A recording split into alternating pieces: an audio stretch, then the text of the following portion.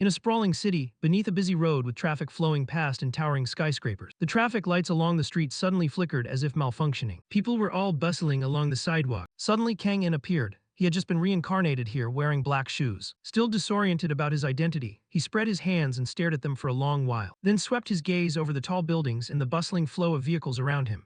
Kang In wondered about this place. Suddenly, his eyes widened in utter astonishment. Kang In stood rooted to the spot, feet planted hard on the ground, hands still outstretched, his face a mask of bewilderment, his mind crowded with questions. Where am I? After a moment, Kang In looked around again. He saw his reflection in the glass of a large vehicle passing by. The reflection was clear, a handsome face yet full of confusion. Seeing his face shocked Kang In even more because he remembered nothing. He stood motionless, his head full of questions. Who am I? What's my name? Still unsettled, he suddenly glanced at the logo on his sleeve. Kang In raised his hand to get a better look at the logo, his eyes fixed and unblinking. It seemed he recognized this uniform. Kang In raised his hand to get a better look at the logo, his eyes fixed and unblinking. It seemed he recognized this uniform. Then glanced at the other sleeve. Kang In wondered, is this military clothing? He looked up at the vast sky as sunlight glittered down, silently asking himself, what's my name? What am I doing? Where am I? He remained standing in place, staring up at the sky, overwhelmed by anxiety and doubt because he couldn't remember anything. A loud noise startled the birds in the sky, scattering them in panic. Kang In was surprised by the extraordinary strength he possessed, while the people around him were alarmed, their eyes wide with shock. After doing that foolish thing, Kang In still stood as if frozen, thinking to himself, my instincts react too sensitively to sound. He looked at the hand that had just broken the branch, astonished and wondering, but what is this strength? Suddenly a voice rang in his head, startling Kang In, nice to meet you. Kang In looked around, trying to find the source of the voice but saw no one. Then the voice continued, I am a combat AI system implanted into the body. Hearing that, Kang In was stunned and asked back, implanted into the body. The system replied, yes, I am inside your body. Kang In looked ahead and asked without hesitation, where are we and what year is this? The system answered based on analysis of signs within view. It appears to be the year 2024. In front of Kang In were notices such as Global Talent Development Project, Nurturing Global Leaders 2024, Warm Elementary School Sports Day 2024, Family Cultural Festival 2024, Come Visit the Taj Gan Festival 2024. The system went on to announce, I'm a military AI model from the year 2082. Kang In was astonished and couldn't believe his ears. 2082, how could that be? Kang In remained standing where he was as the traffic lights sputtered sparks and then gradually went dark. Smoke rose in the area as if something had burned. Kang In continued talking with the system, so you lost your memory like I did. Along the road, a driver hummed as he drove, probably noticing the broken traffic light. And panicked, unable to react in time, he shouted, the traffic light. He quickly slammed on the brakes to avoid an accident. Still, the car couldn't stop in time, crashing loudly and sending the cars behind into panic. Suddenly, the system warned Kang In. Risk of a traffic accident detected, the previous vehicle lost control and is heading straight for you. Kang In turned around and saw it but couldn't react in time. The system continued to warn, move out of the way. The red car behind, having braked hard, slammed straight into the roadside barrier. Suddenly, a large iron bar flew in from nowhere at terrifying speed. The system triggered a red alert, warning that a dangerous object was approaching. Startled by the alert, Kang In discovered an iron bar plummeting down toward him from above. He reacted quickly and dodged to the side.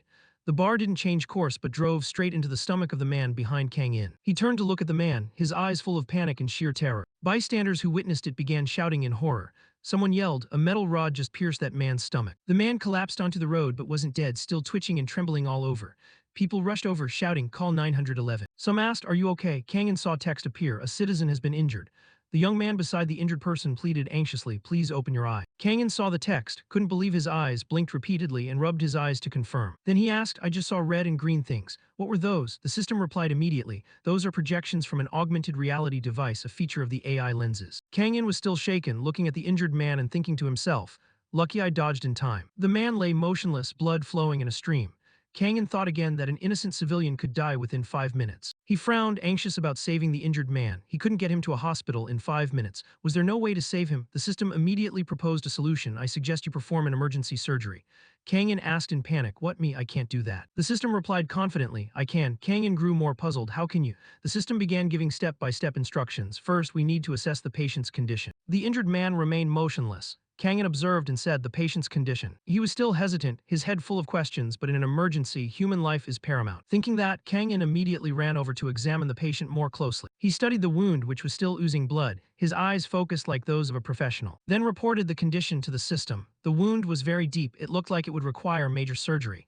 Can you really do that? The system answered immediately, I have identified the necessary tools. If we have a needle and thread, a small knife and disinfectant, the surgery can be performed. Kangin hurriedly asked, a needle and thread, a small knife and disinfectant, what kind of surgery can you do with those? The man nearby, hearing this, looked at Kangin in surprise and asked, excuse me, can you perform emergency care? The man nearby, hearing this, looked at Kangin in surprise and asked, excuse me, can you perform emergency care? Kangin glanced at him and the man continued, can I assist you? Kangin still had many doubts in his head, unsure whether he could trust this AI system, but he verbally requested, I need a needle and thread, a small knife and disinfectant. The man shouted out, if anyone has a needle and thread, a small knife and disinfectant, please give them to us. People around responded, I have one too. The tools were quickly gathered and placed neatly beside them. A bystander asked, who is that guy? Is he a doctor? Many others murmured, he doesn't look much like a doctor. What is he planning to do? Kangin bowed his head, listening to the chatter of the crowd, feeling powerless and a bit doubtful of himself, unsure how to proceed. Then Kangin calmed himself and whispered to the system, the supplies are ready, what do we do now? The system suggested, grant me temporary control so I can manipulate your hands. Kangin looked down at his hands and wondered, temporary control. He still didn't fully trust the system and was even a little afraid, so he thought it over carefully. He really wanted to ask what this was, but hesitation would mean the man might die. Finally, Kangin said, I permit it. The system announced, temporary control unlocked. Suddenly, Kangin's hands burst into light. He stared at them, trying to see what was happening. Suddenly, he panicked, furrowing his brow, eyes wide. When he saw his hands move on their own without his control, he thought in astonishment, my hands are moving by themselves. The system controlled Kangin's hands, quickly pulling the metal bar out of the patient, then picked up a needle and thread, beginning to suture the wound and expertly bend the needle. Kangin was suturing with a speed and skill that amazed onlookers. He thought, my fingers can move with incredible agility and finesse. The wound was gradually being stitched closed. Kangin thought, at this rate I think the operation will succeed. But suddenly the system sounded in his head, warning, blood loss exceeds expected levels, survival probability is decreasing. Kangin panicked, his hands still suturing, and anxiously asked the system, what, are you sure you can save him? The system did not answer, falling silent, which made Kangin more frantic at the lack of a reply. Kangin hurriedly said, wait, why aren't you answering? At that moment his hand stopped moving. It seemed the system had halted control in the middle of the suturing. Kangin jolted, frowning, beads of sweat on his brow. He worried inwardly, my hand stopped moving. Hey who? The patient suddenly spewed a large amount of blood. Blood splattered onto Kangin's face, making him start, eyes wide. The blood on Kangin's face made him start, eyes wide, looking more helpless than terrified. Kangin didn't know how to handle it. He thought to himself, this is bad. At San Forzit University Medical Center, someone shouted, there's an emergency patient. Another shouted, the patient is losing too much blood, prepare the OR immediately. Someone replied, understood, the patient is being taken into surgery. Someone replied, understood, the patient is being taken into surgery. A surgeon stepped out of the operating room, breathing a sigh of relief. Another doctor approached and asked about the situation. Is it done? How is the patient? The doctor who had just come from the ER answered, stabilized. The other doctor handed over water and said, good, was the injury not as severe as we thought? The surgeon who came out of the OR awkwardly scratched his head. No, when I opened the wound, I was terrified. Hearing that, the other doctor asked, but the surgeon continued, if we hadn't controlled the bleeding sooner, he might have died before leaving the ambulance. The surgeon added, there was certainly a lot of blood loss, but most of it has been managed. The other asked, so what's the catch? The surgeon who had just left the OR was bewildered, unable to believe the miracle he'd witnessed. He sutured with ordinary thread, both internal and external. With thread, the other doctor exclaimed, what with thread? The surgeon replied as if incredulous himself, yes, the kind used for sewing clothes. But there was something even more remarkable. The sutures were astonishingly uniform, as if done by a machine rather than by human hand. A doctor not involved in the surgery pushed up his glasses like a scientist analyzing data, and finally offered a seemingly reasonable conclusion, it's impossible. The surgeon in the OR responded emotionally, I can't believe it either, but it's true. Just as their conversation reached a climax, someone spoke up, hello. He was dressed plainly in a t-shirt and pants with a jacket, approached the two doctors and introduced himself. I'm Detective B letter 1 EAFC C letter 1 EDD K letter 1 EF3 Dung. One doctor said, you arrived at the right time, the patient's condition has stabilized. The surgeon who had stepped out of the operating room earlier asked, is it true the surgery was performed out on the street? K letter 1 EF3 Dung scratched his head and replied, I was surprised too. K letter 1 EF3 Dung scratched his head and answered, I was surprised too. He recalled the suturing on the street and remained astonished. Clearly people had been urging the use of a surgical scalpel, but the man used a utility knife. This knife, hearing that, the two doctors couldn't contain themselves, eyes wide and mouths agape, exclaiming, what? What? Seeing the doctor's reaction, K letter 1 EF3 Dung asked skeptically, is that so difficult? The doctor in green snapped, of course it is. This isn't the kind of surgery you can casually perform on the street. Do you think a utility knife can operate on the human body? Is he some kind of master swordsman? K letter 1 EF3 Dung still looked puzzled, but everyone over there said so. Another doctor asked, what about the needle? What kind of needle did he use? K letter 1 EF3 Dung remembered and answered, he fashioned a needle from a sewing kit. The two doctors thought to themselves, that's insane. They were extremely curious and wanted to meet the man immediately. "Where is the person who performed the surgery now?" K letter 1EF3 Dung replied. "He finished and quietly left before the ambulance arrived." All three suddenly fell into thought, and the hospital corridor grew unusually quiet. Elsewhere in the hospital, after everything was settled, Kang-in was washing his blood-stained hands, muttering, "You suddenly stopped. I thought you were giving up." The system's voice replied, "I was just calculating how to proceed with the surgery." It was Kang-in. After washing his hands, he shut off the faucet and asked, "So why did you lose your memory?" The system answered, "It seems my memory was reset." He asked further, "Do you remember your name?" The system replied, "It hasn't been set." Hearing that, Kang-in had an idea. "Is that so? Then I'll give you a name. Precisely what are you?" The system answered, "I'm a combat assist AI implanted into a host body." Kang-in pondered, murmuring, "Combat assist AI abbreviated, in combat AI." Thinking of that name, he slapped his hand down and declared, "From now on, your name is Anin." Kang-in's eyes lit up and he asked the system, "Why don't you say anything?" The system immediately replied, "My name has been set to Jin. If you wish to change it, please say so and I will reset it at once." "Should I rename you Black Dragon?" The system answered without hesitation, "No, Jin is fine." Kang-in was surprised at how quickly the system responded. Thinking that, Kang-in looked at his uniform and noticed an embroidered patch on his left sleeve that read Earth Alliance. Jin replied immediately, "That's a special operations military uniform designated for Earth Alliance personnel." He hypothesized, "Suppose I'm an amnesiac operative." Kang-in said to Jin, "And you were created in 2082. Then why are we in 2024? It answered, "There isn't enough information to determine that." He asked, "Can't you gather information from the internet?" It replied, "Number input and output data have been restricted to prevent hacking risks." Hearing that, he asked, "So how do you ingest data?" It answered, "I collect information through the host senses. Visual, auditory, olfactory, and tactile inputs are immediately shared with the AI agent, analyze data, recognize, store, and process information. For example, if the host finds a dish tasty, I experience a similar sensation.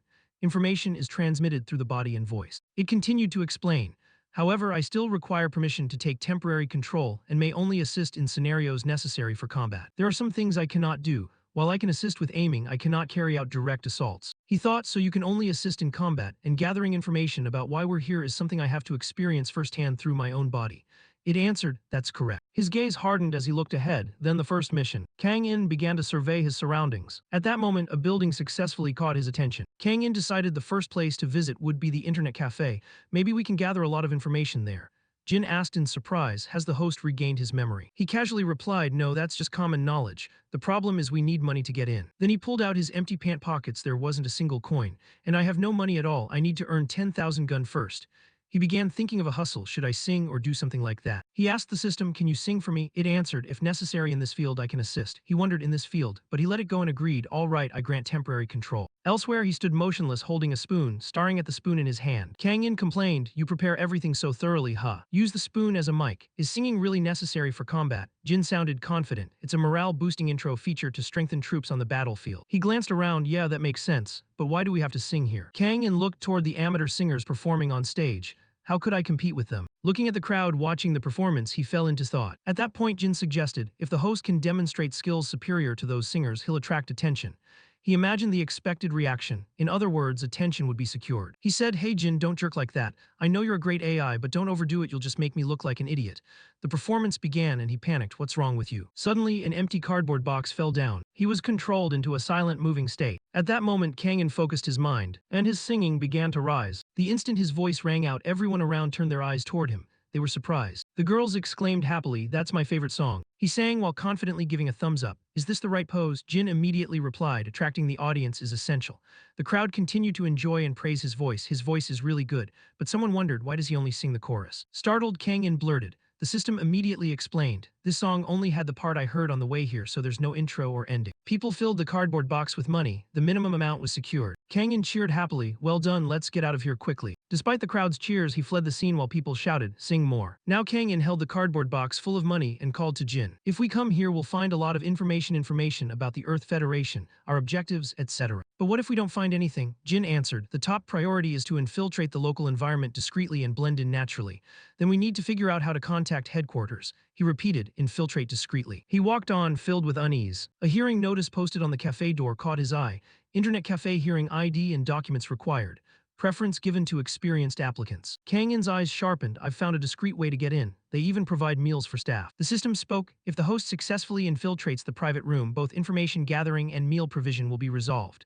The fourth floor net cafe serves food and desserts with free meals for new members. Hurry and join us." Kang-in applied immediately and carefully climbed the stairs to the upper floor. As he walked, he told Jin, "I'll ask if we can stay there temporarily during my shift.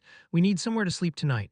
Jin was pleased. It would be great if we have a place to stay, food, and clothes. He instantly realized, wait, I haven't prepared any clothes. The system demonstrated its capability. There's a solution. The host's uniform has a camouflage feature, using special threads that remember shapes and can transform into various types of clothing. The outfit can also be detached into multiple pieces. The system explained, and reassemble the clothing into different styles. Kang-in immediately became excited. Kang-in exclaimed excitedly, oh, let me try it. Strange clicking and assembling sounds echoed in the space. After a measured period of time, he completed the disguise. After changing, he was wearing an outfit that looked like an extra from an action show. The system fell silent and contemplative for a while. Kang-in felt fairly confident. He even thought the outfit resembled the clothes of the singers he'd seen earlier. Jin was silent, which made Kang-in wonder, why aren't you saying anything? At that moment, he noticed two people approaching. They chatted and complained, it's just the neighborhood net cafe, why wear outfits like that? The other replied, whatever. When those two saw Kang-in in his outfit, they stopped dead in their tracks. The three stood facing each other on the narrow staircase, no one speaking. The two were stunned by the sight before them, faces going pale, eyes wide, mouths agape, unable to utter a word. Kang-in simply looked back calmly, then they passed by Kang-in still pale and shaken. He quietly watched their figures, until the two had disappeared behind the door. Kang-in fell into thought, then said to Jin, they're terrified of this outfit of mine. Jin confirmed clearly. Kang-in wondered again, why are you scared too? Strange sounds echoed again, all right, let me try again. He confidently walked out in a casual outfit, a hoodie, pants, ordinary shoes, and a very normal baseball cap. How's that? Jin cheerfully, perfect. Wearing the cap is an excellent agent choice. Kang-in nodded, opened the door, okay, let's go. He stepped out the door, looking around and surveying the room carefully. His eyes widened as the system announced, scanning the room. The system's voice continued, 96% of current users are playing game. Utilities checked, payment methods verified, food conditions assessed, and suitable locations for temporary lodging identified. This place is optimal for the host's current situation. Hearing that, Kang-in replied confidently, all right. The room buzzed with noise. The net cafe owner asked, what are these guys doing? Kang-in stepped forward to submit his job application. You don't have a resume or ID card? Kang-in replied calmly, yes. He commented, very confident, aren't you? Then he yawned, stretched lazily, and explained the hearing procedure. You can fill out your resume here, bring your ID card tomorrow. I can put you in a position that's short-staffed. That's all I can do. Kang-in remained calm and replied confidently, yes. He silently sized Kang-in up from head to toe, thinking to himself, not bad, but you're not here just to sit around wasting time, right? Good looking, but looks like the type who only knows how to cook instant noodles. Then he asked bluntly, do you know how to use the fryer? We sell food here, so you need to know how to handle it. Jin immediately told Kang-in, I have field cooking skills to manage soldiers' food supplies. He looked surprised and tested Kang-in, oh really, then make some fried rice. Just then a customer came in and he switched to service mode, smiling warmly, welcome. Another customer asked, do you have private rooms? We don't have those. Kang-in nonchalantly went to find a place to show his skills. Suddenly, Kang-in noticed the ingredients and kitchen utensils. The system was analyzing everything so Kang-in could make a great dish. The ingredients for fried rice had been logged. He silently ordered the system, Jin, you know fried rice, right? Make it taste good.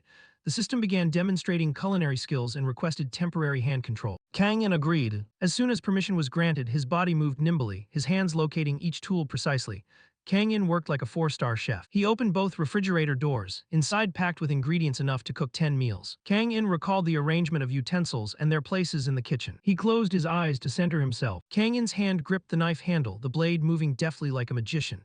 The knives in his hands became razor-sharp swords of magic. His body moved rhythmically as if remembering how to make the dish. The net cafe owner heard the rhythmic chop-chop like music and turned around, curious. He was instantly shocked by the sight. Kang-in's skilled hands gently dividing each scallion segment, every move precise. He was so surprised he couldn't hide it. I thought he was just stir-frying some frozen rice, but he's cooking entirely from scratch. Seeing the ingredients arranged exquisitely, neatly, and attractively, he didn't know how to describe it. When he looked at the rice frying in the pan, he was even more amazed. How is that possible? Kang-in had finished cooking and presented the dish beautifully. So quickly, too. So quickly, he politely held the plate of fried rice with both hands and offered it to the owner. It's done. The net cafe owner was astonished, barely catching Kang-in's movements. The net cafe owner was stunned, hardly following Kang-in's motions. His face looked constipated. But then he told himself, fast or slow doesn't matter, what matters is taste.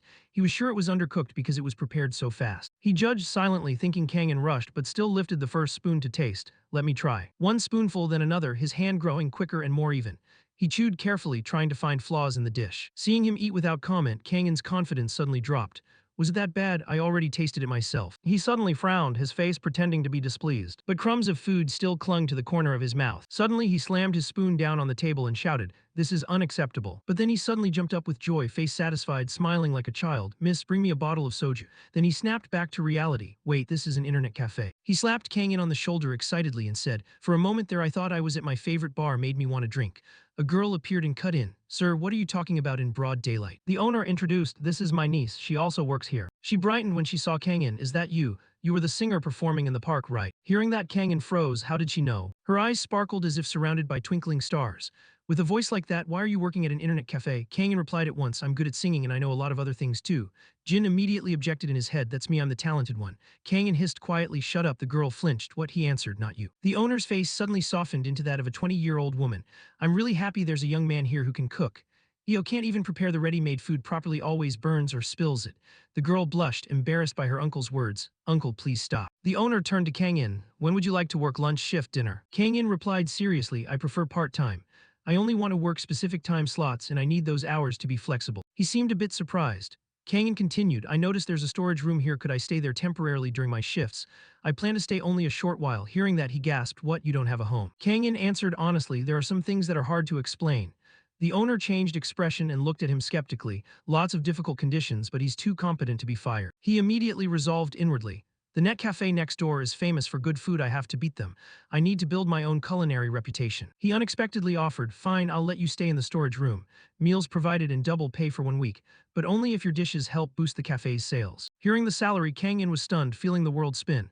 Double pay. Seeing Kang In dazed, he called out, hey Kim-da. Just then Kang In's first customers arrived. The girl said, eat first then play. The guy with her replied, oh, this net cafe serves food, eating here works. The girl complained, but the food here is terrible. At that moment Kang In cut in, surprising the customer. Ma'am, you should try the food before you judge. Before calling it good or bad, taste it. Kang In prepared to showcase his top-tier fried rice skills. Dongzok and Io stood on either side, marveling at his impressive performance. He said, bring me a plate. Seo hurried off right away. A perfect plate of fried rice was prepared, done already, the egg is perfectly set too. The owner immediately pointed at the customers. Io, bring it to the customers now. A murmur went up, this new employee is bold. The girl, gaming and listening to music, said to her friend, is the food here really that good? Ridiculous. The guy said, net cafes are struggling these days, maybe they just ordered one to try, if it's bad then. At that moment Seo's voice rang out, your fried rice is ready. The guy was surprised, already? We just came in, we haven't even started playing. She set the plate of fried rice down, eyes a mix of fear and longing. Yes, please enjoy your meal. The guy stammered, we only ordered fried rice, it looks pricier than usual. Io replied cheerfully, her face sparkling, yes, that's what you ordered, please enjoy. The two customers looked at Io and thought to themselves, is this staff member starving? They glanced at each other quietly and made up their minds.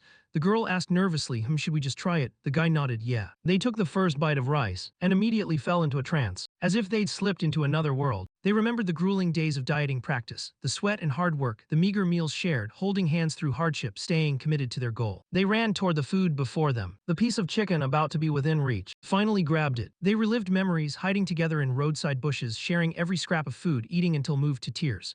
Meanwhile, their slimming coach suddenly gasped, where did the clients go? The girl was so moved that tears streamed down her cheeks. The two of them looked at each other and sobbed silently, tears running down their faces, the flavor just like before. Their cries filled the room, startling the other customers into attention. It's insanely good, this place will definitely get famous for this fried rice, we'll order another plate. No, 2 more. Other customers buzzed, must be really good, should we try it? Someone said we'll take 2 plates too, me too. Io hurried off to spread the news. She ran into the room, excitedly pointed out and announced, oh my god, we've just got 12 more fried rice orders.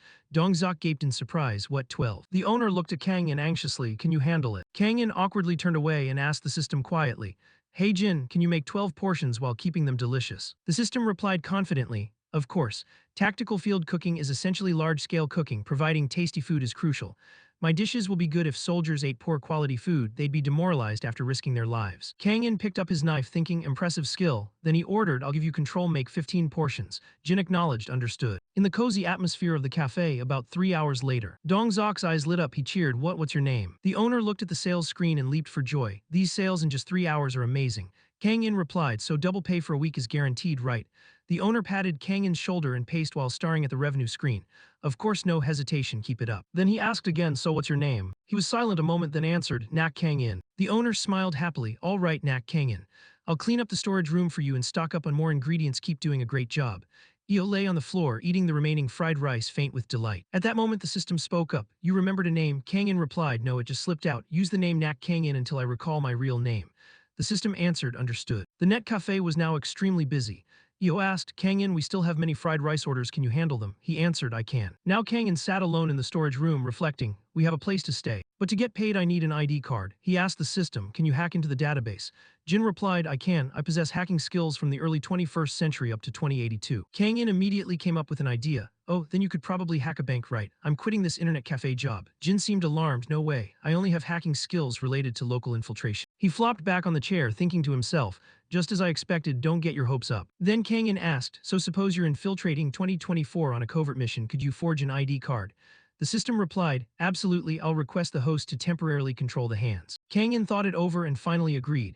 Jin announced, I've finished hacking the Republic of Korea's administrative database and am searching for records matching yours. He yawned as the system said, the host needs to open their eyes wide so I can capture visual data. Hearing that, Kang-in perked up and said seriously, okay, no distractions. Suddenly he saw information that stunned him. Wait a second, what's this? The system immediately reported, an unidentified issue detected.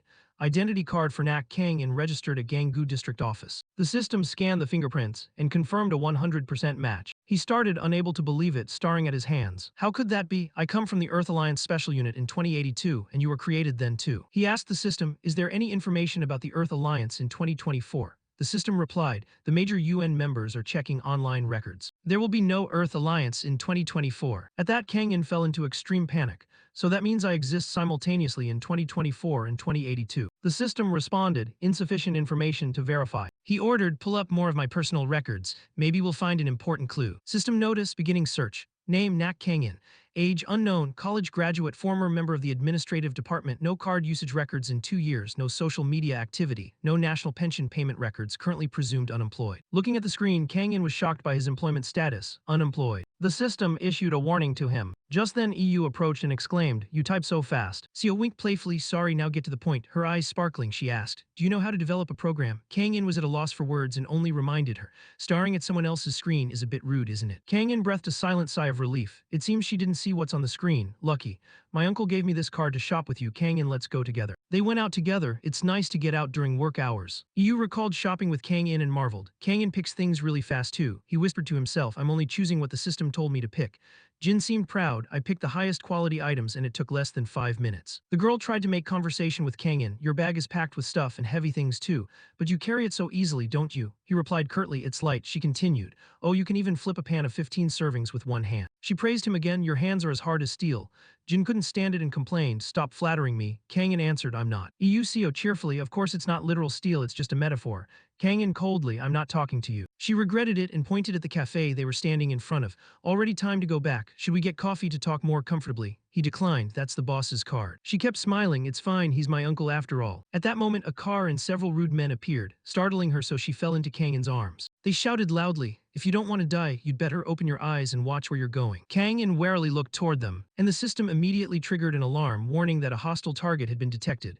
The system offered a prompt to Kang-in, do you want to switch to combat mode? Seo, unaware, felt guilty and burst into tears. I'm so sorry, I'll be more careful next time. The thugs were frightened and looked at each other in panic. Oh my god, she's really scary. One scowled while the other smiled and tried to smooth things over. My friend lost at a game all day, he's not in a good mood.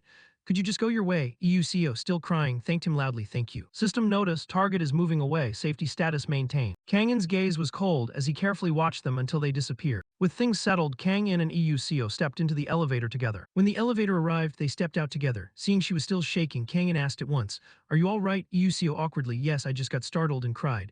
Suddenly someone called her name loudly, Seo. Dongzok rushed over and asked worriedly, why didn't you answer your phone? This is an emergency, she asked back, what happened? The boss held his head, face pale and exhausted. The internet just went out suddenly, it's chaos here. I called someone to fix it but they said it would be over an hour before they arrive. Hearing this, Seo panicked, oh my god, what are we going to do? This is a big problem. Hearing that, Kang-in's expression turned serious, his gaze sharp. It seemed he had realized something. Kang-in covertly asked the system, you accessed the government database earlier, could we be being monitored by a hacker? Jin replied confidently, with 2020's security tech they wouldn't be able to track us. Still, Kang-in wasn't convinced, however, I think we should verify. Jin answered, in that case we need to check the temporary base's server. After hearing that, Kang-in immediately asked Dongzok, boss, where's the server located? He looked confused, it's next to the counter. Kang-in pointed at himself, I'll take a look, maybe I can fix it. After checking, Jin reported, I didn't find any traces of ongoing monitoring, but I did detect an attempted attack. Sitting in front of the computer screen, Kang-in wondered, how did this happen? It's just an internet cafe. Jin explained a personal data hacking program was installed. The hacking function conflicted with the security software and caused the internet outage. They may have used this room's server for testing. Kang-in ordered anxiously, find out who hacked it. His typing speed increased. Jin announced, beginning trace. Target located. The hacker relayed signals through 7 servers to avoid detection. 6 are overseas, but 1 is right here. Kang-in pondered the system report. They definitely chose a nearby internet cafe to test from. So distance matters, we have to go to the machine where the program was installed directly, right? System correct. He began recalling the thugs they'd encountered at the door, wondering if they might be responsible. At that moment, a complaint cut through his thoughts. I got disconnected right in the middle of a match. Eucio quickly bowed and apologized, promising, yes, I'll add extra free time for you. The guy still sounded annoyed. That's the least you can do, I was about to win, really frustrating. She continued to placate the customer, I'm truly sorry. Noticing the situation, Kang-in asked the system, the customer is upset, do you have any way to resolve this? Jin tactfully proposed an optimal solution to win over players, start with the stomach. I suggest offering them food. The less developed the area, the more effective this method. The system presented a menu for him to choose. Here is a list of simple battlefield snacks, please select one. He decided quickly, fine, pick number 3. Jin immediately praised, you chose the snack with the lowest ingredient cost. Excellent choice. Kang-in said helplessly, honestly we don't have money right now, do we? Jin ignored him and replied in a spoiled princess tone, I don't understand anything. Hearing that, Kang-in gave up and fell silent. Meanwhile, Eucio was helplessly crying to the extremely annoyed customers over the interrupted game. Due to the outage, she could only keep apologizing, I'm really so sorry. At the critical moment, Kang-in appeared like a world-saving hero. We sincerely apologize for the inconvenience. Kang-in forced a bright, professional smile, handed over a cup of food and said, the server is stable now, there shouldn't be any more internet drops. This is free, please try it. The odd customer outside acted cold and angry on the surface, but was soft inside and couldn't refuse the cup Kang-in handed him. Though he verbally refused, his hand snatched the cup. You think this will salvage my match score? Let me see. If it's not good, you won't be off easy. As soon as he got the cup, he put it into his mouth without hesitation. The moment the food hit his taste buds, his expression instantly shifted. His face frozen in astonishment. The poisoned look on his face made Kang-in worry as well. Then suddenly he yelled, Guga, this is insanely good. I feel like I'm fully charged to climb the ranks. He forgot himself and, clutching the cup, turned to Kang-in, give me some more. After getting another serving, he bolted off as if launched, leaving Eucio astonished. Thank you. She looked at Kang-in with admiration, then tried to bite herself. How did you do that? Did you put some magic powder in this? How good does it have to be to calm him down like that? I want to try some too. She put the food into her mouth, and immediately seemed a dozen years younger, her face full of happiness. She praised him reverently, a little spicy, a bit tangy, sweet and fragrant. How did you make this? It's amazing, he bashfully, I just mixed them all together. Kang-in continued, I need to step out to handle the internet issue, give these to the affected customers. I left a bit in the kitchen, you and the boss can have some. She stared blankly as Kang-in left with the cup of food in his hand, her face showing the shy blush of a young woman. She thought to herself, if heroes still exist in modern times, he must be one. At that moment, Kang-in was already outside. The system said, we must eliminate the enemy that attacked our base. He replied, I know, that's why we need to catch the hacker, lead the way. Jin immediately activated navigation mode and reported the situation. No nearby surveillance cameras, no security outside, no combat detection devices. Kang-in looked up and told Jin they really tried hard to hide their tracks. Let's go in. He decided to take the stairs into the building, hit against the wall and said, I hear something from here. The system picked up the signal and helped amplify the sound, removing noise, improving clarity, letting Kang-in hear everything clearly. From inside the room came someone's angry shouting, you idiot. If you can't do it, I'll kill you. Another voice, trembling, admitted fault. I'm sorry, it's just a test version, so it's unstable. Let me fix it, the shouting continued. If you do it right, I'll give you a lot of money to go home, don't you understand? The other kept apologizing. I'm sorry, I didn't know the job would be like this. Please don't kill me. At the mention of killing, Kang-in jolted. Jin immediately reported, voice analysis indicates a student is being threatened. Kang-in's gaze turned icy, I thought so. Jin proposed, we must rescue the civilian and evacuate them. Inside, the thugs continued threatening and beating the student. One more complaint and you're dead. The student, terrified, covered his head to avoid the blows and kept repeating, I'll do it, I'll do it. At that moment, Kang-in kicked the door open. The door flew open, he appeared looking cool, hood up, striking pose. The people in the room were startled and turned around. Kang-in held his stance. Kang-in scanned the room carefully and noticed a bespectacled student crying. The student thought in shock, why are there so many people? The thugs were also surprised. The boss asked, didn't you lock the door? The two underlings replied in embarrassed unison, we did lock it. The boss scowled, face fierce. Then how did this uninvited guest get in here? Before one of the two underlings could react, Kang-in lunged forward and delivered a crushing punch to the boss's face. The boss's nose bled. He flew several meters back with no time to react. The other thug was also flat on the floor. The student in the room was Zhang Hon, a freshman at Hankook University. I've been interested in hacking computers since I was a kid, and now I'm skilled enough that even experts come to me for advice. When I was looking for a part-time job, I received a recruitment message. Hello, viewer hacker. If you're seeking a part-time position, I have a job to recommend. There's a company run by an acquaintance of mine, and all you'd have to do is inspect their security system. It only takes about 3 or 4 days and isn't too difficult. Pay is around 2 million gold. If you're interested, reply to this message. Zeong Hoon stared at the job post, then sprang up in a panic. A part-time job testing a company's security. Incredible, I can start tomorrow. He leaped for joy, never before so excited about a job that perfectly matched his skills. But it turned out to be a scam. This wasn't a legitimate company. He thought, I haven't even enjoyed life's pleasures yet. Am I really going to rot away here? Zeong Hoon trembled, clutching his head as he looked across the room. In front of him stood a young man in a light gray hoodie and a baseball cap, who with a single punch had sent the big scammer sprawling to the floor. The man wore a mask that covered his face, leaving only sharp eyes visible. Then that hero appeared. In the messy room, Zeong Hoon could only clutch his head in a corner. Beside him were the 2 remaining scammers. The 3 of them stared in shock at the big man lying motionless on the floor. Kang-in thought to himself, I just broke and hope I'm doing the right thing. The system said we are currently on a covert mission. Any enemy who intervenes must be eliminated. Kang-in looked at his hand, twisting his wrist in astonishment. Am I strong now? I knocked down a big guy with 1 punch. The system warned, be careful. The 2 remaining scammers glared at Kang-in. The system continued, enemies ahead are armed. Predicted weapon 1, dagger in the pants pocket of the scar-faced long-haired man. Predicted weapon 2, dagger in the shirt pocket of the bald man. The scar-faced man pointed at Kang-in and shouted, who the hell are you? Where did you crawl out from? What are you doing here? Kang-in calmly looked at them. Jin, no need to be scared, right? The system answered, as a special agent, the host body has been enhanced. Win probability, 100%. Kang-in satisfied, that's good then. He then pointed at the 2 scammers. I was passing by and heard someone being beaten, so I rushed in. It's unfair for many people to beat 1 person. The 2 scammers went pale. They ground their teeth and hissed each word. What did you just call us? Octopus. System alarm, host has provoked the enemies. Kill intent increasing. The scar-faced man drew a dagger and lunged toward the door, cursing as he ran, you bastard. Kang-in calmly calculated, physically I win easily. It's better to focus on attacking their morale. The scar-faced man lunged while yelling. All you got is a mouth before he could finish. Kang-in delivered an extremely powerful kick to his face. The guy flew up high, his head smashing into the ceiling, then dangled there suspended. The remaining man panicked, drew a dagger and charged, you little punk. Kang-in glanced, primed his ankle, then launched a modest-looking but devastatingly powerful kick, which sent the bald man flipping backward, collapsing instantly. 3 scammers, 1 hanging from the ceiling, 2 lying unconscious on the floor. Kang-in looked at his body in astonishment. My kick was so strong my movements felt like a machine. The system replied, in the recent fight the host used force 5 times that of a normal person.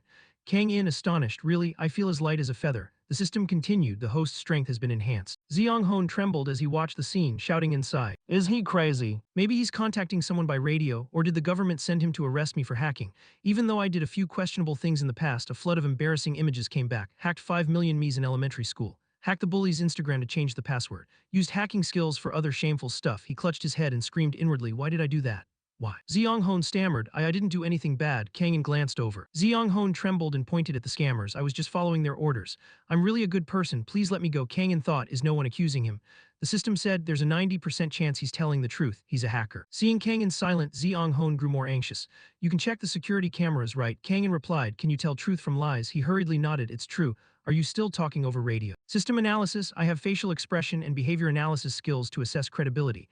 Dilated pupils, trembling lips, flared nostrils, the closer the data, the more accurate. Kang-in nodded, that's useful. Does he look like he's lying? System conclusion, 90% he's telling the truth. Kang-in leaned down and looked straight at Zeong Hoon, saying to the system, so there's a 10% chance he's lying. System, correct. Thinking Kang-in was about to hit him, Zeong Hoon instinctively raised his hands to ward off a blow. But he suddenly heard Kang-in ask, hey, why are you here? Zeong Hoon breathed a sigh of relief and answered, I was tricked into taking a part-time security testing job and have been held here for 3 days. He went on to accuse, who would have thought those guys were bad? They forced me to do nasty things for them even after the job was done. Kang-in asked, what kind of things? Zeong Hoon replied, stock manipulation. Hearing that, Kang-in's eyes widened in shock. He looked at the 3 thugs knocked out nearby, doubting, they don't look smart enough to pull that off. Zeong Hoon immediately explained, they made me create a program to manipulate comments on stock forums. Those guys went to the nearby net cafe to set things up themselves. Kang-in recalled earlier today when he happened to walk past the shop and saw those guys hawking customers. Thinking that over, he muttered, so they're involved in a stock manipulation scheme. There must be someone backing them. These guys are just subcontractors. He calculated, since they haven't come to our temporary base, we're safe for now. but we can't let them off easily. Then he turned to Zeong Hon and said, call the police. I don't have money to make a call. Zeong Hon jumped. What, aren't you a cop? Kang In replied, call the police and report that you were kidnapped. Zeong Hon asked anxiously, you won't get into trouble, right? Kang In hummed, sir, you're calling me sir. He squinted and pointed at his face. Do you know what I look like? Zeong Hon, honestly, no, you're wearing a mask. Kang In said, I'm just a passerby who heard the beating. The one being beaten was you, so I came to rescue. Zeong Hon replied dreamily. After saying that, Kang In stood up and turned to leave. That's it, I'm going. Zeong Hon stammered, sir, you're leaving already. Kang In teased, should I wait here for the police? Zeong Hon blushed, that's not what I meant. Then he excitedly looked at the three scammers. I want to beat these guys too, can I? Kang In raised an eyebrow. Why ask? Just hit them.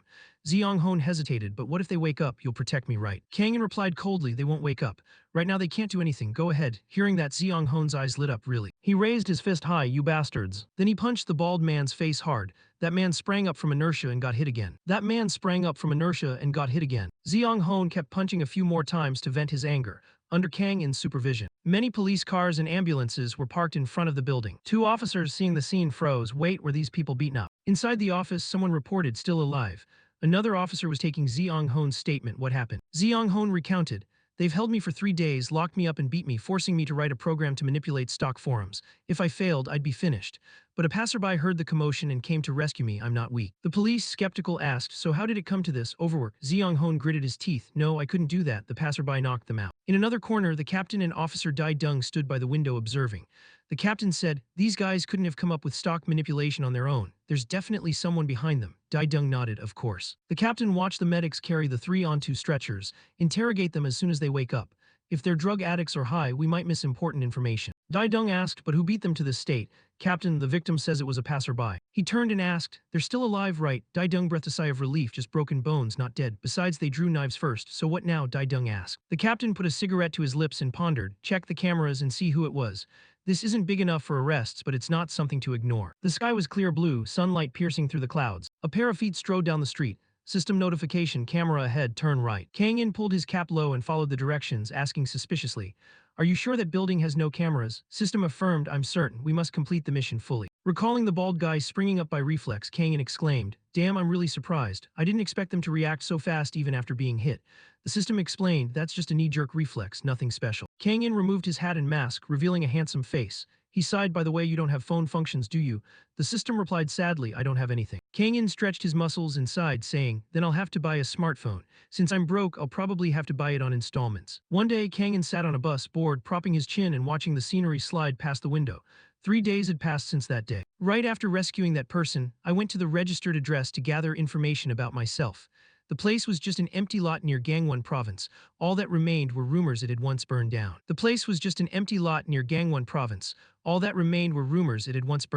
Who am I and what am I doing here? Am I really communicating with the future, or is someone from the future traveling back to the past? There was nothing left to investigate, only questions.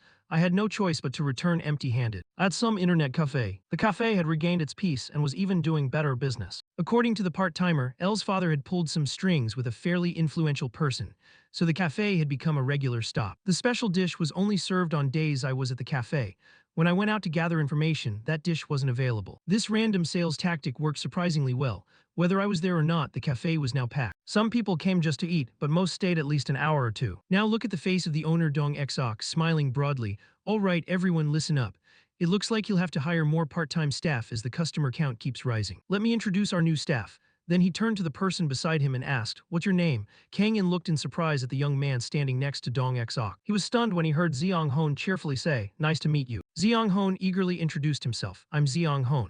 The system immediately reminded Kang In, that's the person you rescued from captivity 3 days ago. He thought helplessly, I know. Dong Exok studied the resume in his hand, murmuring, let's see. Oh, you're studying information technology. Zeong Hon scratched his head awkwardly. Yes, I've been good with computers for a while. If a computer breaks, I'm happy to fix it. After saying that, he bowed 90 degrees to everyone. I look forward to working with you all. Dong Exok happily patted Zeong Hon on the back. It's great to have 2 reliable part-timers. Hey, am I included too, boss? While bowing, Zeong Hon thought to himself, I applied to work here because I felt awful about the damage I once caused the internet cafe, even though I was forced to. The owner smiled and told Zeong Hon to introduce himself. Faced with that friendliness and enthusiasm, he silently vowed to work very hard. Then the owner turned to Kang In. This is Kang In, the one who turned this internet cafe into a popular spot. Kang In and Zeong Hon looked at each other as the owner's words still rang in their ears. He works as a cook here, but he's also great with computers. help each other out. Zeong Hon stared at Kang In surprise. He stammered, asking hesitantly, seeing Zeong Hon's demeanor, Kang In's eyes full of concern. Zeong Hon looked at Kang in astonishment. He stammered, "You're older than me, right?" Kang In, relieved by that attitude, answered yes. Zeong Hon shyly shook his hand. "Nice to meet you. I'm Zeong Hon, please teach me." Kang In sighed with relief that the man hadn't recognized him and replied, "Yep, I'm not Kang In." Suddenly, the system announced, "Working with the rescued person's associate may put the host at risk. I recommend you ask the owner to fire him." Kang In thought helplessly, "That's too harsh. He already used informal address, how could I fire him?" Then he answered, "Zeong Hon, I'm glad to meet you too." Scene shifts inside a shopping center. After finishing shopping, the system reported, "Review today's shopping list. Fermented bean paste, soy sauce, garlic paste, tomatoes, mayonnaise, hot sauce, oyster sauce, tomato juice." Kang In carried the grocery bag and walking listened to the system's steady voice. "All purchases have been completed and receipts stored securely." Kang In replied tersely, "Good." A while later, Kang In asked curiously, "Diane, you seem particularly careful about money and food, huh?" The system replied proudly, "Financial management. Money keeps your life running smoothly and enforces stability. Flavor matters too because checking food for mold or toxins is important for bodily safety." Hearing that, Kang In wondered, is there something wrong? Kang In kept walking, muttering, "Yeah, money management and hazard detection okay. But real joy is enjoying good food, right? Even when buying sauce, you have to taste test first." Suddenly, the system issued an alert. "Warning, detected fire explosion risk." Hearing the alarm, Kang In froze immediately. He looked around, everything seemed normal, nothing out of the ordinary. Kang In glared at the system, "You're just pretending to change the subject, aren't you?" The system insisted, "Definitely not." Kang In retorted, "Lies, there's nothing here." No sooner had he finished speaking than a boom rang out. An upper floor of a nearby building exploded.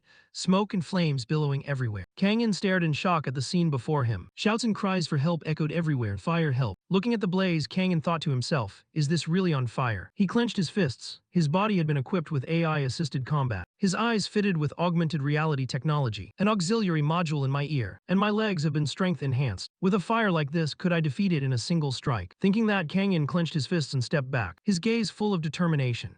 He summoned all his strength, imagining he could unleash a fire-extinguishing beam to envelop the blaze. Then there was an eerie silence. A boy with a backpack holding an ice cream walked by and stared at Kang In as if he were deranged. The system sneered, "Going crazy." Kang In stuck out his hand, bewildered. "Oh, I can't do that." The system reminded him, "If you could do that, would you still be human?" Kang In looked at the roaring flames about to swallow the building and asked, "So what's the easiest way to put it out?" The system replied, "Right now, calling the fire department is the simplest option." Kang In, not satisfied, muttered, "I don't believe I'm powerless." At that moment, a loud cry rang out, "Help, is anyone there?" A person on the roof shouted for help, "Save me up here." People below panicked and pointed to the rooftop. "Oh my God, look at the roof. God, what do we do?" Kang In couldn't stand by while the beauty was in danger. He quickly put on a mask and asked the system, "Jay, can you calculate the fire truck's arrival time?" The system answered, "Considering current traffic, the fire truck will take at least 4 minutes to arrive. The fire could reach the rooftop within 4 minutes. If we don't act now, the chance of death by asphyxiation is up to 99%. Hearing that, Kang In immediately donned his mask and calmly analyzed the situation. He ordered the system to find an entry route. After scanning, the system reported, "There are no internal pathways in the building. This route may contain toxic gases if the host climbs it." Hearing that, Kang In, agile as a squirrel, leaped up the tiers of adjacent buildings. The crowd murmured, "Wow, is that guy crazy? He's planning to rescue that person." But Kang In paid them no mind. He looked at the flames and requested a check for survivors on other floors. The system replied, "I don't detect any movement inside the building. Most people evacuated immediately after the explosion." As he leapt to the next floor, Kang In clung to the wall like a spider, causing those below to exclaim, "Oh my, is that Spider-Man? How can he climb like that? Is he a professional climber?" Suddenly, the system flashed red. "Warning, detected explosion risk ahead." Despite the danger, Kang In remained undaunted. He jumped past the hazard and grabbed the railing. Breathing a sigh of relief, he silently thanked his endurance, but the system retorted, "You should be thanking me." He asked, "What did you say?" Then Kang In leaped onto the roof to rescue the person. He exhaled in relief upon reaching the spot. A Diome was sobbing in despair. Seeing someone arrive, she looked up at Kang, her eyes brimming with tears as if she'd found a ray of hope. She reached out as she cried, "My savior." At that moment, a Diome flinched as another explosion occurred. The fire was spreading faster than expected, and the survival odds dropped. She asked fearfully, "Are we going to die here?" Kang In calmly replied, "I'm assessing it." Then he quietly asked the system to impress the woman, "You said my body is enhanced, right? If she and I jump to the neighboring building, will we get hurt?" The system scanned below and answered, "There are too many witnesses.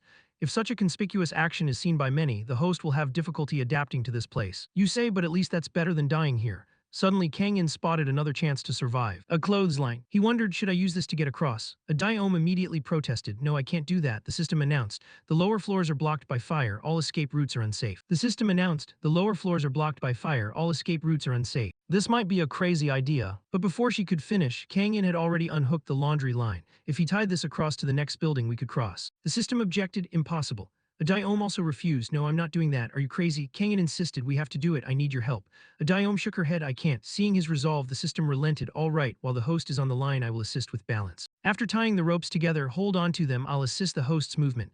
Kangin proposed, it would be better if you controlled the throwing force. The system replied, because throwing resembles an attack, I cannot assist. The host must do it themselves. Kangin grabbed the rope and asked the system to adjust the aim. Then he tossed the rope to the neighboring building. Luckily, the rope caught precisely on the stair rail. Everything's ready. Kangin turned and said, let's go. Adayom still refused and, with no other option, Kangin picked her up. Adayom panicked, shouting, don't drop me. Kangin said sternly, shut up. On the street below, bystanders murmured, oh my, is he really going to cross that? It's too dangerous. Kangin began stepping across the thin line from one side to the other, while Adayom kept screaming, help mom. He moved while doing his best to calm her. Stay still, don't move. Kangin kept carrying her and quickened his pace.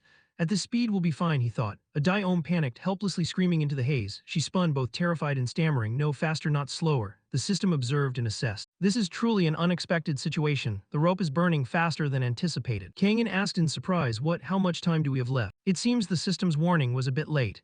At this rate, the rope will snap before they reach the other building. Under the weight of two people, the rope had begun to sag, as if it were about to give way at any moment. Kangin froze, heart pounding, terrified as he realized the rope was about to break. Suddenly, the rope loosened, accompanied by Adayom's piercing scream. My voice echoes through the mountains, why does no one answer? Recognizing the danger, Kangin unexpectedly hurled Adayom like a stone toward the landing.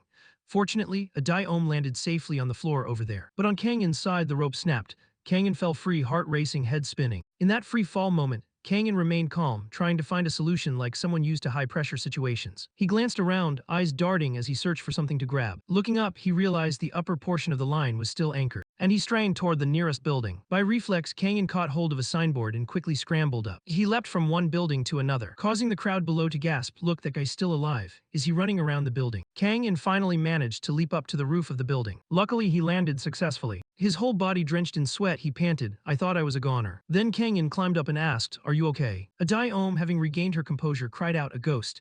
Kangin replied, bewildered, I'm still alive, get down, it's too dangerous. She couldn't believe her eyes, how are you still alive, didn't you fall? Are you a superhero? Kangin shrugged, something like that. Adayom's eyes brightened, she asked curiously, why are you talking to me so familiarly? Do we know each other? He answered, you look young. She asked again, are you a fan of mine? He stared at her thinking, who is this girl? Then he turned his back and walked away, irritated and scolding the system. Diane, you've been making too many mistakes lately. You said you were part of a special strategic force, so I believed you. The system replied, I didn't know they'd use highly flammable materials on the exterior of the building. Kangin snapped, so you're saying I can't solve every problem, right? Just then, Adayom ran after him and asked, you're the cook from the internet cafe, aren't you? He opened his eyes wide in surprise, thinking, how does she know that? At that moment, the fire department also arrived in time to put out the blaze. Scenes of Kangin rescuing Adayom were recorded by bystanders and posted online. The story reached Dai Dung and his team, so he tied a rope to the nearest building and walked across it while carrying the person. Dai Dung commented, someone else asked, does anyone know who he is? Dai Dung lit a cigarette and shook his head, no one knows. Then he pointed out one item, the only link is this, a plastic bag. To rescue someone you need both hands and feet free. If you're carrying a bag, you set it down. A master tightrope walker left this behind, that's the only possibility. Inside there's only cooking supplies. The receipt got wet and torn so it's unreadable. They searched inside and found a receipt with the shop's name still visible. Should we check the cameras? Dai Dung replied, do we really have to? This isn't a criminal investigation. If it's just an electrical fault or a gas leak, it's not our team's responsibility. Just then, Dai Dung received a call. The captain called and asked why. That's why you always delay our break time. Then the captain said urgently, we're in trouble. Dai Dung replied nonchalantly, what, we're always in trouble. The captain said gravely, this isn't an electrical issue or a gas leak, it was deliberate. I don't have full details yet, but there's one fatality on the third floor. Hearing that, everyone was stunned. Damn, I thought there were no casualties. Dai Dung replied, right, understood. I'll start by looking for the person who crossed the rope. At the same time, in another part of the building, Adayom stretched contentedly after finishing a shower. Kangin followed and seeing her asked, you survived because of me and now you want a shower, don't you have any shame? Adayom replied calmly, well, my house burned down in the fire. Don't you feel sorry for me? I have no parents and I live alone. Tonight I won't even have a place to sleep.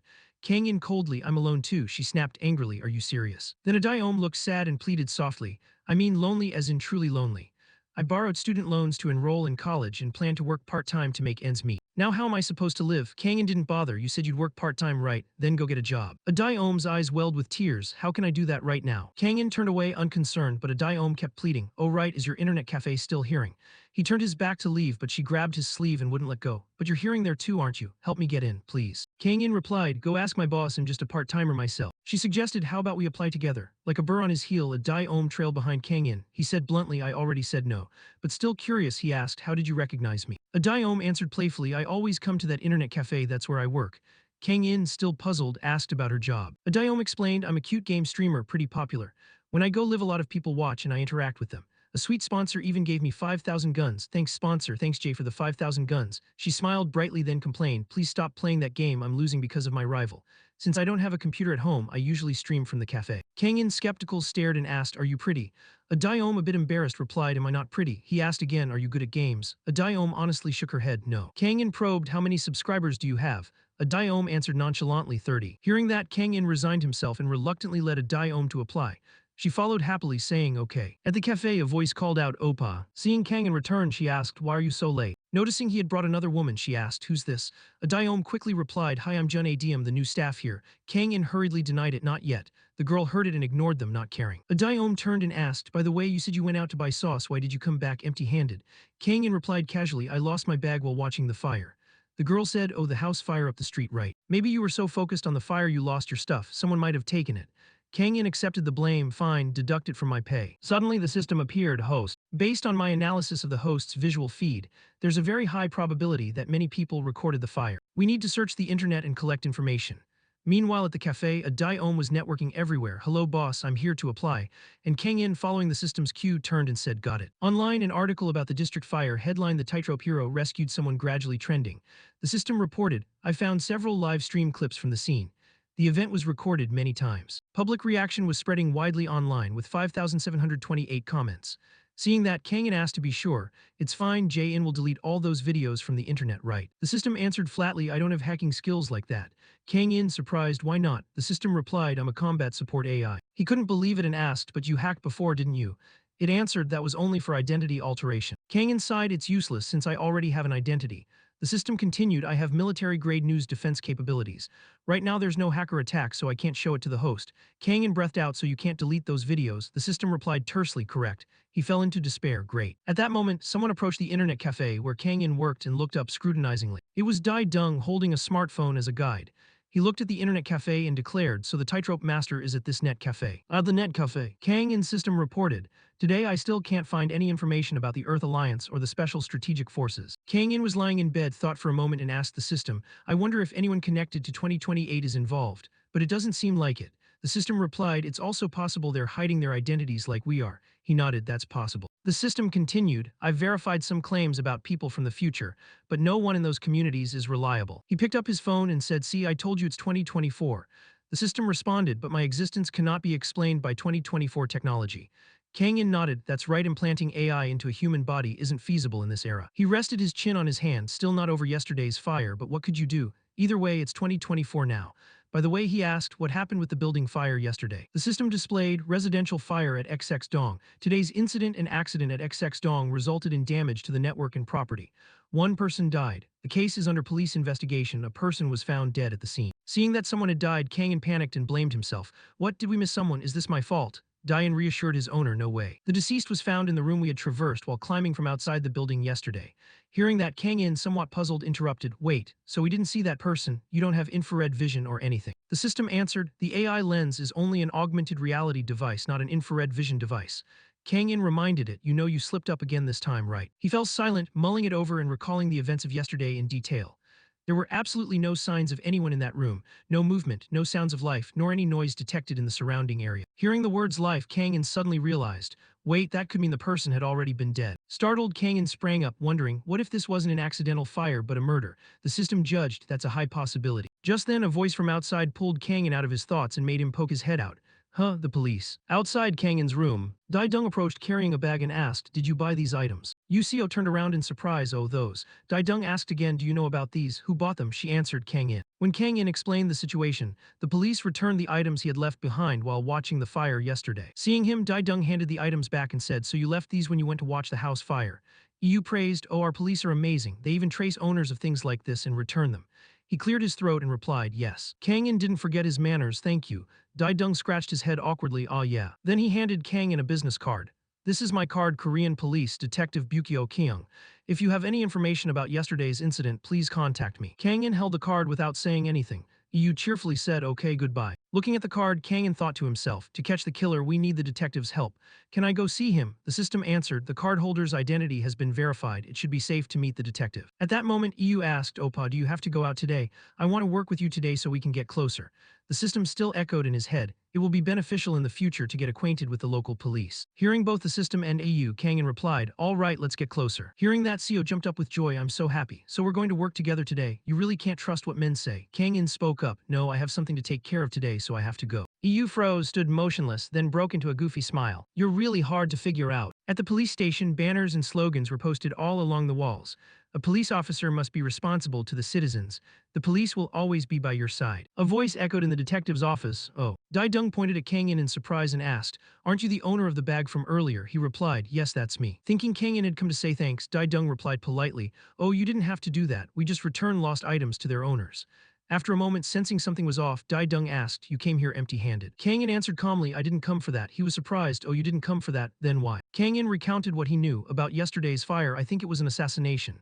No sooner had he finished than Dai-dung gasped, what? He sighed, tired from pressure from his captain and now from this young man. Well, since someone died, it's certainly suspicious. We're still investigating. Kang-in continued, there's a chance this was a murder. Dai-dung asked further, do you have any evidence? Since this is only a hypothesis, it will be hard to investigate. Kang-in replied, I didn't see anyone moving in the room when I climbed the building. Hearing that, Dai-dung calmly took a sip of his coffee and said, oh right. His brain hadn't loaded it earlier, but now Dai-dung realized and shouted, what? He asked, causing Kang-in to smugly give a thumbs up. Dai-dung asked, so you're the tightrope walker. Dai-dung gaped, why didn't you say so earlier? Kang-in casually replied, you didn't ask. Hearing that, Dai-dung immediately thought highly of him, impressive. Then he asked with interest, how did you do that? You climbed like Spider-Man, even carrying someone on the rope, then walked along the wall. Kang-in replied, that's not important right now. The detective nodded right. After that, Dai-dung took out his notebook. Can you explain again why you suspect this was a murder? Kang-in analyzed, in the criminal team's room, only two people were talking to each other.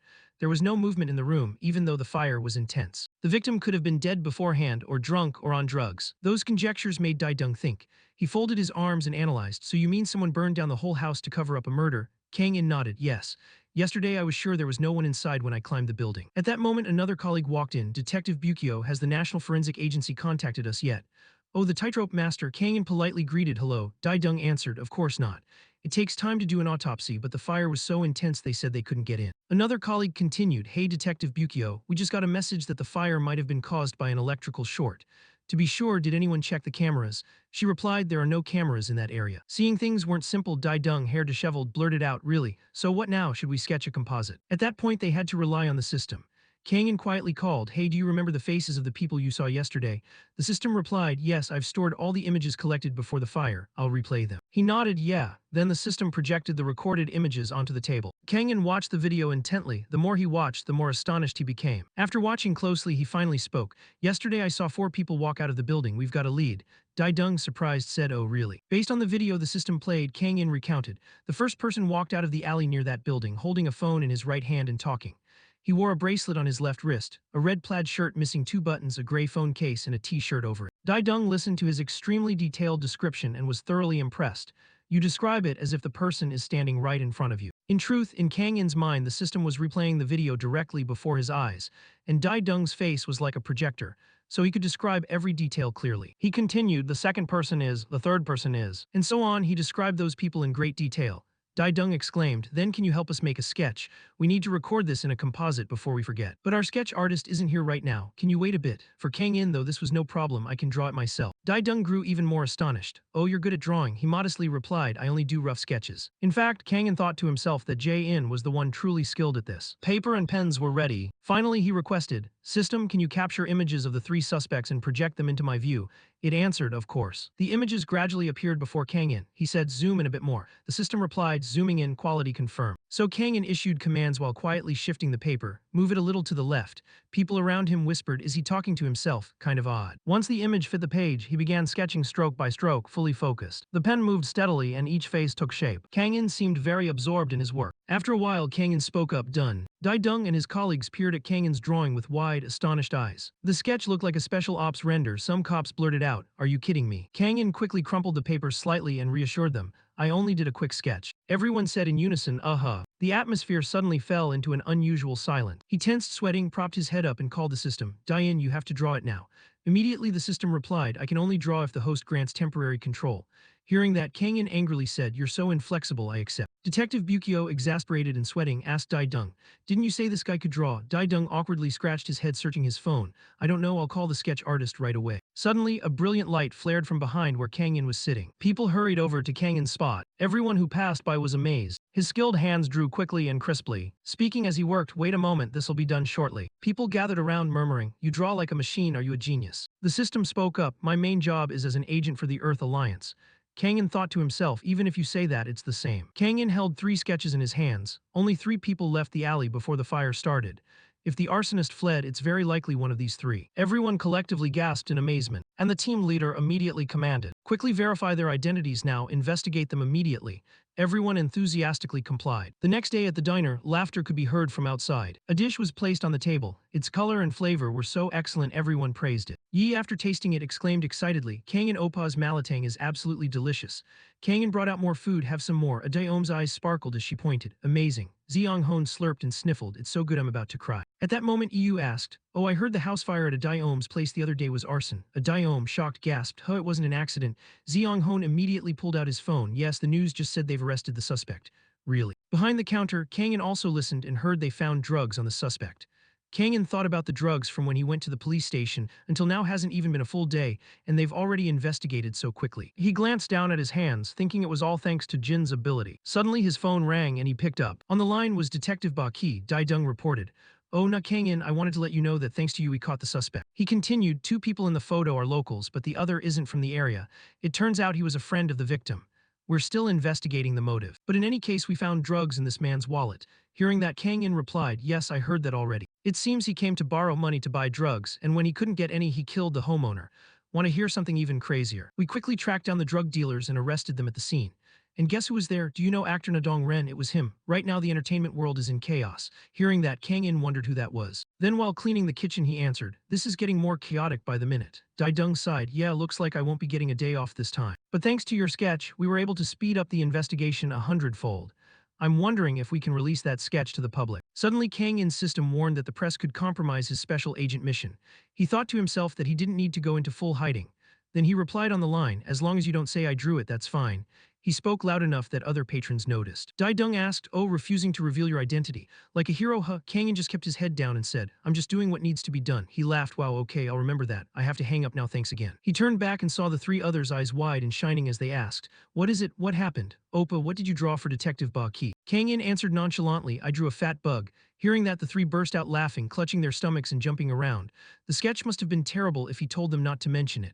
He wiped his spoon and said again, Think whatever you want. Suddenly, a loud scream made everyone turn around in alarm. In the noodle eating area, someone had spilled their food, and the person next to them angrily stood up and yelled, You spilled the noodles. You spilled them earlier too. You were the one shooting, weren't you? Yiseo looked annoyed and sighed. They spilled noodles again. Ziyoung Hon bustled and ordered, Dookie, get ready to clean up. Adaom eagerly raised her hand on it. She grabbed the mop, happily smiling and thinking to herself whether she should ask the owner for a reward for cleaning up the noodles. Hurrying over, she collided with a customer and both of them fell backward. Adaom sprang up quickly, frantically apologizing. Oh my god, I'm so sorry. Are you okay? The customer in a green shirt clutched his arm and whimpered, My arm. He snapped angrily, You need to be more careful.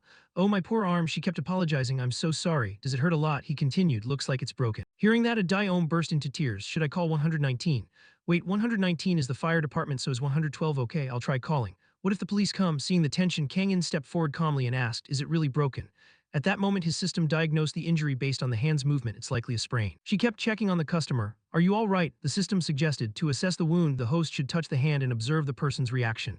Hearing that, he said, Diane, check it, of course. Kangin moved closer and asked, May I touch your hand to check it? The customer, startled, Huh. He took the injured hand, pressed lightly and squeezed. The man cried out, Ah, it hurts, it hurts. The system confirmed, I checked the muscles, ligaments and joints, no bone damage, just a mild wrist sprain. Kangin reported the situation. The bones are fine, just a minor sprain. The man replied, But it hurts so much, what am I supposed to do? Kangin performed a few massage moves and the pain vanished, surprising the man. Wow, it really doesn't hurt anymore. Over here, Ziong Hon exclaimed, Kangin is great at massage, you so admired, I wish I could get a sprain too. The system reminded, it will take 24 hours to fully recover, avoid heavy work, otherwise the injury could worsen. Kangin reiterated, don't do heavy work until tomorrow, Pushing it would be dangerous. The customer worriedly asked, but what about my job? Tomorrow I have to cook in Gangwon. This is really bad. Adayeom mopping as she listened. Oh, you're a chef. The customer replied, I just sell food from a truck. They had an urgent shoot, so they called my food truck. She asked eagerly, have you done this before? The customer, already captivated, offered, then let me come help you. Seeing the customer's skeptical look, she hurriedly said, I'm really good at making twisted noodles. 2 orders at once is fine. The customer put his hand on his chest and sighed. Either way, I can't let you serve the twisted noodles.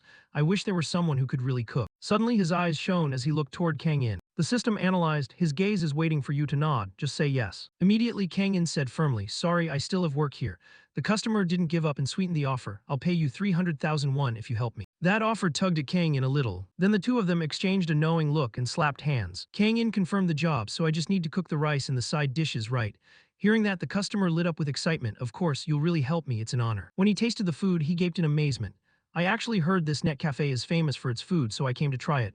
The food was so good that since then I've come every day. He laughed, clutching his stomach. I think I'll learn something by eating here every day, but if you help my food truck, it'd be an honor to have someone talented like you join. Life is full of surprises. Kang In covered his mouth with his hand and asked the system, Jin, we've surveyed this area already, time to survey other areas, right? The system replied, the host can cover mission costs by working part-time on the food truck.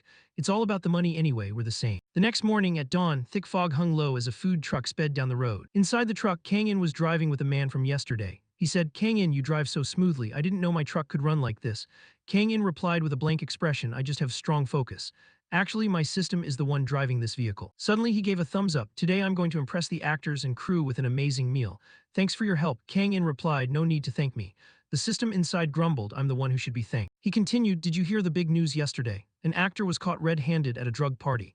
Kang In answered, yes, I heard. He went on, actually, the place we're heading to is where that actor is filming. I remember the film is scheduled to be released in about a week. Do you think they'll be able to release it? Instantly, Kang In looked at him. He shook his head. Of course not. Who would want to watch a movie with a drug-addicted actor? They're reshooting every scene with that actor now. The set is extremely tense. They're trying to redo every scene, everyone's panicking. Luckily, I have work here, but honestly, the atmosphere is very strange. Kang In asked curiously, can't they delay the release? He shook his head sadly. This is a special case. They've booked theater dates. Postponing would mean contract penalties and the production company could go bankrupt. I don't know the details, only that the director is in real trouble. It's director Sonnen. Do you know him? He's one of South Korea's top romance directors, so I believe things will be okay. At that moment, director Sun sat alone, a cigarette in hand, his face full of gloom. He bowed his head in despair, muttering, I don't like this at all. A crew member looked down at where he sat and asked, should we reshoot? He held his head, there's no time. We have no choice but to accept defeat, damn it. He gritted his teeth, tormented by his craft. It's all because of that drug addict. He angrily shouted, if I catch him, I'll choke him to death. The other just laughed smugly. A girl from the crew ran over to announce, Director, the food truck has arrived. He comforted everyone, all right, let's eat and take a short break. The crew is exhausted. At the mention of food, he paused his gloom for a moment, then shouted, do you think I can eat right now? If this film fails, we'll be drowning in debt. Even today's food truck expense would be a waste. Tell them to go. But after tasting the first dish, he froze, stunned. Why is this so delicious? Min ate happily yet felt conflicted. I swear I'm not even hungry. Another crew member laughed. It's amazing. Did they put drugs in the food? The director snapped, shut up, don't mention drugs. He awkwardly backtracked. I mean tonics, some healthy herbal supplement. They began to gossip that the regular chef had a wrist injury, so they'd asked Kang In to help. Crew members pointed and encouraged. The mountain scenery is beautiful, perfect. Director Sun tried to stay positive and relaxed his shoulders. Luckily, the other actors hadn't had trouble. But no sooner had he said that than a voice called out, Director, there's been an accident. Everyone's faces went pale. It was a girl named Zin Yuha who ran over in a panic to report. A stunt performer twisted their ankle during filming. At this, everyone around was worried. 3 people rushed over to check on the injured performer. Ju-chan sat holding the injured leg, looking miserable. I'm so sorry, I should have been more careful. Quick, call 119. Can an ambulance make it up the mountain? Does anyone know first aid? Director Min collapsed, and the atmosphere grew heavy. A shout rang out toward Kang In. Damn it, this film really is cursed. Can you handle this? Last time you massaged my hand and the pain went away quickly. The internal system reminded, if we immobilize the ankle using on-site first aid techniques, it will help reduce pain and support recovery. Kang In said, didn't they say the ankle was sprained? You walked over to the fallen lead actor, looking at him sadly, sweat pouring down his face. Kang In calmly said, let me take a look. Suddenly people started whispering, isn't he the food truck chef? Oh my, a chef can treat injuries now. Kang In looked up at the director and instructed, I'll do a quick first aid, but you all need to get him to a hospital immediately.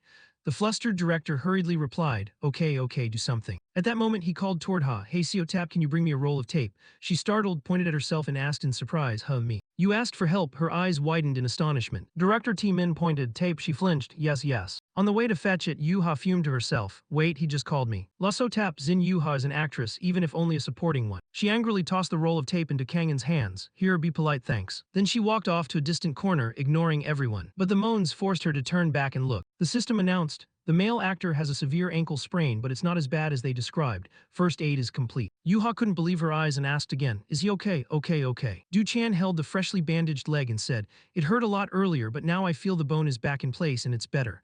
I should be able to walk. With a serious expression, Kangin warned, but he still can't film. He's been treated temporarily, but he'll have difficulty moving until he fully recovers.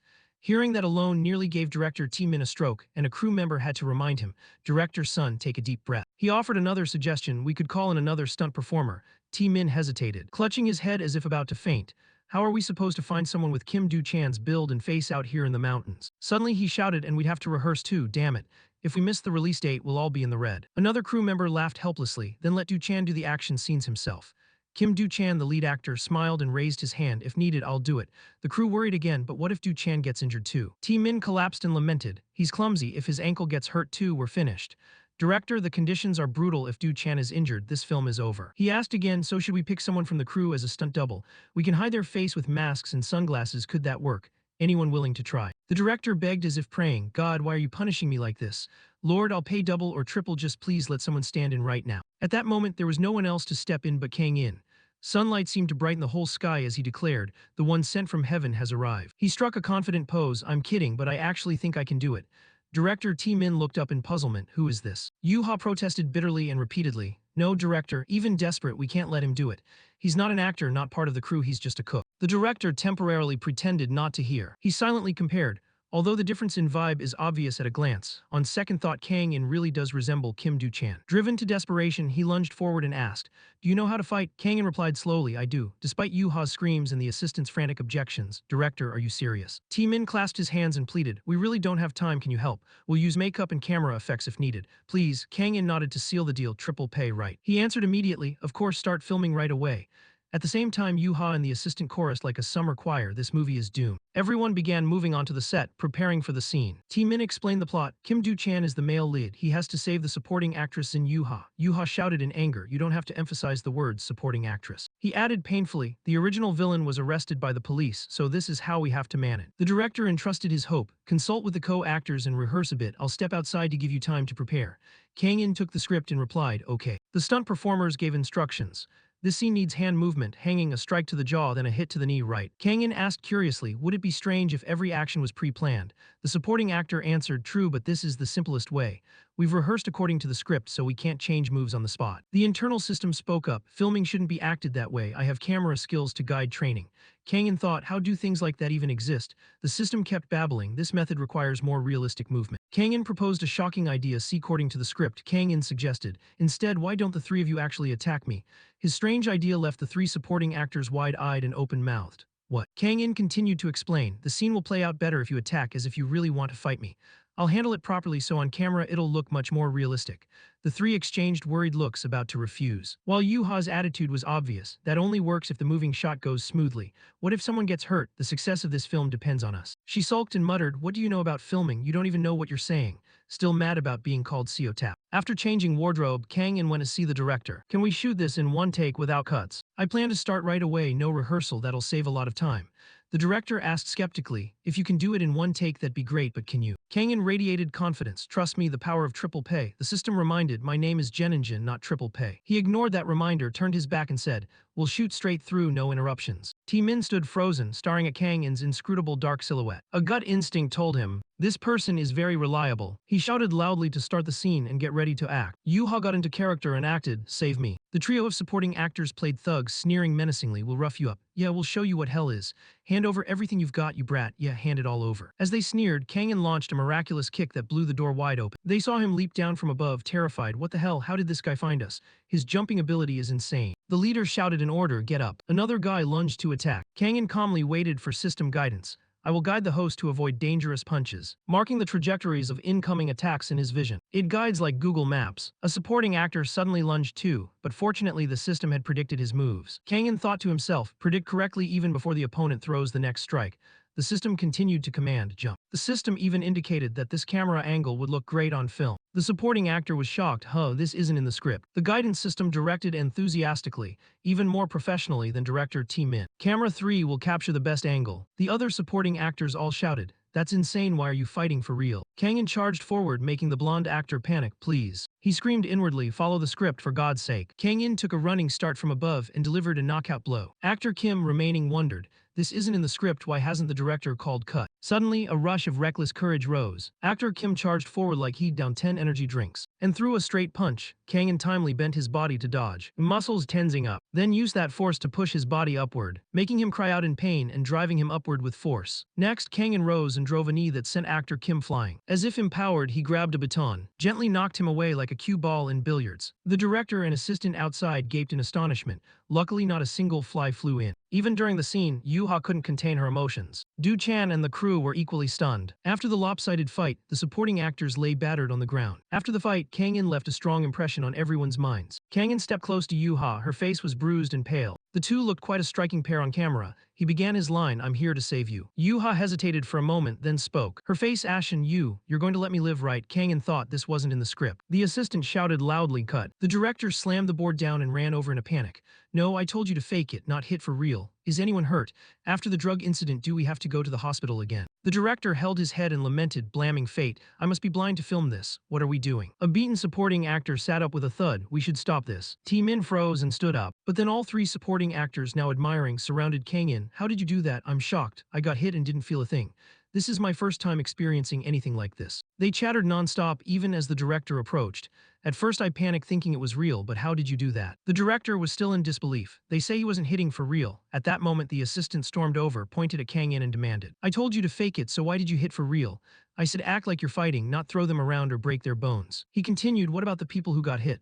The three supporting actors answered in unison, but we're totally fine. The assistant kept shouting as if in shock, yeah, they're perfectly fine. Then he suddenly snapped back, what collapse, how are you all okay? The assistant didn't understand how they could be unharmed. The three supporting actors, though puzzled, explained, we don't know either, but one thing's certain. The blonde actor described it. It felt like there was a cushion or something supporting my back, like sliding away instead of being struck. The assistant still couldn't believe it, about to press the issue when Kang-in confirmed, exactly. He slowly described it like sliding sideways, like skiing down a slope. The assistant grew even more puzzled. What does that mean? The stubborn assistant asked. Kang-in asked actor Kim, when you were hit in the knee, your body was flung upward, right? Were you injured? Actor Kim scratched his head and replied gratefully, that I didn't actually get hit, he just grazed my knee. He even caught me when I fell. The assistant broke into a cold sweat. He did that when. Still stubborn, no way. The camera recorded you being hit. How could you be fine? At that moment, the director patted the assistant's shoulder as if to stop him. He looked blissful like a girl in love. Just call it a trick. T-Min folded his arms, laughed loudly, acting knowledgeable. I knew it all along. That's why I didn't call cut. Let him put on airs, no one believes him anyway. The director remembered the main task. Come on, let's review the footage and see if it's okay. The assistant replied helplessly, fine. Everyone gathered at the monitor. They all unexpectedly praised it. The final product was perfect. Even the expression of being grabbed was captured clearly. Du-chan's eyes sparkled. Every shot is great, just like the director wanted. The cameraman honestly said. Actually, rather than say I filmed it well, it's more that the actor calculated the position of each camera and moved at the exact angles. He continued, I was just monitoring the cameras. Every camera angle was perfect. Du-chan couldn't believe it. No way. Are you saying that person calculated every camera angle from start to finish? Kang-in at that moment looked back as if searching for something. He asked, director, is my part done? T-Min beamed, of course it's done, I'm very impressed. He was content as if seeing Hollywood glory shining on Kang-in. Kang-in calmly, good thing it worked. T-Min announced, alright everyone study Kang-in and try to do the same. Move on to the next scene. Kim Du-chan, are you ready? Du-chan replied immediately, ready. He asked excitedly, your acting mastery is amazing. Which company are you with? The system piped up, Earth Alliance Strategy Company.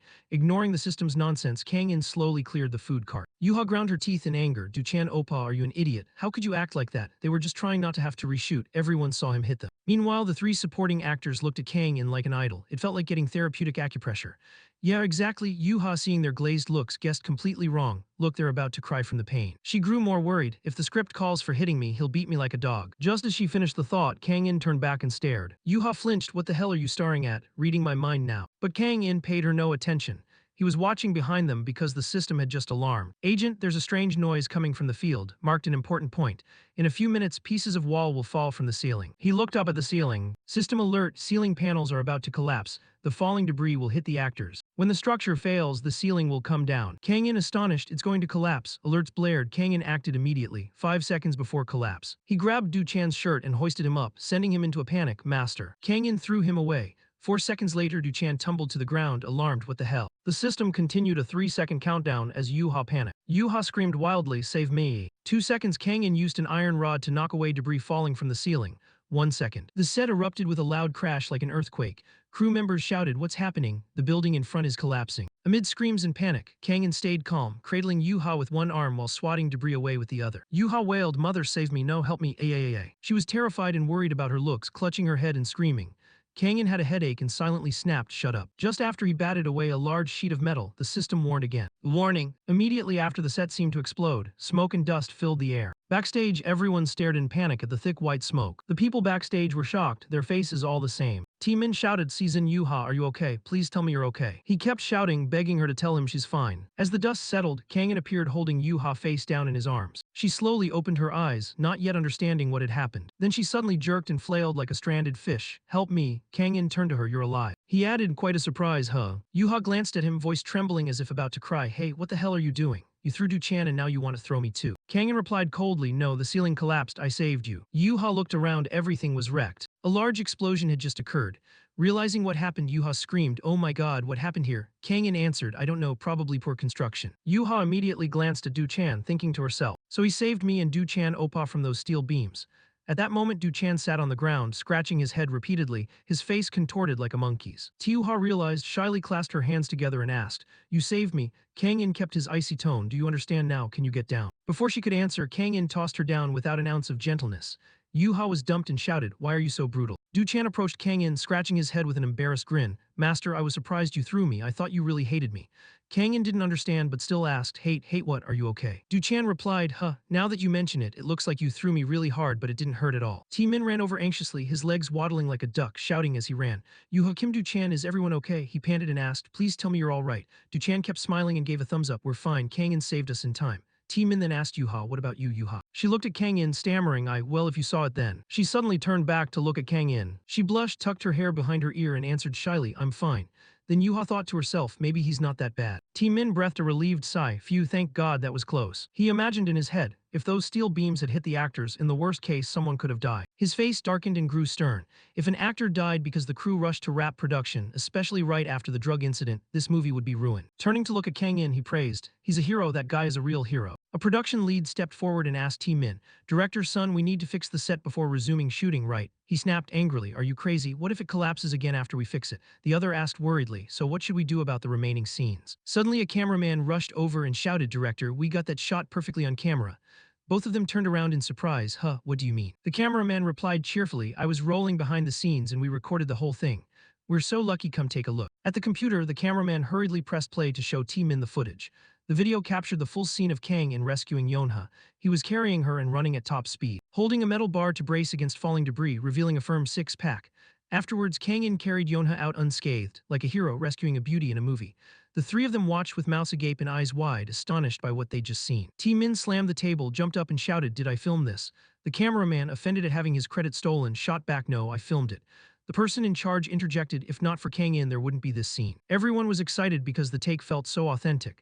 Min exclaimed, it looks like a Hollywood film. How did we get this without even planning it? Keep it, we have to use it. Then he stepped into a corner, drooling with a slazy look, thinking to himself, this is perfect, this scene will be iconic. The person in charge behind him, looking helpless, said, but director, sorry to kill the mood, this is too good to pass up. Yet it was an accident. This scene isn't in the script. He anxiously asked Min, what if the audience finds out this was an accident?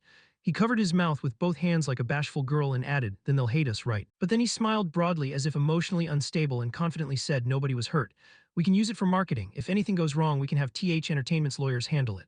The person in charge, bewildered by Min's optimism, asked, do we really need to do that? He answered immediately, of course. How could we waste such a great clip? He didn't stop there and asked, what about Kang In? What if the cameraman who filmed it won't let us use it? Min immediately ran over to Kang In, calling his name as he ran, Kang In. He put on a pleading expression, his eyes glistening falsely, hands clasped as he spoke about the recent accident. First, I have to thank you so much, you saved both me and Yonha.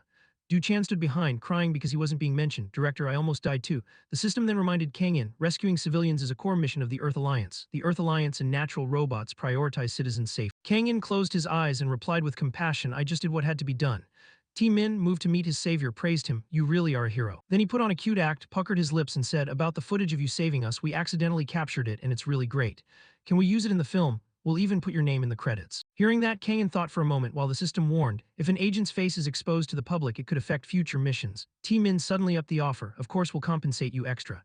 The moment the system heard money, its attitude immediately changed. Luckily, the host's face had been obscured, so it wasn't a major issue. Kangan shook hands with T-Min and calmly said, go ahead and use it. He happily said aloud, thank you so much. Yonha's manager, noticing her pale expression, asked, Yonha, are you okay? You've seemed really distracted. She stammered in response, I'm fine. Then she sneakily glanced in another direction, her gaze fixed intently on Kang In. Yonha noticed a large tear in his shirt from when he rescued her from the earlier accident. She hurried over to where Kang In was standing and shyly asked, are you hurt? Your back is torn. Kang In answered calmly, I'm fine, it's just a rip in my shirt. Suddenly Yonha's cheeks flushed red. She silently admired Kang In. He nearly took a huge metal bar to the body, yet still saved both her and Du Chan Opa without a single scratch. He's amazing. Yonha, still blushing, looked up and whispered, thank you.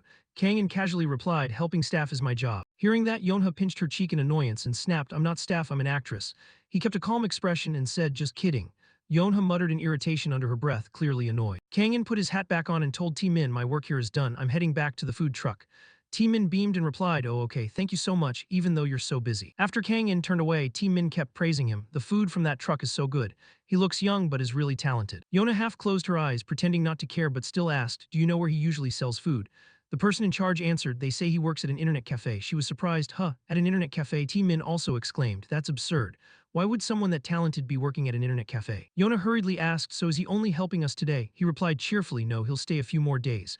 I asked him to help tomorrow and the day after. Hearing that, Yonha was so delighted she laughed out loud, clapped, and said, with Kang In's help, this will be the best action film ever. Excited about year-end awards, she suddenly asked, but director, isn't our film supposed to be a romantic comedy? The script cover even says a bright morning, it's a romance. The director answered, genre doesn't matter. If we cut all the scenes with that junkie and replace them with action scenes, we can solve our immediate problems. He asked for opinions, what does everyone think about switching to an action genre? The assistant director groaned, oh man, we're running out of time. I'll hire a stunt director right away. The director insisted, why hire someone, why waste effort on something pointless? He asked again, you saw Kang In calculating every movement in real time and finishing the shoot on schedule, right? The assistant replied, yes, that's right. The director posed the question, time is what we need most and who else can solve that for us besides Kang In? The assistant hesitated, but he's not an actor, it would be awkward to ask. Director T-Min persuaded, it doesn't have to be an actor, is that so important? Don't you see he's even better than Kim Du-Chan used to be? Actor Du-Chan criticized, covered his face and cried in frustration like a child denied a fair turn, it's so unfair. The assistant frowned and scratched his face, but what about the food truck? I heard Kang In replaced the chef because the other guy was injured. The director complained, you're such a nuisance. He cracked his knuckles and made up his mind, enough talk, I'll handle that myself. Leave it to me. Saying that, he ran off after Kang In like the wind. Kang In, wait up. The assistant thought to himself, is this going to be okay for him? Kang In had stepped outside by then, walking and thinking, this place looks fine yet could collapse unexpectedly like that. He turned his head, looked around and analyzed. Right in the middle of filming, exactly when the actor was standing, not more not less, something seems very suspicious. The system produced results with images. After analyzing the data, this damage was likely prearranged. The building's structure was intentionally altered before the collapse. Kang In murmured, you think so too? Could someone have modified the building's structure beforehand? The system continued analyzing. The actress's position had many metal bars falling behind Yonha. Anyone could predict her location just by reading the script. Kang In agreed with this inference, saying maybe someone targeted the actress or even wanted the film to fail. While he was thinking, a calling voice and heavy breathing sounded from behind Kang In. Director T-Min ran at full speed over, shouting as he ran, can we talk for a moment? Kang In, surprised, asked, what else is there to talk about? The director stepped forward and grabbed Kang In's hand. Teary-eyed as if clutching a straw for salvation, please save my film. Director Sun T-Min excitedly explained the film's difficult situation, but Kang In was unimpressed and indifferent. He only paid attention to the system's message. The area's geography closely matches old data. The information value is very low. After hearing the director's story, Kang In refused. I have work at CEO, so I can't stay here. The director rejoiced as if he'd struck gold. CEO is perfect. Starting tomorrow, we'll move all shooting to CE. Kang In still shook his head. I have other commitments. I can't be on set all day. Director T-Min tried to persuade him, don't worry, just come for key takes like today, it won't take long, just one shoot. The system also objected, that's not efficient, we must complete the mission at the temporary base. The director leaned in and whispered to Kang In, "We'll make sure you get paid. The production company isn't trying to save money right now." Hearing that, the system immediately changed tone. "If there's a large sum, I think we should accept." Kang In thought to himself, Jin Jin is sweet talking again. He replied, "Okay, tell me the schedule and I'll come." The director gratefully thanked him over and over. "I'll stay up all night revising the script." The deal was settled. Director Sun Min regained his composure and showed his true skill the moment Kang In agreed. Although the collapse set scenes were scrapped, everyone marveled at the new footage, and the director began conceiving a better script. The next morning, actors and crew hurriedly prepared to shoot. People chatted, "Things feel like they're going smoothly. At this rate, the movie will definitely succeed."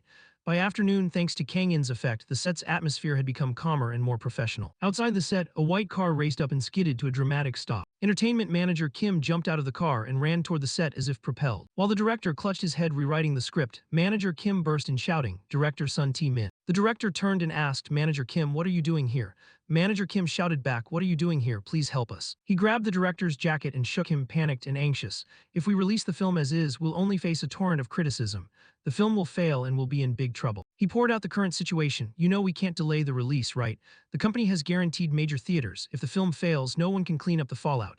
The director put a hand over Manager Kim's mouth and confidently declared, "Manager Kim, trust me, I'll handle all of this." In the heated moment, Manager Kim remained uneasy and snapped, "Don't joke around. How do you plan to fix the film? Be explicit so I can report to higher-ups." The director uncapped his pen and explained, "I'm going to change the film's genre. Starting today, this movie will be romantic and action." Manager Kim flew into a rage and grabbed the director by the collar. "What, have you lost your mind?" Manager Kim was agitated and worried. "Are you insane? We only have 1 week left to finish shooting and editing. How can you want to change the genre now?" Contrary to Manager Kim's expression, the director was calm and reassured him, "Don't worry. We're still within the schedule. I'll show you in a bit." As he spoke, someone suddenly slammed the door open and entered. The director snapped irritably, "Who is it?" He barked when he saw the person enter the set, the door slamming shut and dust billowing everywhere. Seeing the newcomer, Manager Kim flinched and took a deep breath. He bowed his head and greeted the man in the black suit.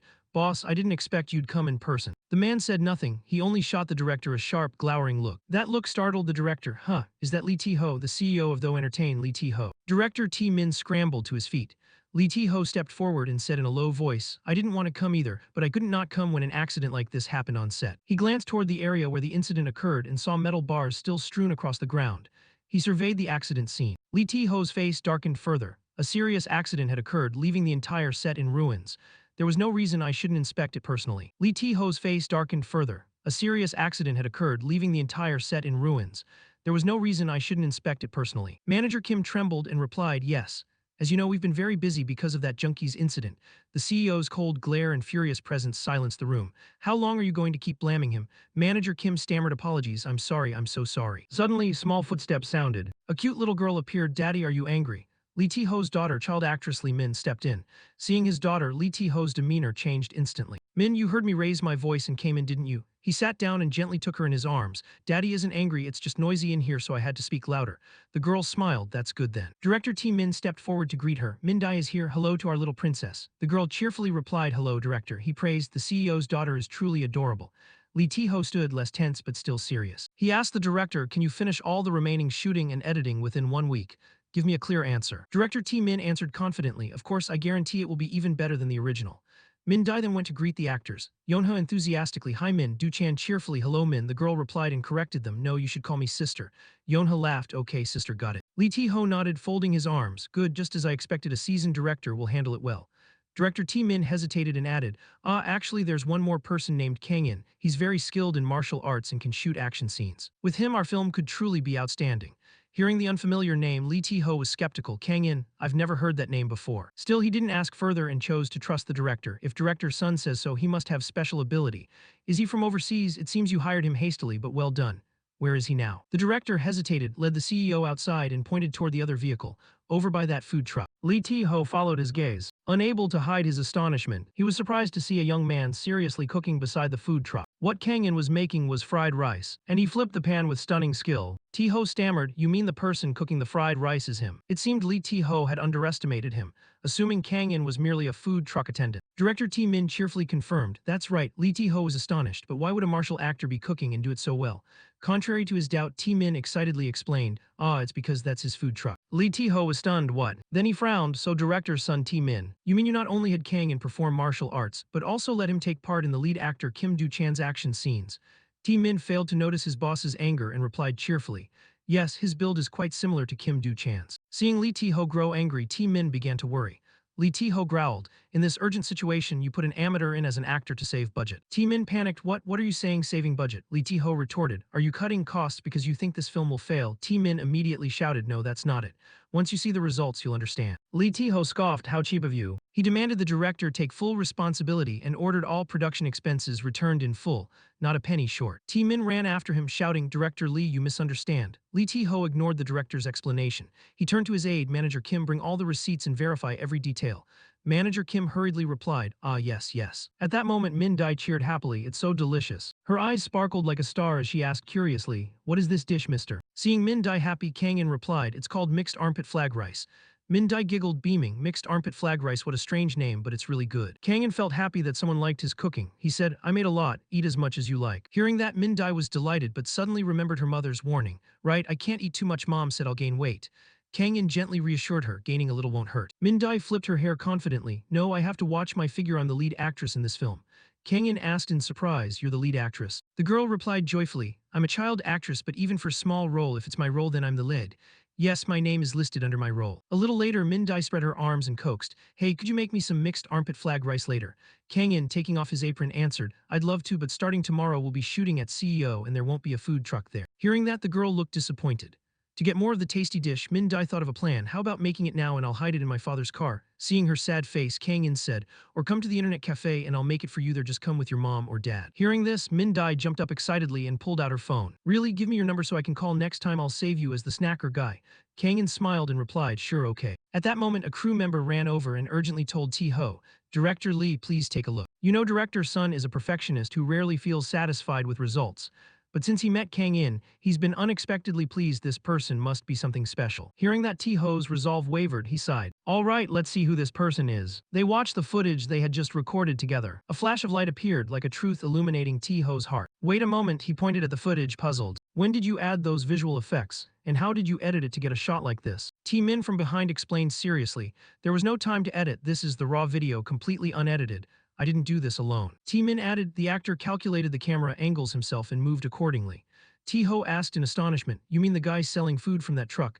Min gave a thumbs up, "That's right." Tae-ho was amazed. "You mean that person can shoot a scene without VFX, without retakes, and even anticipate where the lights would fall?" Min answered, "Yes, the film was on the verge of collapse, but Kang In saved us at the worst moment." At a loss for words, Tae-ho sighed. "It seems I owe director's son an apology for my earlier remarks." He said gloomily, "I'm sorry for the misunderstanding." Min smiled easily, "I'm glad you understand now. If you still don't get it after watching this video, I think there's something wrong with your eyes." Tae-ho nodded, then went to find Kang In. "I have to thank that guy." Min said, "Go ahead, go." At that moment, Kang In was busy cooking. Tae-ho approached, a little awkward. "Hello, this dish is really good." Kang In handed him a cup of food. "I just finished it, please have some." Tae-ho took it but said, "No, I didn't come for the food. I'm Lee Tae-ho, director of the company that invested in this film. It seems you saved the whole crew, so I'm here to thank you." Kang In replied sheepishly, "I was just doing my job and mostly for the money." Tae-ho responded, "You have amazing martial skills. But what's this?" Kang In explained, "It's a kind of dry cracker, try it." Tae-ho looked at the cup of crackers, puzzled. "Dry crackers? My company already has many snacks like this, so I'm not usually a fan, but I suppose I should try it because it's from Kang In." After tasting it, Tae-ho immediately changed expression, tears of joy streaming down his face. "This is unbelievable, salty and sweet, fragrant too. It tastes like ban ban kitch but not greasy. This flavor is miraculous." He ate while crying with emotion. "My daughter will definitely love this." Kang In recalled, "Min Dai came here and tried a bit already." Tae-ho wiped his tears and said, "Really, I hope my daughter thanked you properly. It's so good it brought me to tears." "Min, come eat with daddy." But there was no response from Min Dai. Tae-ho began to worry, "Where's the girl?" Kang In also grew anxious, not knowing where she had gone. He asked the system, "Jimin, where's Min?" The system scanned the area and reported, "I cannot find her." Kang In searched for Min Dai, wondering, could she be inside the building? The system replied, "There are no signs that Min is nearby." Suddenly Kang In's phone rang. It was Min Dai calling. He exclaimed happily, "She's on the line." Tae-ho breathed a sigh of relief, utterly exhausted.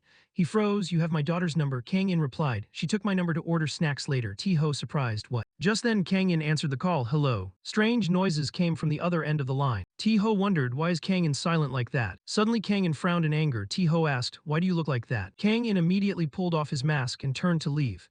He dialed another number and asked the Genjin system, "What's the chance Min dropped her phone and it's broken?" The system answered, "That is not possible." The earlier sound was too unusual. Kang In tried calling Lim Min back but failed. He said coldly, "Analyze the previous audio." The system immediately replayed the audio and reported, Analysis result. The air sound was emitted from a soft object that was wrapped, plastic being pressed by metal. There is an echo in a confined space. Kang In closed his eyes and focused on sensing the sound. Soft object, plastic, metal, confined space. Soft object, plastic, metal, confined space. He opened his eyes, scanned the parking lot, and suddenly stopped at a vehicle. Inside the kidnapper's car, one of them shouted, "You idiot!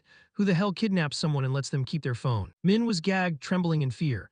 The man in the front seat answered, "I didn't know she had a phone. I ripped it away quick, it should be fine." The guy with glasses behind grabbed his hair and barked, "Why'd you smash it? If they can't call, they'll suspect us right away." He mumbled, "I'm sorry." The glasses wearer glanced at Min and growled, "Who is she calling?" The other guy checked the screen. "It's the snacker guy." The glasses wearer yelled, "What? The kid's calling for snacks. Should we give her some?" The kidnapper van silently pulled out of the lot. The glasses wearer urged, "Never mind, drive fast, don't get seen." T-Ho asked anxiously, "Nuck, hang in, what's going on? Since my daughter called, you've been strangely tense." The system analyzed two items on the ground, a handbag and a box of popcorn. Kang In strode forward and picked them up. The system continued, "Both items belong to Lim Min. There are popcorn crumbs leading toward a car." Kang In's gaze turned instantly cold. Without hesitation, he sprinted straight toward the car. T-Ho saw it and panicked, "Hey, na Kang In." He ran over, picked up the handbag and froze. "This is the girl's bag." His heart tightened. He watched Kang In run, trembling as he thought, could it be the kidnapper's vehicle? The driver panicked, "Boss, someone's running toward the car." The glasses wearer shouted, "What kind of idiot is that? Hit the gas." The vehicle roared and shot past right in front of Kang In. "System alert, they've seen you, they're hostile." Kang In replied coldly, "I know." The system scanned the area quickly, detected a warning sign. It can be used as a weapon. Wasting no time, Kang In pulled the whole signpost out of the ground. The signpost lifted clear from the ground. Then Kang In lunged after the car. A man glanced in the rearview and shouted, "He's chasing us." The glasses wearer sneered, "Is he crazy? Does he think he can catch a car by running?" But immediately his face went pale. "Step on it, step on it." Min Dai turned her head to look. Tears welled in her eyes. She thought, the snack seller, Dad, Mom. A kidnapper suddenly shouted, "Boss, he's gone." The glasses wearer laughed loudly. "He's exhausted." But Min Dai sensed something. She bowed her head silently. Kang In launched into the air from the car's roof, landing on the roof like a cat. The kidnappers screamed, "What the hell? He get up there." Kang In's presence on the roof made the kidnappers shriek in terror. Kang In spun the signpost in his hands and drove it hard through the car's roof, terrifying all the kidnappers. The driver screamed and swerved wildly. The glasses wearer roared, "Drive now, turn the wind so he falls off." But Kang In maintained perfect balance on the roof. The system ordered, "Aim at the hood." Kang In immediately targeted the weak point. "Pierce that spot, the engine will die." Without hesitation, he hefted the signpost up. He gripped the iron bar tightly in his hands and drove the tip down into the spot he'd aimed at. Smash! The sign pierced the engine bay. The vehicle jolted and died completely. Kang In stood proudly in front of the hood like a war god. The driver, trembling, pointed at him. That cold killer face, the madman." The glasses wearer frantically grabbed the driver's shoulder and shouted, "He's loose, hit the gas." The driver replied, "On it." He immediately stomped the accelerator. The car lurched forward violently, flinging Kang In far away. Min Dai witnessed everything, her eyes welling with tears. The bystanders around, seeing the scene, panicked and cried out, "Min Dai na Kang In." Kang In was hurled off, but he rolled, tumbled once, and landed on the ground extremely lightly. A voice from the system echoed in his head, "Successfully disabled the car's brakes." Min Dai had stopped crying by now and strained to hear the kidnappers. The driver said, "Can that guy get out of the way now?" The glasses wearer shouted, "What? That guy? Run him over, use the car to ram him and get out of here." The driver answered, "Yes." But the car kept plowing ahead, completely unable to stop. The glasses wearer screamed, "What are you doing? Hit the brakes." The driver panicked, "The brakes are busted." The glasses wearer saw the signpost embedded deep in the hood and went pale. "God damn. You aimed to wreck the engine from the start, didn't you?" He shoved his two underlings. "Idiots, what are you standing there for? Get out and kill that madman." The driver asked, "What about the child?" The glasses wearer clamped Min tight. "I'm holding her." The two underlings rushed out, pointing at Kang In. "You there?" He continued, "What are you exactly?" Kang In stepped forward and calmly replied, "I'm Batman." At that moment, Kang In moved with fluid agility. One man wondered, a foreigner, but before he could finish, Kang In vanished from his sight. He lunged in and delivered a powerful kick that sent him crashing to the ground. Immediately after, he sprang toward the other man. The remaining man drew a knife, eyes wild. "Too fast, I didn't even." Kang In closed in and unleashed an upward strike that dazed him and sent him collapsing. He landed lightly and both men were sprawled out flat. Kang In slowly walked up to the car. The glasses wearer saw his silhouette through the window and instantly trembled. "Oh my god, oh my god." He pressed Min against him, his face ashen. He snarled, "Do you think I'm scared now that you took out his men?" Min looked through the window. Kang In stood outside waving, smiling, "I'm here to save you, don't worry." The girl's eyes brightened with hope. The glasses wearer ground his teeth. I'm 100 times stronger than those guys." Kang In asked the system how to take him down. The system answered 3 options: jump into the car, apply long-term pressure, or lure him out. Kang In stepped back, "I have to bait him out. Min could get hurt." System step farther back. "Enemies only come out when they feel safe. I recommend 15 meters. Kang In retreated the recommended distance. The glasses wearer pressed his face to the window and watched. "He's retreating." means he doesn't dare attack. He turned back and saw many people running over. He panics, damn, we have to get out of here. He opened the door, dragged Min out, pressing a knife to the girl's throat. Get in the car, if you call the police, the kid dies. Kang-in gritted his teeth, crazy. Ti-ho saw his daughter with a knife to her and grabbed his head, shouting, "Hey, Min die." He grabbed the manager's collar, hurry up, tell him to bring the car here. The manager trembled, sir, calm down. But Ti-ho had already dashed off. I'll give you the car, but if you so much as touch a hair on Min, I'll wipe out your clan for 3 generations, no, 10 generations. The glasses wearer smugly thought, that's right. He barked, bring the car here now. Ti-ho ran off immediately. The manager shouted after him, sir. Bystanders muttered, not calling the police. I called, but we're up on the mountain. How could they get here in time? Ti-ho climbed into the car, drove to the spot. The kidnapper chuckled when he saw Ti-ho's car move. Kang Min's system warned that providing a vehicle to the enemy would greatly increase their chance of escape. Kang-in replied, I know. Ti-ho stepped out of the car and said, I brought the car. Don't touch Min. Min was terrified, tears welling up. The kidnapper shouted, hands up, back away. He held Min and backed up toward the car. The kidnapper yelled, hands up, back away. Ti-ho complied, stepping back slowly. Then Ti-ho squinted at the kidnapper. But suddenly he changed tactics and lunged at the kidnapper. Dad's here to save you. The kidnapper went pale, pressing the knife harder. Don't come any closer. One more step and I'll stab. Kang-in's eyes widened. The situation was dire. Then a thud rang out, blood splattered. Ti-ho stood frozen. Min Dai burst into tears. The kidnapper toppled to the ground. The blood wasn't Min's, it was from his head. A hard object had struck him. It was something Kang-in had thrown from a distance. He stood upright, coldly thinking, perfect throw. Seeing the kidnapper lying motionless, the system announced. The enemy was defeated by a range-thrown weapon, a rock. Ti-ho rushed over, hugged his daughter tightly, shouting, Min die. He quickly removed the gag from Min. She broke down and screamed hysterically. After a while, the police arrived and dealt with the kidnappers. The officers looked at the 3 kidnappers lying motionless and commented, look at these guys, this one seems to have a broken bone. That guy's jaw looks injured and this one is bleeding from the head. One officer crossed his arms, exasperated. All 3 of them are in bad shape. Another added, oh damn. Especially this one hit in the head by a rock might have internal injuries. Call an ambulance and take them to the hospital first. Ti-ho objected, why take them to the hospital first? What good did they do? My daughter, the kidnapped one, should be treated first. The officer rubbed his head and replied, but we can't just leave them here like this. They've been beaten pretty badly. From a glance it could take at least 3 weeks to recover. Ti-ho fell silent, staring at them with resentful eyes. Min Dai still held Kang-in's hand tightly and asked, Dad, did the guy selling food from the truck get taken too? The little girl looked up at Kang-in and asked innocently, Sir, will you go to jail for saving me? Kang-in sat down and patted Min's head, answering, don't worry. Just like your dad saved you, your dad will help me too. Ti-ho turned to look while Kang-in pretended to glance elsewhere.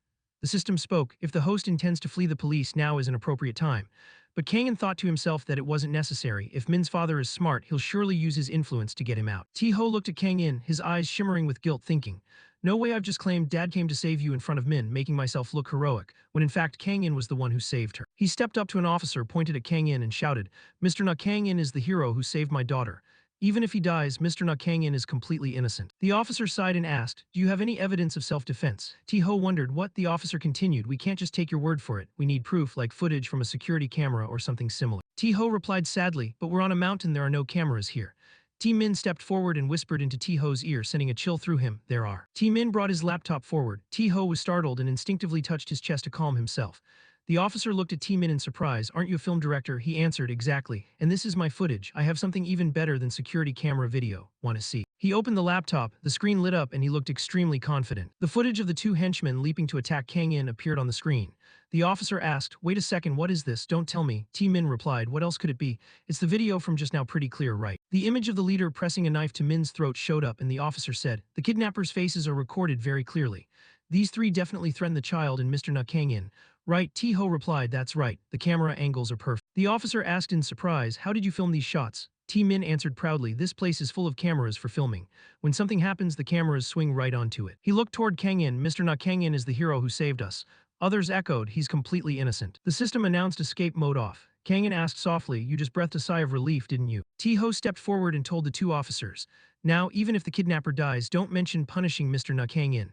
If anyone deliberately causes trouble for him after watching the video, I'll show them how capable my legal team is. The 2 officers wondered, but isn't the P unit not exactly a legal team? Ti-ho replied, that just means the officers will get a lot of complaints if they don't handle it right.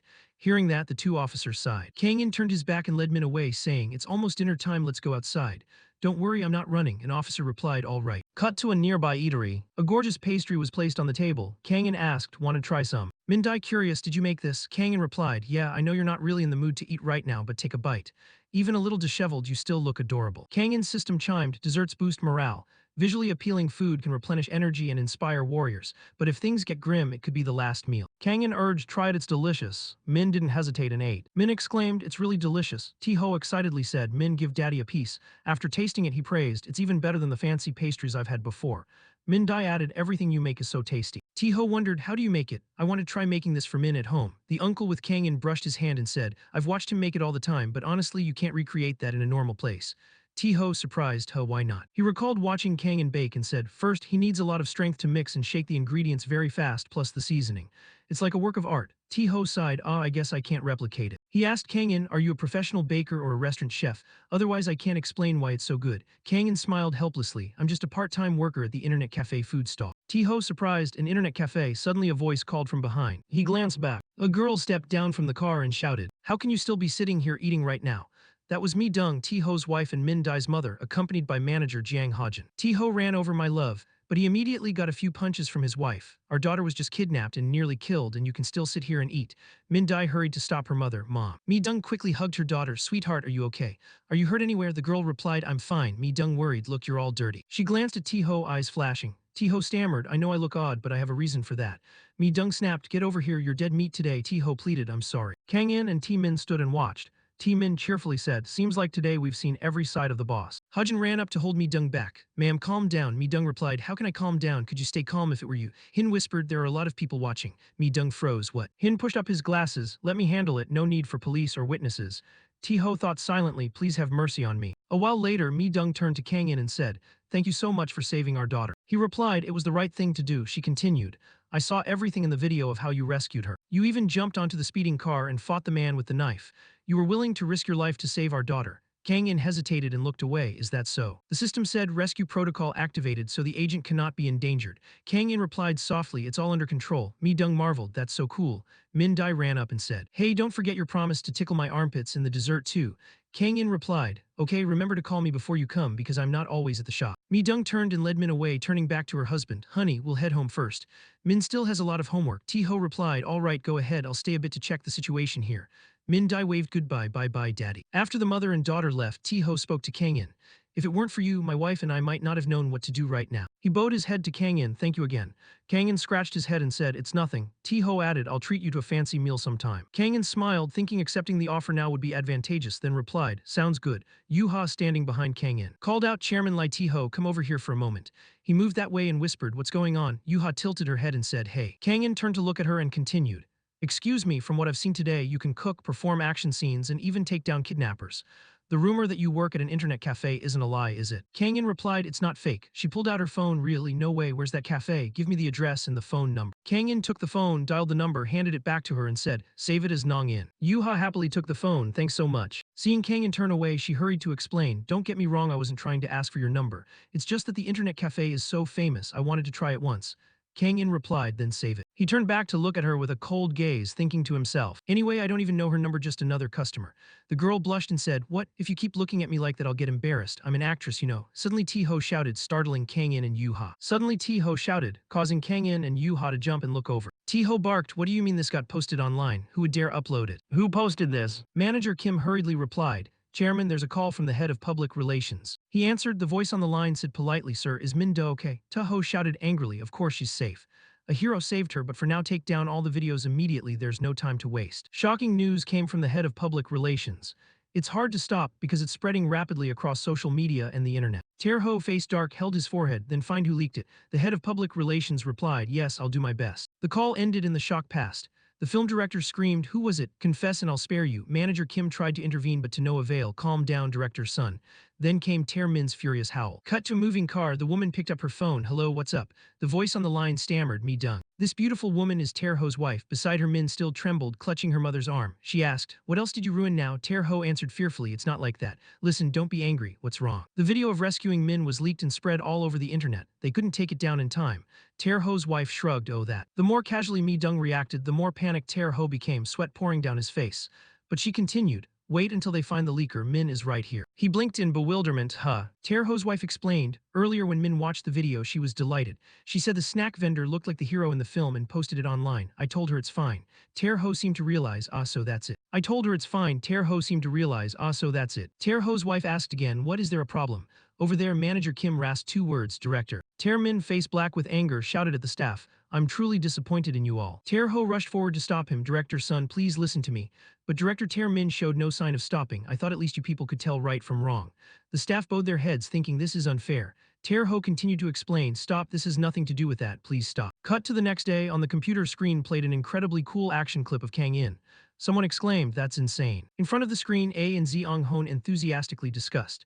He wondered, is this a promo for an upcoming film? Zeong Hon, leaning on a mop, immediately gossiped. Of course it is, how else would it exist? Today's meal was great. Adayom agreed, right, if someone jumped into a moving car like that, they'd definitely die. I saw it on a science YouTube channel, that's just how it is. Yucio excitedly said, Adayom, when this movie comes out, let's go see it together. Adayom happily replied, I wanted to. Zeong Hon eagerly chimed in, can I come along? Seeing the guy in the video looked familiar, Adayom said, by the way sis, doesn't this guy look like Kang In? Yucio watched the clip seriously, the video quality is too low to see clearly but the build looks similar. Zeong Hon flailed on the side, hey why aren't you answering me? I don't care that much about him. Oh my, why would Kang In appear in a video like this? Adai Am and Eol continued to chat excitedly. Even if it's Kang In, fine, Zeong Hon kept whining, take me with you. Adai Am went on, by the way when will Kang In be back? I miss him so much. Zeong Hon asked, I wonder if Kang In has seen this film. Elsewhere Kang In, wearing a white shirt, a backward cap and a black mask, eyes sharp as blades, stared straight at his target. Kang In unleashed a thunderous 360-degree spinning kick, easily taking down 3 opponents who lay sprawled on the ground. Quick and agile after taking down the 3 men, Kang In hid behind a pillar, his keen gaze continuing to watch for the next prey. Choosing the right moment, Kang In delivered a direct kick to the target's jaw, successfully knocking him out. After the skirmish, Kang In turned back. By the roadside sat Yi, beautiful in a pink dress, weakly slumped to one side. Witnessing Kang In take on 4 opponents, Yu Ha's moved, her big eyes sparkled and her cheeks flushed as he approached. Just then a terrified shout rang out from somewhere. What? Du-chan and Kang In immediately adopted identical poses to swap places. Cut, the director signaled everyone to get ready. Du-chan pulled his mask down, revealing his handsome face, gently lifted Yu Ha's chin and looked at her with affection. Princess, are you hurt? I'm so sorry for you. Then the director called out, cut, thank you everyone. Director Min observed, Kang In's action scene was perfect. But when Sun Hai looked at Du-chan, her expression seemed confused. What's going on? When she shifted her gaze from Kang In to Du-chan, there was a noticeable change in her look. Yu Ha worriedly wondered, maybe the director is exhausted from staying up all night. The director looked stunned as Yu Ha's scene wrapped. The director hurried over to Kang In. Kang In, you acted very well today. Thanks to you, the shoot wrapped smoothly. Kang In didn't reply, he just quietly turned to Director Ho. Am I finished for the day? Director Ho cheerfully, yes, the next action scene will be shot tomorrow. Thank you for your hard work, Kang In. Kang In asked about the earlier incident. What's the situation with the video of rescuing Min? Director Ho's face showed worry.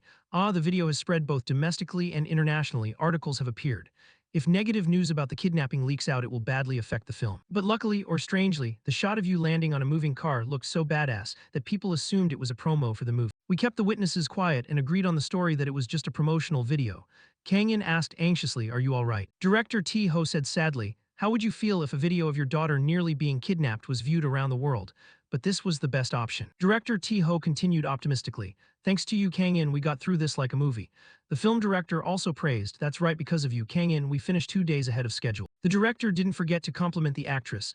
Yu Ha was only a supporting actress in our film, but the script changed and her role has nearly become a lead.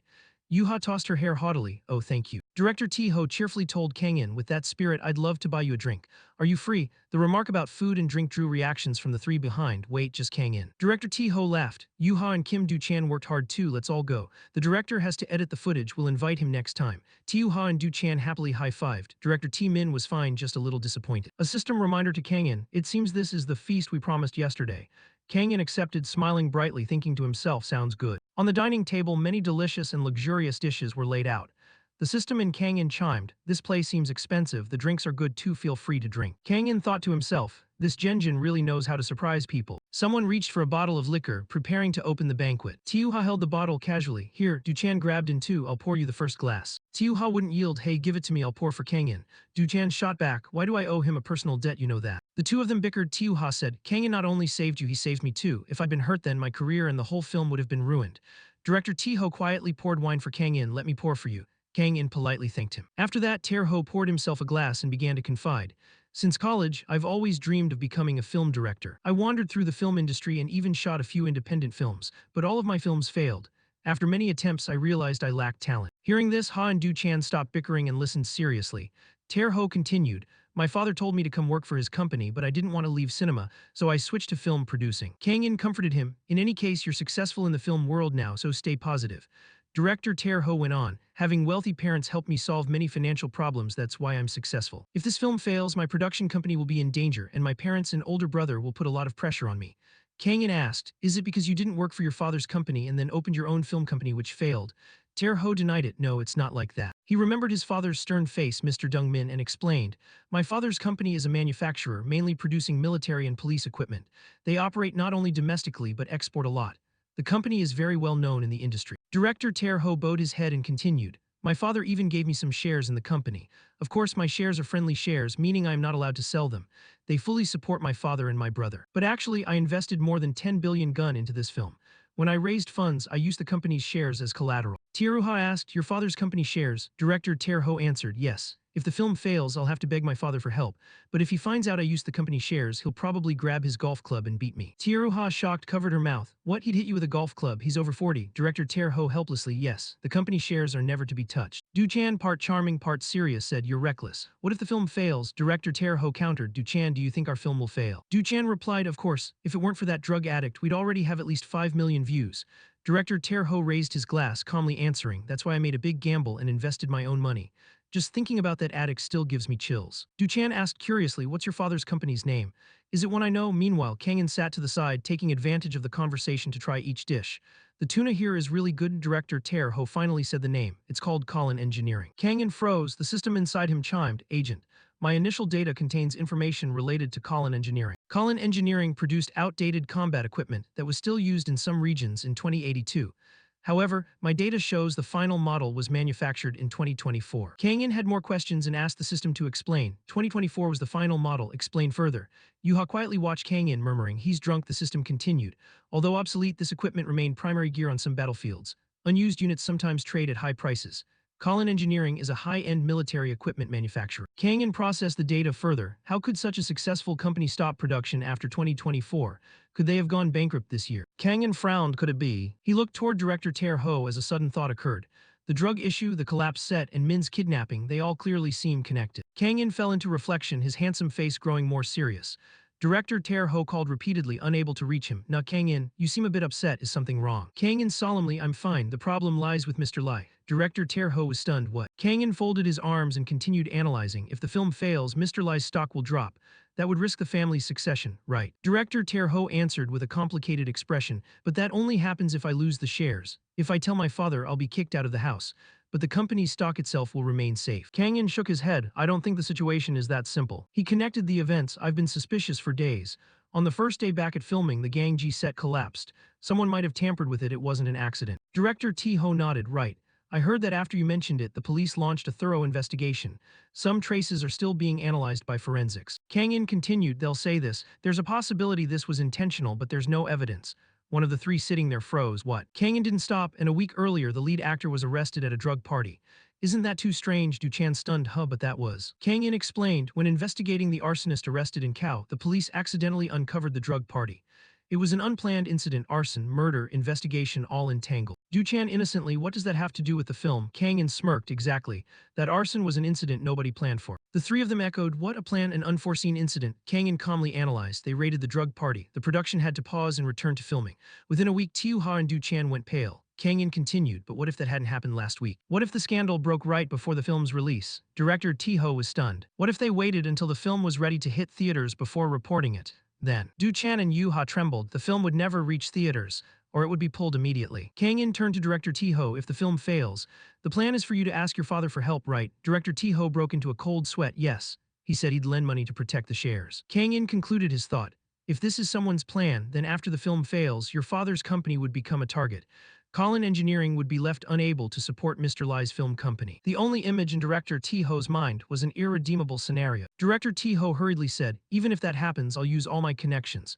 Even if I have to sell the company, my father's shares will remain safe. Before he could finish, Kang-in cut in, what if Min was kidnapped that day? Immediately, Director Ter-ho went pale with fear. Kang-in gritted his teeth and continued, I wonder whether Mr. Lai could still focus on his shares. Complex thoughts kept flashing through the director's head. He was so frightened sweat poured down his face.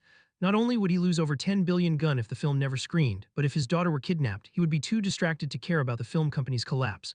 If bonds got entangled, even Colin Engineering's stock could vanish instantly. Du Chan sitting across was also flustered. So why did those people kidnap Min? Kang In patiently answered, because if Mr. Lai is distracted, it's easier to target Colin's stock. Director T Ho panicked completely, but I hadn't planned to go to the studio that day. I was supposed to be at my daughter's photo shoot.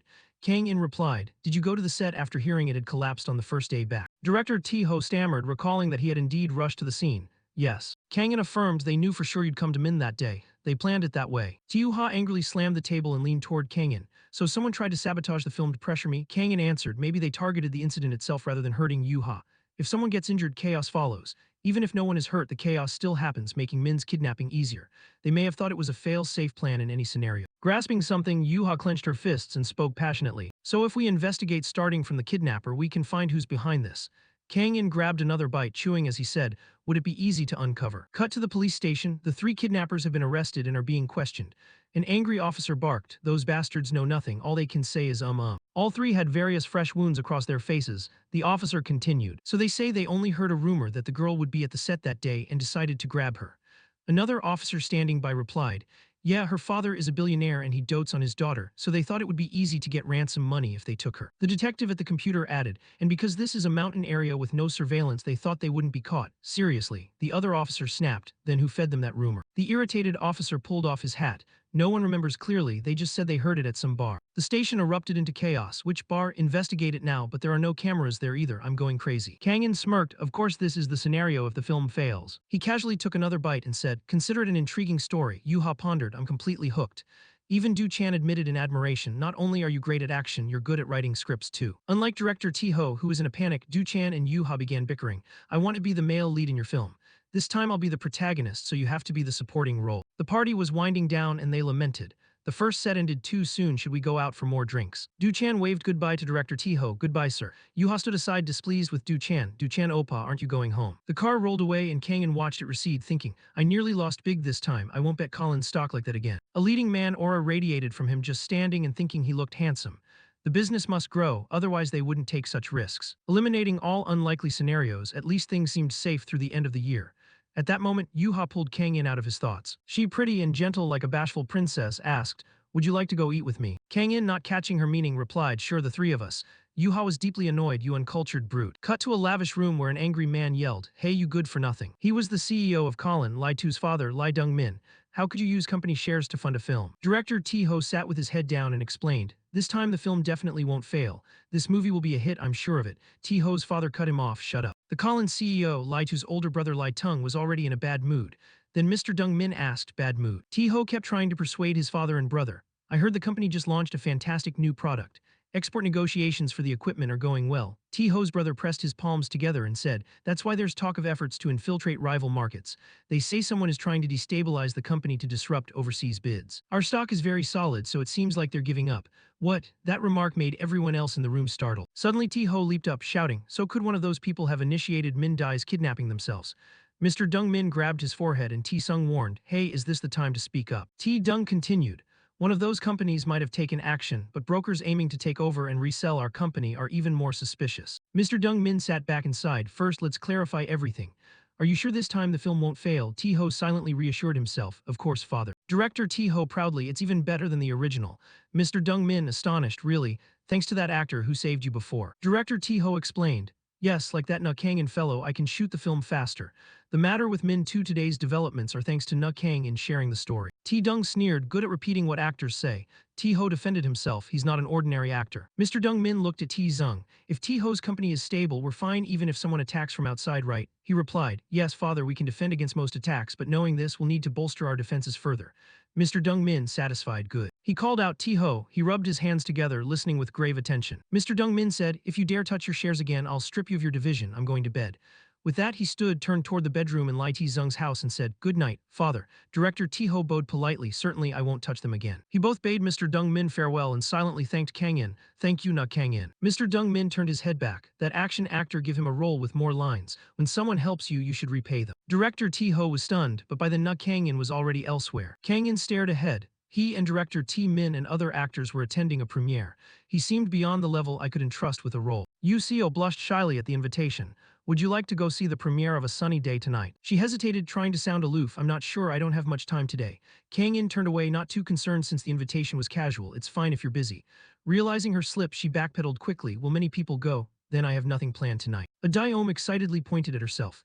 Kang In, what about me? Ziong Hon scratched his head, asking for a ticket too. I'm free as well. Kang In asked, what about your part-time jobs? Don't you have the night shift? Adayom winked, it's fine. A few new staff joined a few days ago. Besides, the kiosks do everything now.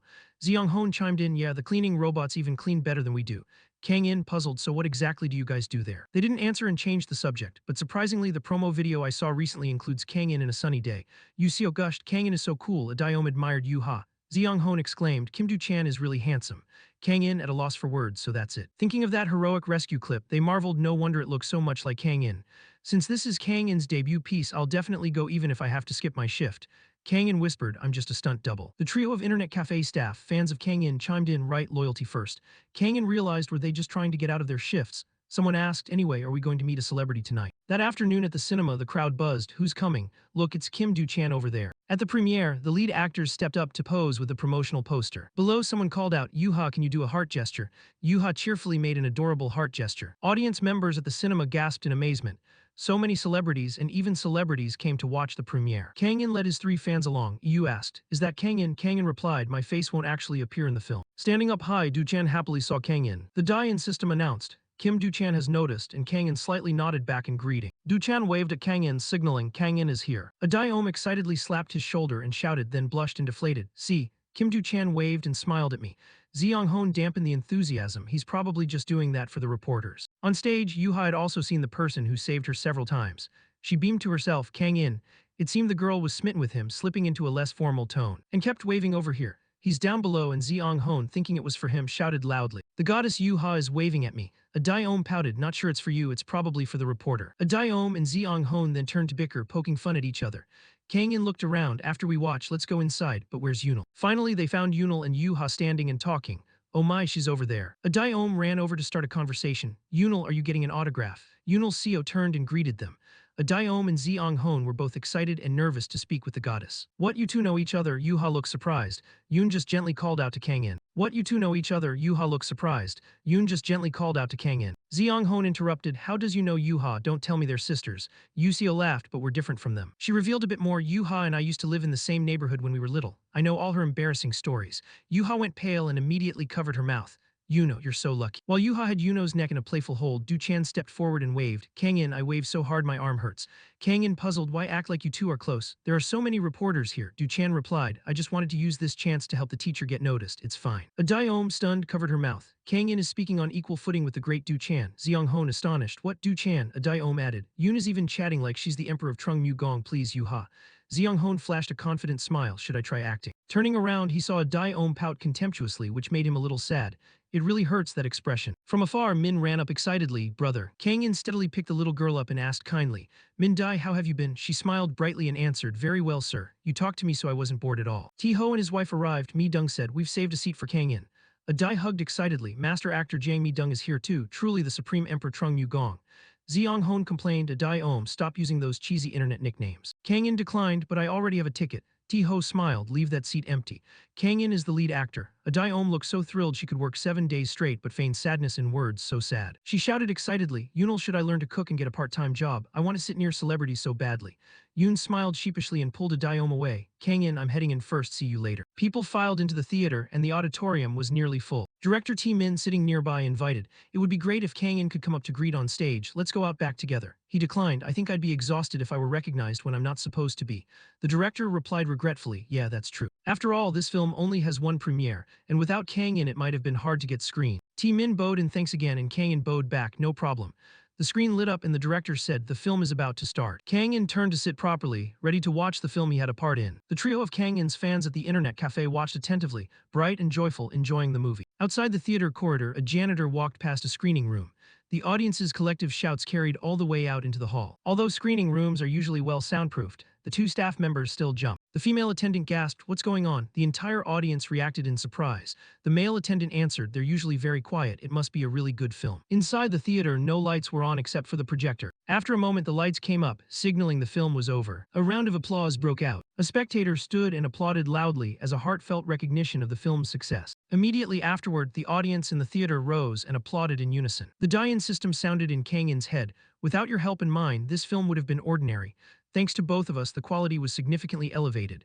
Kang In smiled with satisfaction. The film really was good. Audience members murmured, 2 hours flew by. "Is this a romantic action film? Amazing, no one is leaving yet." The host stepped to the mic and announced, "Next is the stage greeting and an interview with director Sun Tae-min and the cast. Please give them a big round of applause when they come on stage." On stage, the director offered thanks. "Thank you all for coming and watching the film." He decided to be candid. "Actually, I have something to confess to the audience about this production." Director Tae-min said, "The set collapse scene was actually a real accident." The room buzzed. He continued. "If people knew, some audience members might say that no matter how important a film is, it shouldn't be like that." Below, the trio of Internet Cafe staff were also surprised. The director's voice continued, "But I assure you we did not cause the collapse for the sake of the film. We only used footage of accidents with everyone's consent." Kang In sat seriously, listening to the director's heartfelt words. "Fortunately, no one was injured. If someone had been harmed, we certainly would never have used the footage. Though had warned you beforehand that public opinion could turn negative, but that's something the company's PR team would handle later." You nodded thoughtfully. "I told you so." A reporter raised a hand and stood. "I'm Kim from the new paper. I have a question for Ms. Zin Yuha. Did you receive any treatment after that incident? In the film you looked genuinely shocked. Were you psychologically affected?"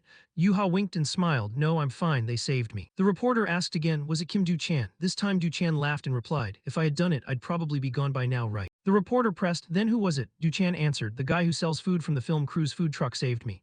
That reply made Kang In frown, thinking displeased, "Guy, he's my age." On stage, Du-chan scanned the theater and cheerfully explained, "Because the food truck guy had a similar build to me, I asked him to be my stand-in and he worked very hard." Below, Kang In sulked, "Don't look over here." He clarified, "He's just an ordinary guy, that's all." After the screening, the premiere was a success and the audience filed out. Before long, a forum post appeared. "Has anyone seen A Sunny Day? I heard they reshot many scenes within a week after casting, predicting this will be director Sun Min's embarrassing flop." Everyone at the premiere praised it but said the leads were just part-time staff. One commenter, "I'll go see it myself today and report back." Many agreed below, "Of course they're staff. How could they finish editing in 1 week? Insulting to assume the audience is stupid." "I think so too." Another said, "Feels like a waste of money. I heard there was a real accident in the film. Goodbye." But not long after, a new post appeared. "I take back all the arrogant things I said before. Now I'm recommending this film to everyone I meet. It has become my favorite action movie. I felt like it was truly a 4D experience. The immersion and impact were incredible. I never thought director Sun T was this good at action. I tried not to cry but tears fell during the romantic scenes. I think the person beside me saw me. How embarrassing." Director Sun T Min is a god of cinema. Director Sun Tae Min is a god of cinema. Director Sun Tae Min is a god of cinema. Seeing the poster's username, some netizens were surprised. This person usually only leaves complaints. What's going on? Isn't this just a scheme to get our money?" Another agreed, "I just watched it too. That review is real. You absolutely must see it. It will make your dry heart soften. This is a divine film." Director Sun Min is a god of cinema. 2 days later, a Dai-Om pulled out the box office chart to show off. Kang In, look, our movie is ranked #1. Kang In didn't care much about rankings. He was wiping a pan and more focused on how she put it. "Why do you call it our movie?" A Dai-Om laughed loudly. "Because you're like family to me. What my family does is mine too." Kang In soberly asked, "Since when are we siblings?" A Dai-Om whined, "Oh, Kang In, come on." She asked again, "Why don't you become an actor? You'd be great." He replied, "One film is enough for me." A Dai-Om lamented, "What a pity, I thought I might meet a celebrity again." Kang In said curtly, "I'm busy with other work, you wouldn't believe it." "Aren't you always free?" "Not at all." A Dai-Om put her hands on her hips, "Really? Besides being the cafe cook, what else do you do?" Kang In looked at her seriously and answered in a joking tone, "Special missions for the Earth Alliance." A Dai-Om was stunned for a moment by his seriousness. A moment later, someone in the internet cafe responded, "Probably so." T-Ho couldn't stop smiling, tears of joy streaming down his face. He raised his hand to celebrate the success. "We did it." In CEO Thent's office, the director was also beaming. "See, I told you everything would be fine." He gave a confident thumbs up. "There's no way our film can't attract an audience. I'm certain this film will reach 10 million views." T-Ho laughed with delight. Of course, of course." He stood up to praise. "At this rate, the number will certainly hit 10 million. Director Sun Tae Min, a director who bites 10 million. The director loved that line and puffed up with a smile. 2 cups sat on the table as T-Ho shared his imagination. "The opening night was so bad I nearly cried. The theater was nearly empty and I thought we might not even break even. Now I feel so happy I could cry." Director Tae Min smiled and planned the next film. "I'm considering making an action movie." T-Ho was slightly surprised and hesitated. "But aren't you a specialist in romance films?" Of course the action in this film was excellent. But the director shouted, "Na Kang In, yes, yes. If we have Na Kang In, I'll start writing the script right away." T-Ho realized the issue, and his eyes and face turned serious. Director son, why don't you sign that film with us? We'll sponsor infrared so it will be an action picture. The director immediately gave a thumbs-up deal. CEO T-Ho was pleased, but you've already spoken with Na Kang-in, right? The director casually, I'm only bringing it up now. T-Ho paused for a few seconds. The director beamed with confidence. Na Kang-in would never turn down such a great opportunity. Since we're only discussing it now, I'm calling him now. Suddenly a phone rang. Kang-in held the phone and looked at the caller ID. He thought it was a strange number and pressed reject. We are bringing two special guests from A Bright Tomorrow. Meanwhile, inside the studio, friendly voices chimed greetings. Hello, I'm Kim Do-chan. Very pleased to meet you all again, I'm Yu-ha. The host held the question script and began the show. A Bright Tomorrow is really blowing up, isn't it? Do you feel that way? Do-chan answered, yes, I've received a lot of interview requests and advertising offers. I'm very grateful. The host congratulated them, that's wonderful. She continued probing during the interview, Yu-ha, I heard the set actually collapsed. That surprised me. Tell us, was that collapse filmed? Yu-ha scratched her head and laughed. Yes, but there was someone very reliable there, so I wasn't in any danger. The stunt performer tried to protect me from injury. He laughed. Du-chan, the simple, naive one, then grinned foolishly. He said, he threw me far away just before the accident happened. It isn't in the film because I flew out too fast. Opposite him, Yu-ha frowned inwardly, thinking, don't say that, people might misunderstand. The host exclaimed, that stunt performer is amazing. It seems he calculated everything and reacted in an instant. Du-chan confirmed, exactly, he's not even a professional actor. He's just a guy who sells food from a truck. And he's incredible, right? Hearing that, Yu-ha didn't hesitate to praise Kang-in. Du-chan eagerly added, he even jumped onto a moving car without a harness and stopped it with a single strike using a metal pipe. The host, sensing juicy news, asked, wait, what? I watched A Sunny Day, but there's no scene like that in the film. Those words drained the two guests. Realizing he'd slipped up, Du-chan immediately covered his mouth with his hand. Yu-ha scolded inwardly, why say those things? She quickly changed the subject. Did you know? He's not only great at stunts, he's also a wonderful cook. The host looked at the screen and read a newly submitted question to the show. Is the car-stopping clip we thought was promotional actually real? Du-chan went pale, all the color drained from his face. Yu-ha's heart jumped too. This is live broadcast and comments exploded. What, is it real? That can't be true. Why did he stop the car? What's going on? In the office, T-ho was watching the show and boiled with rage. He roared, Kim Do-chan, you idiot. The marketing lead sighed and slapped his forehead. Damn it. T-ho slammed the table and barked, where's the manager? We need a new strategy right now. I'm just afraid the team is as dumb as pigs. That's right, I'm just afraid the team is as dumb as pigs. The marketing lead said wearily. I think we'll have to reveal things 20 days earlier than planned. T-ho tried to hold on. Is there any other way? The other replied, we need to seize the momentum from this issue. If we stall, controlling it will only get harder. Realizing the problem, T-ho could only nod anxiously. He picked up the phone, dialed, and waited nervously. After the first ring, the other side answered. Hello, Haina Kang-in, this is Lo. After hearing the director's explanation, Kang-in calmly asked, is that so? Because the truth was revealed later than expected, you couldn't report it on the actual day of the incident. I'll consider that luck. On this end, T-ho felt a weight lift and thought, always put on the hero's bright face. Anyway, we only have one way to handle this situation. Kang-in, washing dishes as he listened to the explanation, heard, we'll make everyone feel that the video is something impressive, not something serious. Instead of focusing on how Min panicked then, we should focus on how cool you looked. Does that work for you? Under a clear blue sky from the other end, Kang-in replied, go ahead, just don't mention my name. T-ho rejoiced, great thanks, thank you so much. On the live set, the show paused for a moment. Let's take a break and return with part 2 shortly. That's White Eagle's sign off, the theme music played. In a corner of the room, Du-chan, drained of energy, listened to the phone, his voice trembling like a mosquito. Yes, I'm very sorry, very sorry. Du-chan dejectedly pressed his face against the wall as punishment. If there's anything I can do right now, tell me. I'll do my best at everything except quitting showbiz.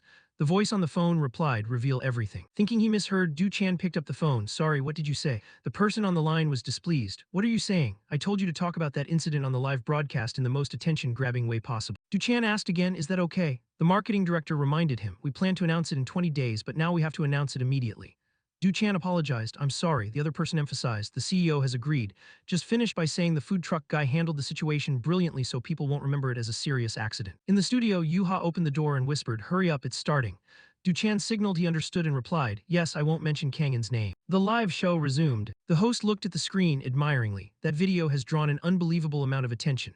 Comments are about to explode. Du-chan forced a smile and began, then let me tell everyone what happened, something I didn't have a chance to explain earlier. This is a true event that happened on the first day we resumed filming on set. While we were shooting, some people tried to kidnap our child actress Lim and Min. The host gasped, really, so that's why he jumped in without a harness in such a dangerous situation. The host gasped, really, so that's why he jumped in without a harness in such a dangerous situation. Sitting quietly while Du-chan told the story, Yu-ha forced a smile and thought, I guess they decided to drop this bomb. Du-chan winked and pointed at the camera. The food truck guy caught all the kidnappers and rescued Min safely. You all saw that when you watched the video, right? Comments kept popping up. Is he even human? How did he survive? Did he really risk his life? Is he an agent for some bureau? It's like a scene straight out of a movie. Online comments exploded. Topics revolved around the story, everyone talking about the professional cook's skills, saying he's no different from an action star. Not just a cook, Kang-in was hailed as a hero. Amazing, who is he? Kim Du-chan's food truck guy, muscles trained from cooking, revealed in the viral promo video. Really, the food truck guy rescued Min. An analysis post even appeared. For all the analytic fans out there, check this out. The analyst self-labeled and posted 285 views and 3 comments below. I calculated speed and distance and concluded it's faster than the Olympic sprint record. Incredible, but that slope is downhill while the Olympics are on flat ground. Still, it's impressive he could run that fast without falling. My god, if it were me, my knees would be shredded. Another post from the White Eagle fan group dissected details. In the kidnapping video, did you see how he threw the stone? He throws like a pro ball player, the distance is really far, his accuracy is terrifying, his running speed no joke. If he were a spy, no one could catch him. They also talked about Kang and swinging that metal pipe in the film. If that's a real skill, he could be a great fighter. Our team needs a hero like him to climb out of last place. Sign him up now. Kang-in's internal system expressed concern. That video is spreading very quickly. Kang-in read the posts and comments, then reassured it. It's okay, my name and face weren't revealed. Sitting on the small bed in the warehouse, Kang-in asked the system, Diane, can I compete in the Olympics? It coldly replied, the host won't pass doping tests. He lamented, what a pity, what about baseball then? The system said, professional baseball also tests for doping regularly. Kang-in lay back on the bed and sighed, forget it, I won't do those things. The system offered a suggestion. Also, we need to move from this temporary base to a more stable one. Looking up at the ceiling and the clutter in the warehouse, Kang-in nodded. Yeah, this place is a bit rough. The system observed anywhere would be better than the rest bed in that internet cafe. The host needs rest to maintain combat effectiveness. Food and clothing still matter. Kang-in mumbled, but can we find a new base with the current budget? The system checked income and expenses and reported back. Payment for the host's recent film role has just been transferred. Kang-in asked, how much is it a lot? The system reported 5 million gun has been transferred into the account. Kang-in sighed, that's it. At the internet cafe, a Dai AM proudly said, let me tell you something. From the moment I watched the video, I thought that was Kang-in, I mean it. She bragged, I guess my eye for people is pretty good. Zeong-hon marveled, I didn't expect someone so talented. I can watch it over and over and it's still amazing, still watching the kidnapping video. Incredible, a Dai AM grinned, right. Zeong-hon deadpan cutting through the fantasy, isn't that Kang-in? A Dai AM curiously asked, have you ever met anyone like Kang-in before? Zeong-hon propped against the mop, and thought remembering the mysterious masked person who had beaten the kidnappers to save him. Yeah, the person I met was very skilled too. A Dai AM, blinded by fandom, said, well, whoever it was, they can't be better than Kang-in. Lying on the bed in the room, Kang-in picked his ear and muttered, my ear's burning. The system replied indifferently, is that so? Footsteps approached outside and a staff member greeted, hello. Wearing sunglasses, walked up to the internet cafe's reception desk. She asked, excuse me, is this the gaming room where Kang-in works?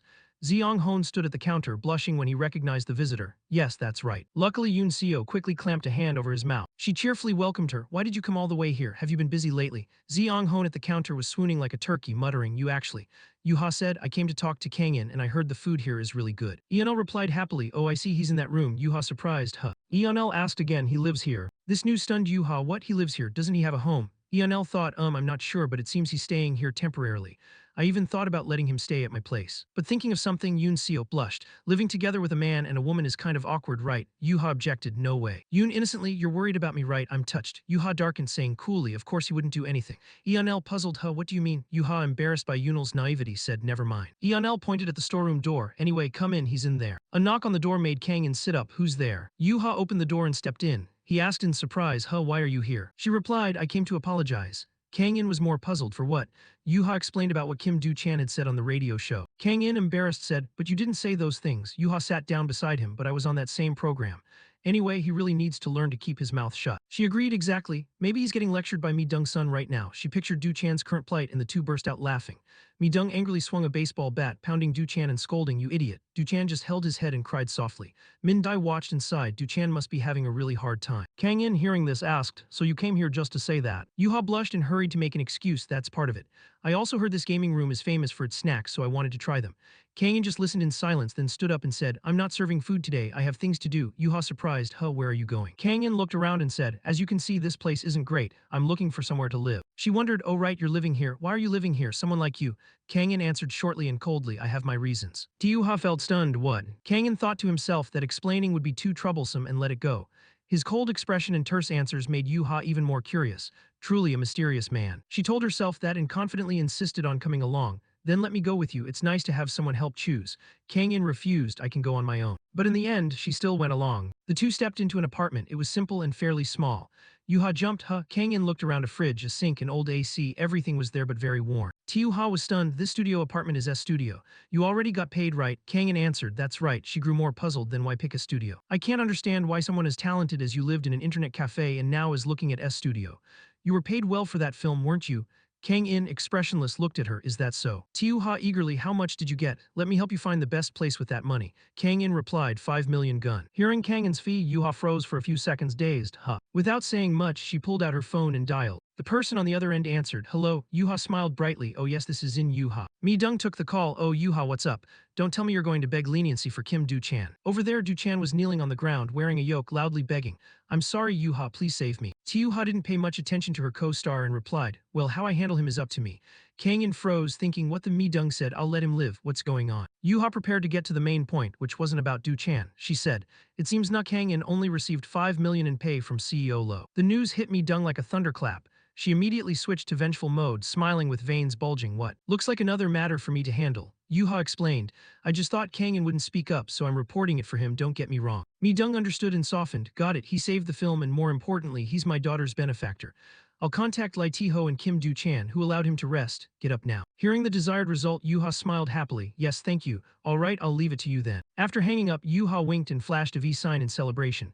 While we wait for a response, let's look at a few better places. The street was crowded and people hurried by. Kang-in received a call. Na Kang-in, this is Lai Ti-ho. On the pedestrian lane, Yuha tried to cover her face. Kang-in noted hiding only draws more attention. On the phone, Ti-ho said, I've looked into it and heard you only got 5 million for the fee. I'm quite surprised by that. They stopped in front of a real estate office and read rental flyers. Director Ti-ho added, Director Sun was busy with the film's release and didn't check closely. The payments were processed as usual, but considering your contribution, this is unacceptable. After outlining the issue, he proposed a solution. I've recalculated it, officially crediting you as the action coordinator rather than just a stuntman. At that moment, Kang-in and Yuha stepped into a bright, well-kept house. Ti-ho said, right now I'll transfer 100 million gun. So 100 million gun went into the account. As the two of them stood admiring a lovely, well-appointed home. Yuha excitedly, the deposit is 5 million gun and the rent is pretty reasonable for that. Kang-in praised, you're pretty savvy too. She smoothed her hair confidently, I'm the kind of woman who's very helpful to have around. You know, do I make your heart flutter? Kang-in looked out the window, the view was nice. The system spoke up, I've ensured a clear line of sight to watch for approaching threats. Now we can observe from a distance. If we install blackout curtains, it will block an enemy's view. Watching Kang-in stare intently out the window, Yuha thought to herself confidently, this guy is so sweet just because he got 100 million. She asked, what are you going to do with the rest of the money? The system said, we need to ensure mobility, I suggest buying a car. Kang-in nodded in agreement, I need to buy a car. Yuha volunteered, let me recommend somewhere, I know a good place. But with 50 million, it's hard to get a luxury car. Kang-in called out unexpectedly, but Yuha. She startled and turned to look at him. What? Kang-in stepped closer, hands in his hoodie pockets, pressed Yuha against the wall and asked, why do you keep trying to help me? Yuha froze, huh? Kang-in leaned in close and asked bluntly, do you like me? Yuha flushed, panicked at the thought of her feelings being exposed, jumped up and denied it frantically. What are you saying? Why would I like you? Kang-in turned away, I just wondered because you stick to me everywhere I go. Yuha snapped, what the hell, cut the delusions of grandeur. I'm an actor, okay? My schedule was free and I just happened to pass by your place. I'm helping you as a friend, got it? Kang-in rubbed his ear, fine then, if not why shout like that? God, my eardrums are about to burst. I was just joking, thank you for helping me. The unexpected thanks left Yuha stunned. Oh, how embarrassing, I didn't help you just to hear something like that. The system chimed in, please send your thanks to me too, not just Zin Yuha. Kang-in snapped, shut up. Yuha surprised, what, are you editing my words? Wasn't she supposed to thank me? Yuha slowly confessed, actually about that day, if that metal bar had hit me, I could have been badly injured or worse. You were the one who saved me. Kang-in listened in silence. Yuha lowered her head and twirled her hair, voice dropping. Because of that accident, I might not be alive now. To be honest, I thought I was okay, but when I got home, the house was pitch black and lifeless. When I was alone, I began to realize everything. I was terrified of the darkness in my own home. The two-story house always pitch black, waiting for its owner to return each night. When I arrived at that dark house, I always thought of that moment and my heart raced. Since then, the lightless house has made me very anxious. Some nights I curled up under the blanket on my bed and couldn't sleep. That accident keeps replaying in my dreams. So being near you makes me feel safer. If you don't mind, could I come by often? But Kang-in seemed indifferent, which irritated Yuha. Hey, are you listening? Kang-in stretched by the window. The view here is really nice. Cut to a scene at an old parking lot. The two stood before an old car. Yuha worried. Are you really going to buy this thing with the remaining money? There are plenty of used cars in good condition, so why this crappy one? Kang-in admonished, that's rude to the seller. She embarrassed. I'm sorry. The seller scratched his head awkwardly. You're right. Actually, everyone told me to scrap it because repairs cost more than its sale price. Yuha advised again, sir, there are many nicer cars, don't buy this one. Kang-in ignored it and asked the seller, can I inspect the car's components? The seller agreed, go ahead. Kang In opened the hood and stared pensively at the aged engine, and asked the system, can you repair this? The system replied, of course, I even have field manuals for vehicle repair. Kang In, surprised, even with an old car like this, you come from 2082, so this must be ancient to you. The system replied, don't worry, I also have manuals for cars from 100 years ago. Just fix the electrical and power systems and everything will be fine. Kang In looked pleased and closed the hood, I like this. Kang In looked pleased and closed the hood, I like this. The seller was surprised too, you really want to buy it. The engine's weak, it could stall any time, I'm not responsible for that. Kang In calmly, I know, sell it to me cheap. The seller shrugged, fine by me but don't come back blaming me. Yuha held her head from behind, this can't be real. Cut to the men's restroom, Kang In asked the system. Jin, is it safe to repair the car in the new apartment parking lot? The system answered, doing that would make the neighbors suspicious.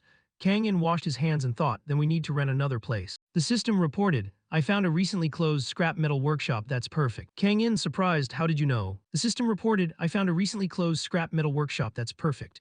Kang In, surprised, how did you know? The system showed a flyer plastered on a utility pole as the car passed by. I collected the information while accompanying the owner.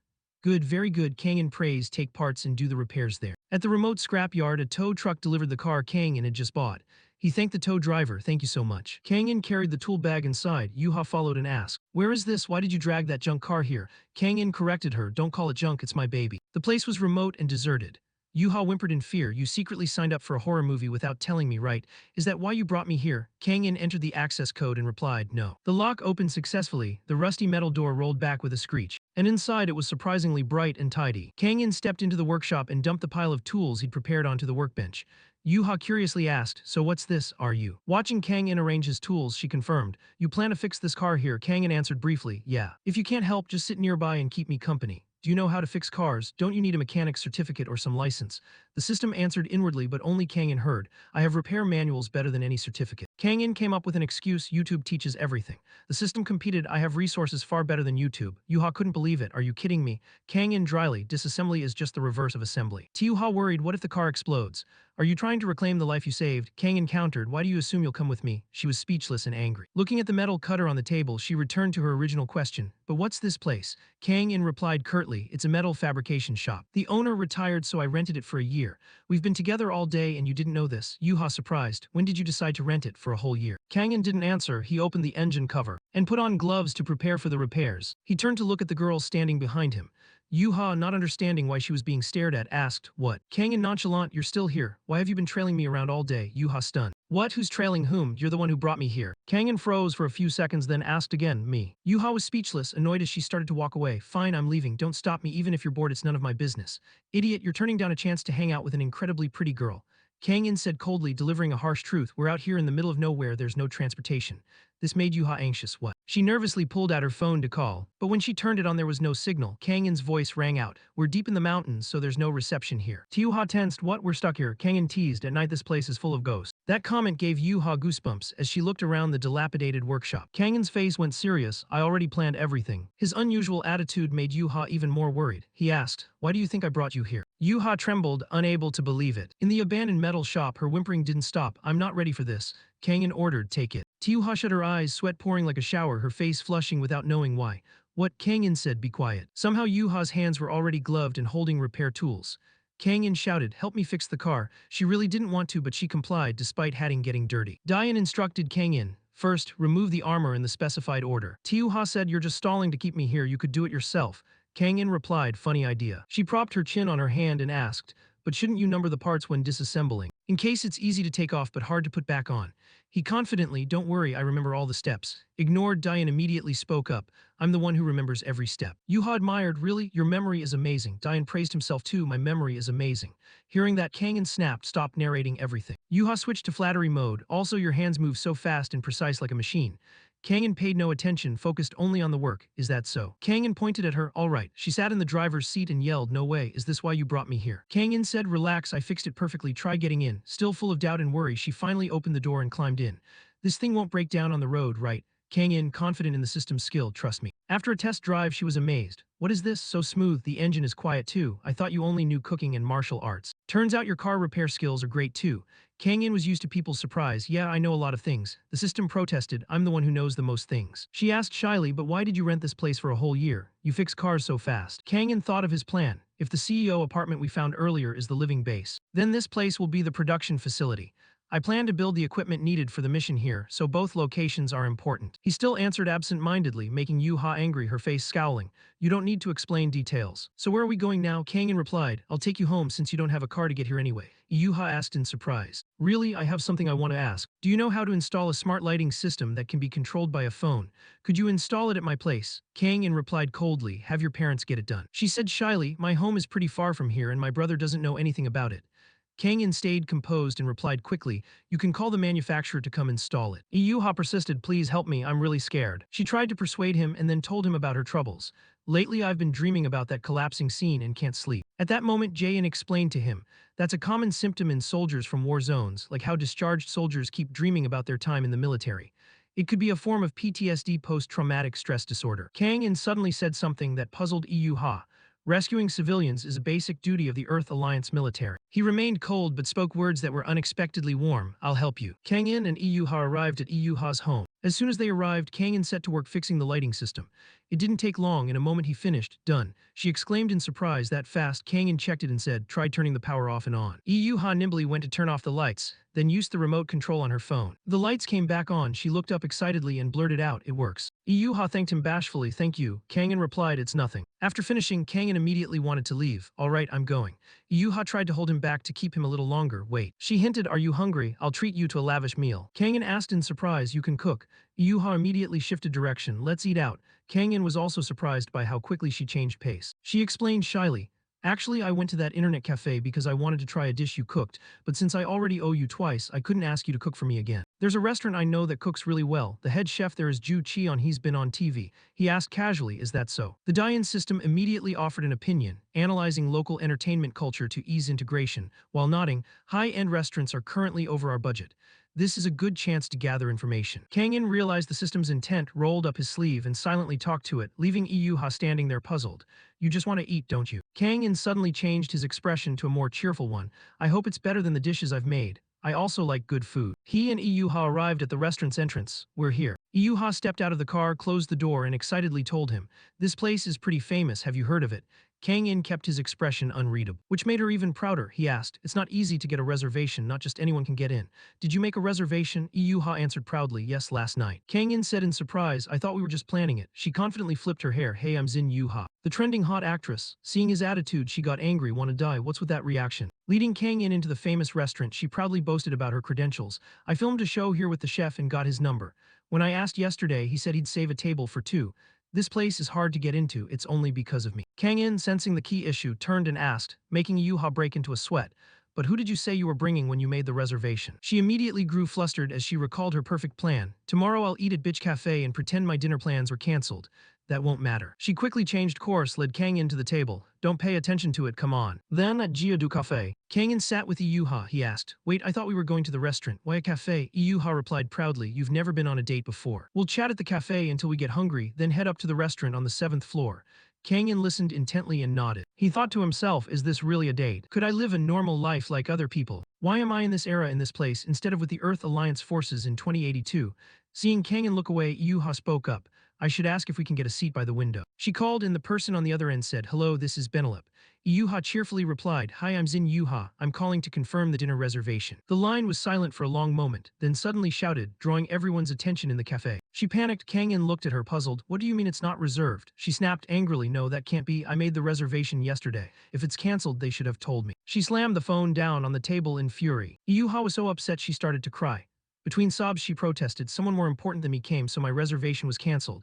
If they cancel bookings that easily, why did they even ask me to pick a table? Kangin observed, it seems you're the easiest person to bump. Hearing that, Yuha got even angrier. Whose side are you on? Kangin waved his hand, feigning indifference, and said, whoever, let's go to Guba Pie or whatever, or I can cook myself. I know how to make a mean salted fish. Yuha snapped angrily, rejecting his offer. No. She reapplied her lipstick, ready for battle. Sit here and wait, I'll go handle this. I want to see with my own eyes who their VIP guest is. Kangin watched in surprise as she strode off confidently. People around noticed the commotion and recognized her as Zin Yuha. While waiting for Yuha to return, Kangin leisurely sat in his chair, enjoying a steaming, aromatic cup of coffee and chatting with Jae-in. How's the coffee here? It replied, good. While Kangin was calmly sipping his coffee, a major incident was unfolding nearby. A security guard looked out the window and wondered, why is the window? Before he finished, he spotted a group breaking into the building. Alarmed, the guard shouted, wait, who are you people? Seeing the strangers, dressed head to toe with their faces covered and carrying suitcases, the guard answered himself, robbers. No sooner had he spoken than one of them lunged forward and struck him straight in the gut, rendering the guard unconscious. A masked man said sternly, the target is BL letter 181P on the 7th floor. From now on, we'll monitor every floor and control everyone one by one. On the 7th floor, Ha was complaining to the head chef, how could you do this to me? You were the one who said you'd reserve a table for me yesterday. The head chef, a man with a shiny bald head, awkwardly scratched his head. Miss Yuha, I'm very sorry. This was an unexpected important reservation request. Standing across from the chef, Yuha couldn't look him in the face because his scalp reflected the light so well. Even with sunglasses on, she had to shield her eyes and whisper, it's so bright, good thing I brought shades. She continued, but why was my reservation cancelled? How important was that guest? I'm supposed to be special too. He replied apologetically, Miss Yuha, you were the last to book, so there were no other options. Actually, your seat was a last-minute arrangement, not an official reservation. Yuha was not satisfied with the answer. Then you could have informed me beforehand. I came all the way here. The head chef bowed deeply and apologized. I'm sorry, I'm truly sorry. I thought the staff had notified you, but there appears to have been a mistake. If you come back tomorrow, I promise I'll take good care of you. Yuha bit her nails, anxiously unhappy. I have no reason to come back tomorrow. If I invite him, he might even refuse. The head chef asked curiously, who is this person? She replied coldly, never mind. Meanwhile, inside the Ben Lop restaurant, at a two-person table by the window, a man was on the phone. You told me to book here. I nearly couldn't get a reservation last night. Now you can't make it. On the other end was T Zung, who explained, I'm almost there, but there's an urgent issue at the company, so I have to turn back. I really can't do anything about it. The man snapped, so you expect me to eat here alone? T Zung suggested calling his wife. The other replied, she's tied up with her schedule. The call ended. The man was T Ho, who sighed tiredly. Eating alone isn't my thing. Suddenly, he spotted a familiar figure talking with Chef Gu Qian outside. He stepped out. Ozin Yuha gasped. Oh, my CEO lied to. T-Ho asked, you're here alone? Yuha snapped. No, I came with Kangin, but my reservation was cancelled. Chef Gu Qian said sadly, I'm very sorry to hear that. T-Ho proposed, how about this? Yuha raised an eyebrow. What do you mean? T-Ho smiled brightly. Not only was my booking cancelled, I was worried I'd have to eat alone. Now I can join you in Kangin. He held up 3 fingers. 3 is better than 2, right? Yuha, irritated by his cheerful face, thought to herself, 2 is still better than 3. She asked the chef, but is that okay? The chef nodded, of course. After all, this was your booking, Ms. Ha. Hearing that, she asked again, what's going on? Gu Qian, realizing he'd misspoken, quickly covered, it's nothing. Back at the cafe, Kangin sipped his coffee. The system commented, the coffee here is quite good. Kangin set the cup down and murmured, maybe you should run a chemical analysis to see what's different from the internet cafe's coffee. The system said data entry can only be done via the agent's body. He complained, my tongue isn't sensitive enough to tell. The system replied, then shut up and drink. Kangin scowled, that's not exactly what I meant. The system mocked, don't be sarcastic, I know. Kangin checked his phone and saw Yuha's message. Wait, I'll handle this quickly and be right back. Kangin replied with 2 messages, it's fine, go ahead, instead let's have soup. But he got no response. The system asked, host, do you really prefer beef soup over dishes at a fancy restaurant? Kangin put his hands behind his head. No, I'm just being polite. The system taunted, I didn't know you were that polite. Kangin snapped, you must be malfunctioning. Don't pretend you don't understand. Looking at his watch, Kangin wondered, why is Yuha taking so long? It's been 20 minutes. He suddenly grew serious when the system warned, host, an anomaly has been detected. Kangin frowned. What? People around began fussing over their phones and laptops. The system announced, no signal, the internet has been cut. What, you too? Kangin asked. The system continued analyzing. All smartphones near the host have lost signal. Anything else? The rolling shutter on the 1st floor is closing. I'm analyzing ambient noise to predict the fire door status. Just then, at the entrance, the rolling shutter closed completely. Kangin ordered, listen to what's happening on the ground floor. The system used Kangin's auditory input and reproduced 4 different voices saying aloud. What? Why is the shutter closing? Is there a fire? But why aren't we hearing alarms? Is it malfunctioning? Kangin stood up. I have to go down and check. The system immediately warned, armed individuals detected on the 2nd floor. Kangin jolted. Through his sight, he saw 3 masked figures approaching the cafe. Armed, detected suppressed gunfire. Guns in Korea. He set his face. The enemy will arrive in 10 seconds. Host must retreat. Kangin looked around. I only have 1 exit. Where to go? Break the window and jump out. Kangin glanced at the window skeptically. You're telling me how to die quickly, right? The system replied matter-of-factly, you are on the 2nd floor. Meanwhile, on the 7th floor, the masked robbers had appeared. One of them kicked the door hard, raised a silenced gun and fired several shots. A bullet shattered the liquor rack, causing everyone to scream in panic. They've got GUNS. The curtains were pulled down immediately. One of them put the gun to his mouth. SHH, silence. Anyone who screams will be shot. Move into the corner. Everyone went pale, raised their hands and moved. Director T-Ho trembled. What's happening? Is this for real? They looked at the head chef who was shaking like a leaf. He nervously swallowed, "Is this real?" Iyuha stammered, "CEO lie. What should we do?" "Stay calm, do as they say," Tiho said. Everyone moved in unison to one side. As they moved, Iyuha whispered, "But Kang In, he's also in this building, isn't he?" Then she calmly took out her phone. "That's right. If I call, he'll come to rescue us." A robber pressed a gun to her head. "Hey, are you blind? Phone signals are blocked. You trying to call the police?" Iyuha, shaking, threw her phone and flailed, "No, of course not. What's the police number again?" "Muted and get over there." Iyuha and Tiho ran off immediately. In the corner, Iyuha trembled and prayed, "Kangin will come, right?" Tiho said seriously, "No matter how strong he is, everyone is equal before a gun barrel. If I were him, I'd find a way to get out of here now." On the second floor, Kangin stood in front of the window, silent. After a few seconds, he asked, "Break the door and run." He muttered, "Rescuing civilians is a basic duty of the Earth Alliance." He turned, his gaze resolute. Retreat is not an option. The three masked men burst in, brandishing guns and shouting, "Don't move, hands up." But the people in the cafe showed no fear at all. They looked at the robbers as if watching a show, filming, surprise live stream. Is someone about to confess their love? The robber was furious. He fired straight at the pastry case. Crack. People panicked and screamed, "Oh my god, it's a real gun, shut up, hands up," the robber roared. Kangin studied the gun, a 9mm semi-automatic pistol with a high-performance suppressor attached.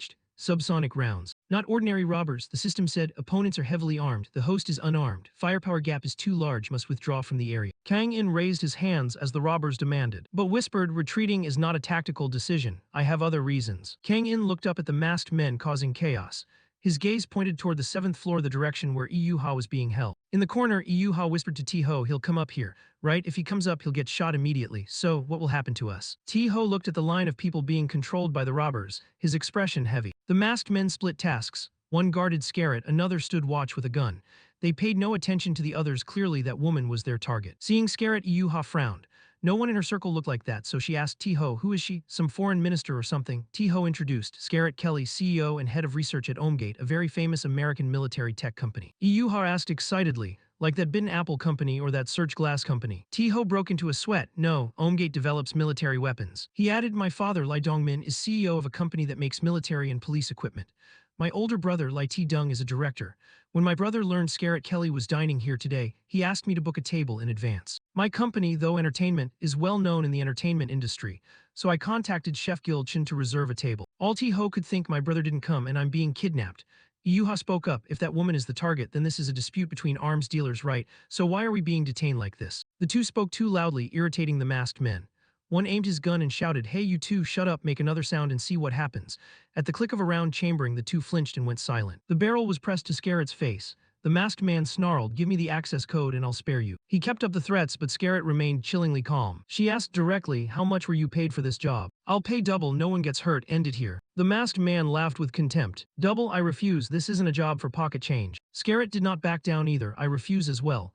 Even if you torture me, I won't give you the access code." The masked man ground his teeth and shifted the gun to someone else. "Let's see how long you can stand." A gunshot rang out, everyone screamed in terror. He sneered, "There's plenty more, I can kill them one by one." Scarrett frowned. On the second floor, Kangin was analyzing sounds. "I detected two unusual noises from above. Could be shots from a suppressed weapon and glass breaking." He frowned, the first shot was a warning, what was the second for? The system replied, "The broken glass creates a threatening effect.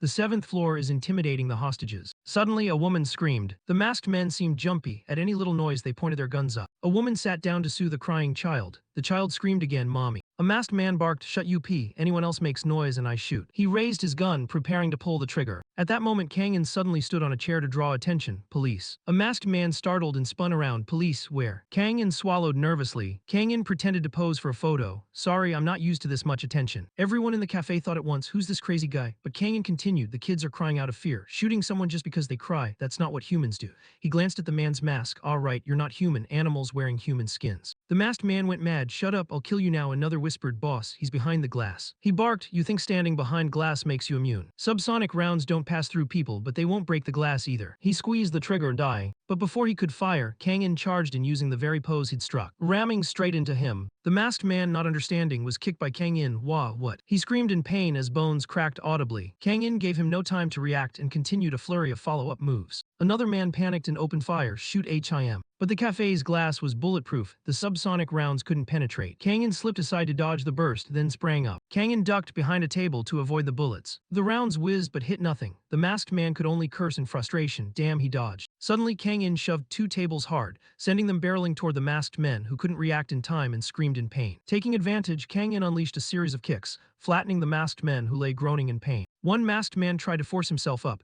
trembling as he aimed his gun at Kang In and yelled in anger, "You crazy bastard, die!" Kang In glanced at him, just as a shot was fired, streaking straight toward him. The system sounded, displaying the bullet's predicted trajectory, allowing Kang In to dodge in time. Everyone stared at Kang In astonishment. The bullet skimmed his arm, tearing his shirt but causing no injury. Kang In flipped and sprang up. The masked man gaped in shocked disbelief. One of them fired continuously at Kang In, and Kang In dodged every round. Kang In kept tumbling to evade. Kang In summoned all his strength and delivered a powerful kick to the masked man's body. The surrounding air was chaotic, tables and chairs shattered. Onlookers gaped. He did it. Everyone shouted in unison, thank you for saving us." Kang In glanced back and saw people still buzzing about his strength. Kang In's pupils suddenly dilated as the system warned something was approaching the host. The kids who were crying earlier now happily ran over to Kang In, excitedly asking, "Sir, you're a hero, right? You dodged all the bullets, didn't you?" Another child said no, he got hit in the arm. A little girl ran up, worried, does it hurt? The masked man lay motionless on the floor, blood pouring from his mouth. That scene was not good for the children's mental well-being, so Kang In quickly used his hand to cover the wound. A red pair of underwear appeared. At the same time, he grabbed the red underwear's waistband on the masked man and pulled it up over his head. Everyone stared in bafflement. The stretchy underwear pulled up over his head and the kids looked at Kang In and asked, "Sir, what are you doing?" Kang In smiled reassuringly. "It's okay, don't worry, your arm doesn't hurt." The masked man in pain could only mutter curses, "It hurts so bad, damn it." Kang In checked the pile of weapons on the floor. 3 semi-automatic pistols, 3.5 magazines. How did they get this many guns through security without being detected? He assessed silently, there might be another group waiting outside. Escaping through the windows would be very dangerous, especially for civilians. The system confirmed escaping via the windows does not ensure everyone's safety. Must defend in place. Kang In nodded. "EUHA is probably on the 7th floor. The enemies up there likely don't know what's happening here. We need to turn this place into a defensive line before moving up." He consulted the system. Making noise could endanger the 7th floor. We have to act very carefully. The system agreed. That's the wise decision. Kang In looked at the 3 masked men sprawled out, their 3 hats thrown into the air. He removed their masks and found all 3 were foreigners, though they spoke the native language fluently. He surmised, they came here to take something and planned to flee the country. He speculated they came to steal something and intended to escape abroad. The system reminded, firepower is insufficient, arming civilians is the best option. Kang In nodded, picked up a gun. Arming civilians is one of the standard defensive tactics of the Earth Alliance. It's better than sitting and waiting to be wiped out. He loaded the magazine and asked while doing so, "Has anyone here ever used a handgun? I need 2 volunteers." 4 men raised their hands. "Me, I know how to use one, me too." The system warned to be careful, there may be a spy. Kang In asked about backgrounds. "I once commanded tanks in an armored brigade. I was discharged as a lieutenant." Kang In observed carefully and chose the 2 in navy and olive. "I'll entrust this to you too." The other 2 asked, "Why pick us?" Kang In calmly explained, "Neither of you have children. Terrorists won't let a spy go with kids, so you're safer." Those not chosen sulked, consoling themselves. Kang In instructed, "I'll check the other areas. You 2 guard this area. Do not hand guns to anyone except the police and don't let anyone in unless identity is confirmed." The 2 shouted in unison, "We'll defend this place with our lives. There may be snipers outside, so don't attempt a reckless escape." The 2 listened seriously and complied, understood. Kang In held the radio in his hand and said, "I need to take the radio from this rabbit-masked guy." He examined it closely and realized it wasn't a military radio but showed signs of modification. It could be a short-range communication device. Noise from the upper floors made everyone in the cafe startled and worried. "What's happening?" someone asked. Kang In whispered to the system, "Die-in, do you remember the rabbit-masked guy's voice? Adjust the voice to match the target." He cleared his throat, practiced, and prepared to modulate his voice for the impersonation. Sitting beside the masked men, Kang In growled, threatening, "I'll teach those ignorant fools a lesson." Everyone around buzzed with conversation, hearing his voice and thinking it was the rabbit-masked guy. What's going on? That voice sounds exactly like him," still as hurried as ever. Kang In signaled for silence and spoke into the radio. "We need to make them think there are more than 3 of us here. I'll go upstairs for a bit." The other side replied, "Okay." At that moment, Kang In stood up and asked the women, "Does anyone have a handheld mirror?" A short-haired woman blushed and handed Kang In a mirror. "Oh, I have one." He smiled and thanked her, making her even more embarrassed. As he walked, Kang In told the system, "They've even disabled the elevator. These guys are really dangerous." He began walking up the stairs because the elevator was out of service. A voice rang up from below where Kang In stood. "How can you control those people when you tell me to bring more people upstairs than us?" He readied combat mode, suspecting enemy presence. Kang In stood still, focusing his eyes and ears to listen. "See, these aren't professionals. I'll go up first to check." Another voice answered. It sounded like 2 masked men arguing on the 2nd floor, one angry, the other confused.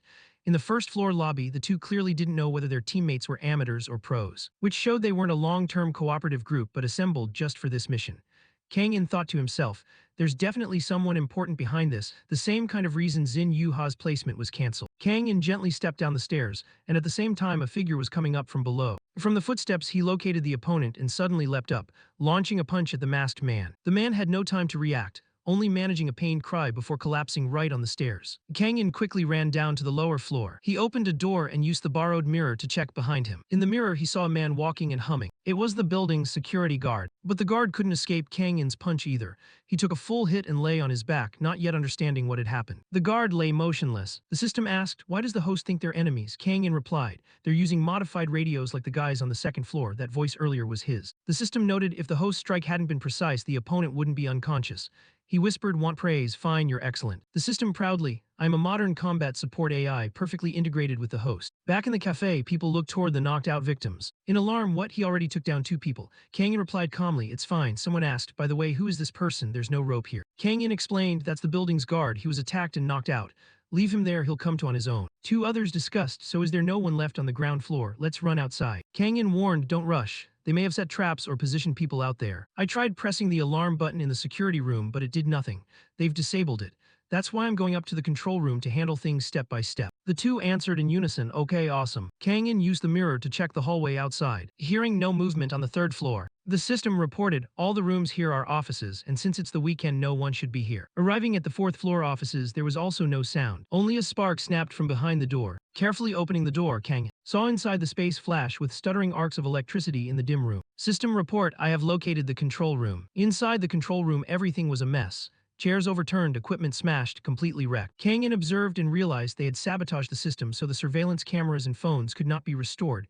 Even the internet lines were cut off, crippling the building's eyes and ears. These guys were no amateurs. The 1st floor is the lobby, the 2nd floor the cafe. They only deployed armed forces to the 2nd floor, leaving other areas unguarded. Their target wasn't Yuha, and they didn't expect someone like him to show up, Kang In judged. The system replied, "Of course Zin Yuha holds no strategic value." Kang In laughed, "Hey, Yuha is just a supporting actor, you know that." Outside, the atmosphere remained very quiet.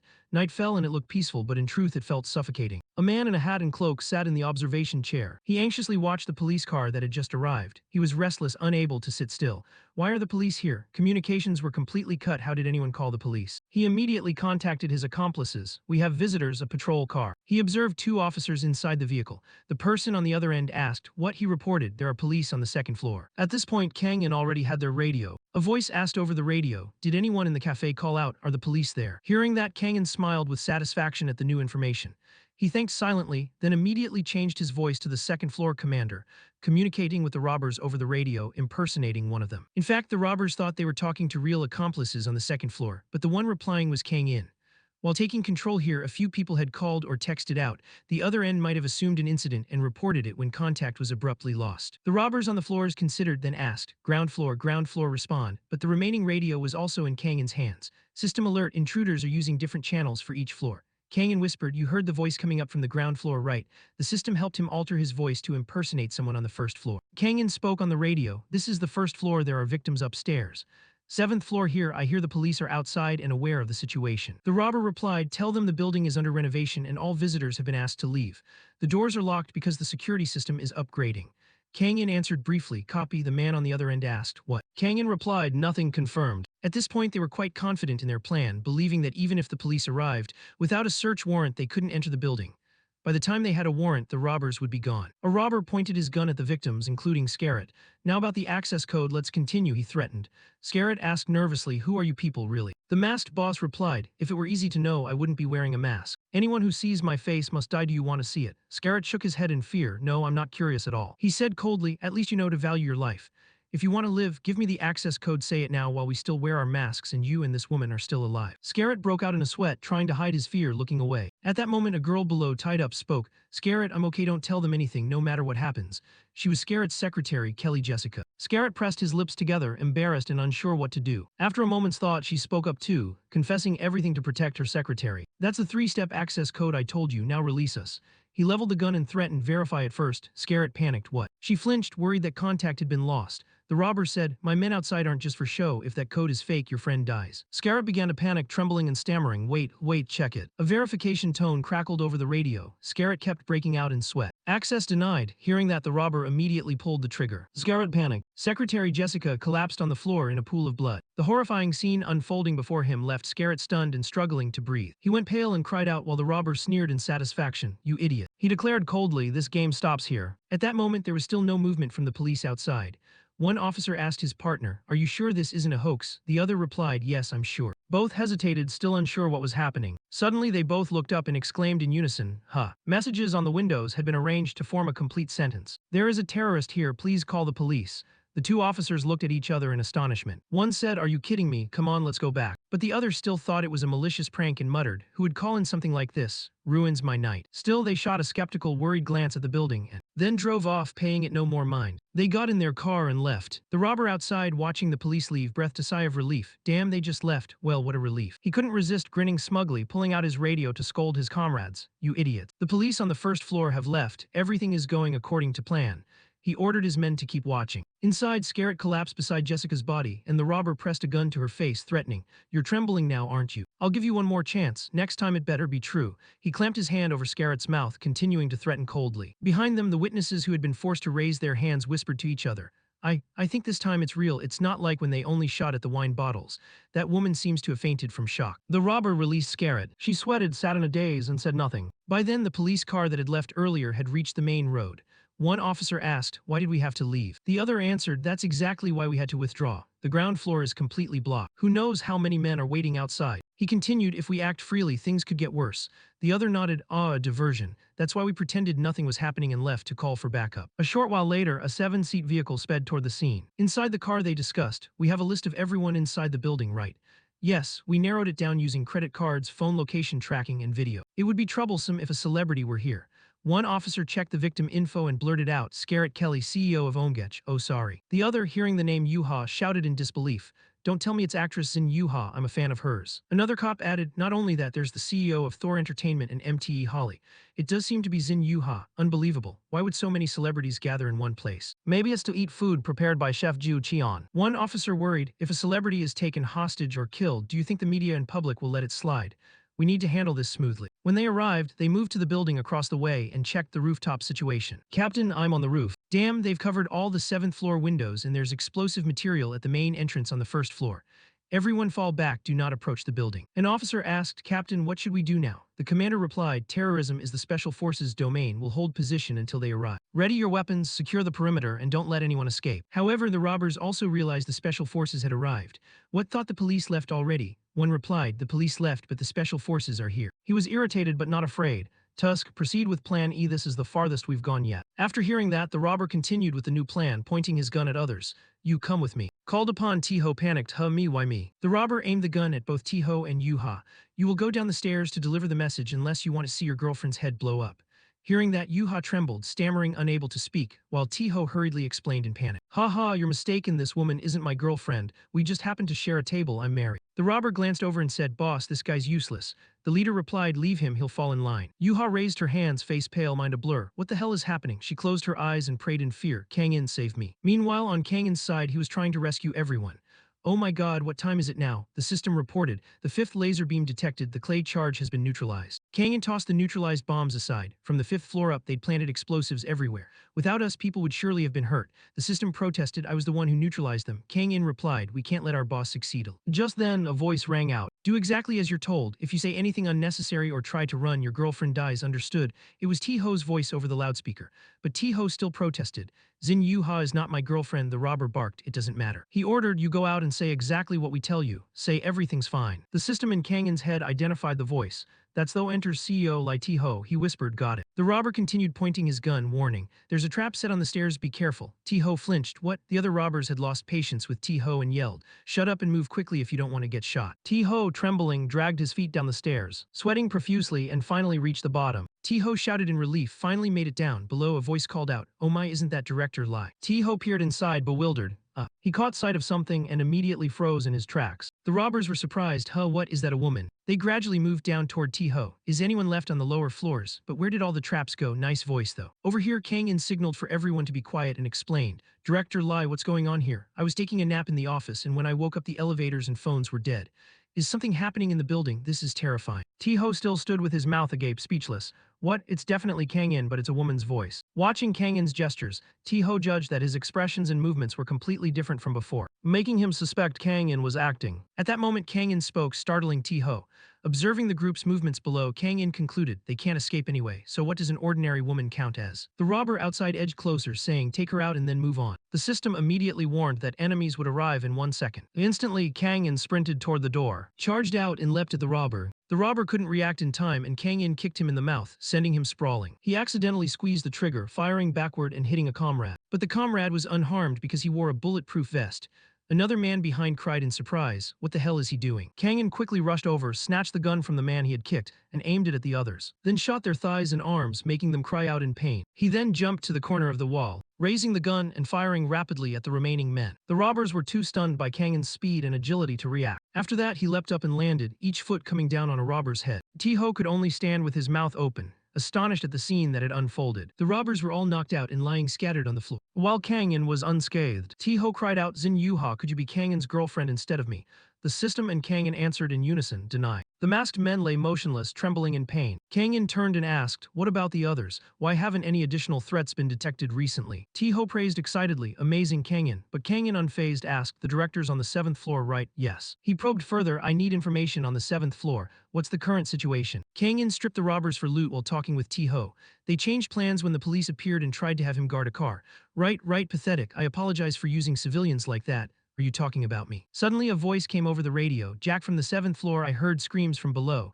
Report the situation. T-Ho panicked, thinking he was about to be taken away. Contrary to that panic, Kang In calmly imitated the voice and replied, understood. He pretended to report, there are 2 people on the 5th floor, we escorted them out, no casualties. The voice on the radio snapped, I thought we checked the floors thoroughly, you missed an escape route. Keep moving, there's no time. T-Ho asked Kang In, puzzled, why does your voice sound like theirs? Earlier you imitated a woman's voice so naturally. Keep moving, there's no time. T-Ho asked Kang In, puzzled, why does your voice sound like theirs? Earlier you imitated a woman's voice so naturally. What about T-Ho? T-Ho stammered, she was fine when I went down, but it seems they gave her a special watch. Kang In heard this and closed his eyes to think. A special watch because she's a celebrity, she has higher value as a hostage, that's not good. Quickly he grabbed a gun, turned and said, I'll go back. T-Ho, surprised, pointed at his face and shouted, alone, I'm armed too, I will fight with you. Kang In asked coldly, can you handle it? He replied confidently, I served in the military, I'm a reserve sergeant. Kang In asked again, what's your role? He stammered, I used to work in the Public Affairs Department of the Ministry of Defense. Kang In said icily, then stay put. Keep an eye on those unconscious men, that's all I need you to do. T-Ho forced a worried laugh and asked, but what if they wake up? Kang In answered without hesitation, shoot them in the head, 1 shot will kill them. He wailed, I only dare shoot the body. At that moment on the 7th floor, Jack loudly threatened, tell me the code now. Scarrett was backed into a corner, a gun at his head, but remained defiant. Even if you kill me, I won't say a word. The robber's eyes reddened, furious, he moved to strike. But at that moment the henchmen were slammed and sent flying. Jack and Scarrett both stared back in astonishment. Inside, Scarrett secretly breathed a sigh of relief at narrowly escaping death. With a single punch, Kang In had taken out 2 henchmen, sending them flying 10 meters. Chaos erupted inside, people shouted, what police? Another masked man immediately grabbed a girl as a hostage and warned forcefully. He shouted, shoot her, what are you waiting for?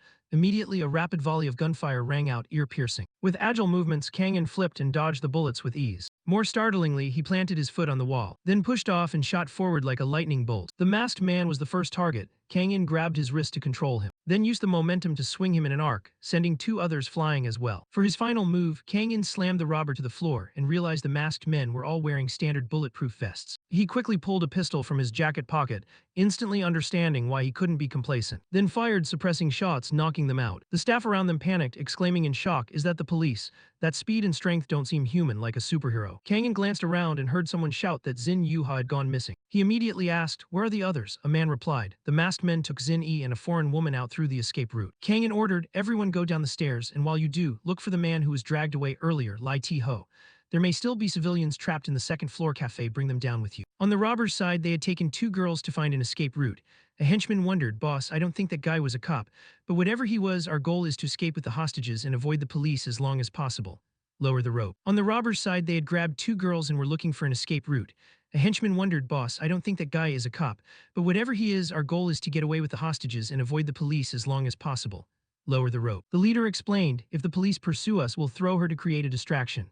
Also, she's the perfect threat to force Omega's access code out of them. T-Yuha still didn't give up, shouting to get Scarrett's attention. What are you saying? Stop speaking that strange language. At that moment, Kang In delivered a kick that smashed the door and burst inside. Seeing the gang holding hostages and preparing to flee, 2 henchmen angrily lunged forward with knives. That bastard, boss, you go first. Kang In closed his eyes, The trajectories of the knives appeared in his mind as he anticipated the attack vector. His eyes flashing alertly, he leapt backward past the two robbers, while quickly firing two shots that dropped them in pain, rolling on the floor. The hostage holder saw him launch into the air and sneered as he fired. "You idiot. Shoot all you want, it won't help." But every bullet was easily dodged by Kang In, his movements as agile as a dancer. He shouted, gun raised in a signal, Yuha, get down. She immediately ducked, catching the robber off guard. In an instant, in front of Yuha, the robber was shot down by Kang. All eyes turned to Kang In astonishment. Another bullet grazed a robber's shoulder. He clutched it and cried out in pain. Seeing his men fall, Jayak Ko angrily leveled his gun, keeping Scarrett as a hostage and warning, "Let go." His gaze focused, the muzzle pressed against Scarrett as a threat. "You're not going to sit still, are you?" A gunshot rang out, blood spraying and shocking Kang In and Yuha. This time, Jayak Ko pointed the gun straight at Scarrett's head, causing her pain and terror. He kept threatening, "Come on, drop the gun or I'll shoot." As a man of honor, Kang In immediately tossed his gun aside. Scarrett stared at that series of actions, stunned and speechless. At that moment, the police had arrived, surrounding the entire building.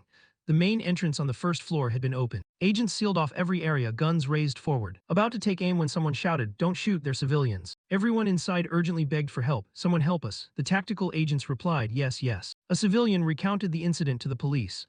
"Armed terrorists burst into the cafe and tried to shoot us. I thought we were going to die there, but then a man appeared. He was even more terrifying than the terrorists." The other girls excitedly described Kang In like a superhero. He dodged every bullet and took down all the bad guys in the blink of an eye.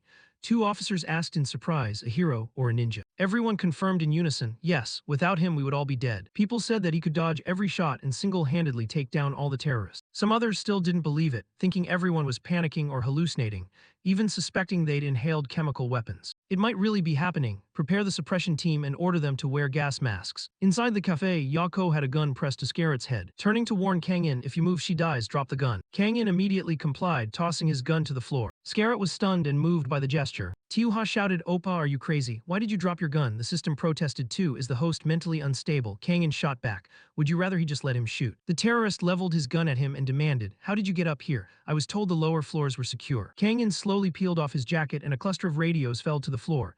He answered casually, nonchalant, "This." Then he immediately impersonated one of the henchmen. "It's me, boss." He deliberately taunted, joking, "Boss, you satisfied? It's me, you idiot." The man was so furious he lunged to punch him. "It's you, you bastard." He cursed and opened fire relentlessly at Kang In. Quickly, Kang In grabbed a table knife. Then, while deftly dodging bullets, kept a calm expression. After that, he hurled the knife straight into his head. Jayak Ko screamed in pain. As he threw it, Kang In thought, "I predicted his movement and hit the target precisely." Jayak Ko, in agony, was forced to let go of Scarrett, who nearly fell if Yunha hadn't caught her in time. Kang In immediately ordered the two, "Use me as a shield and slowly back away."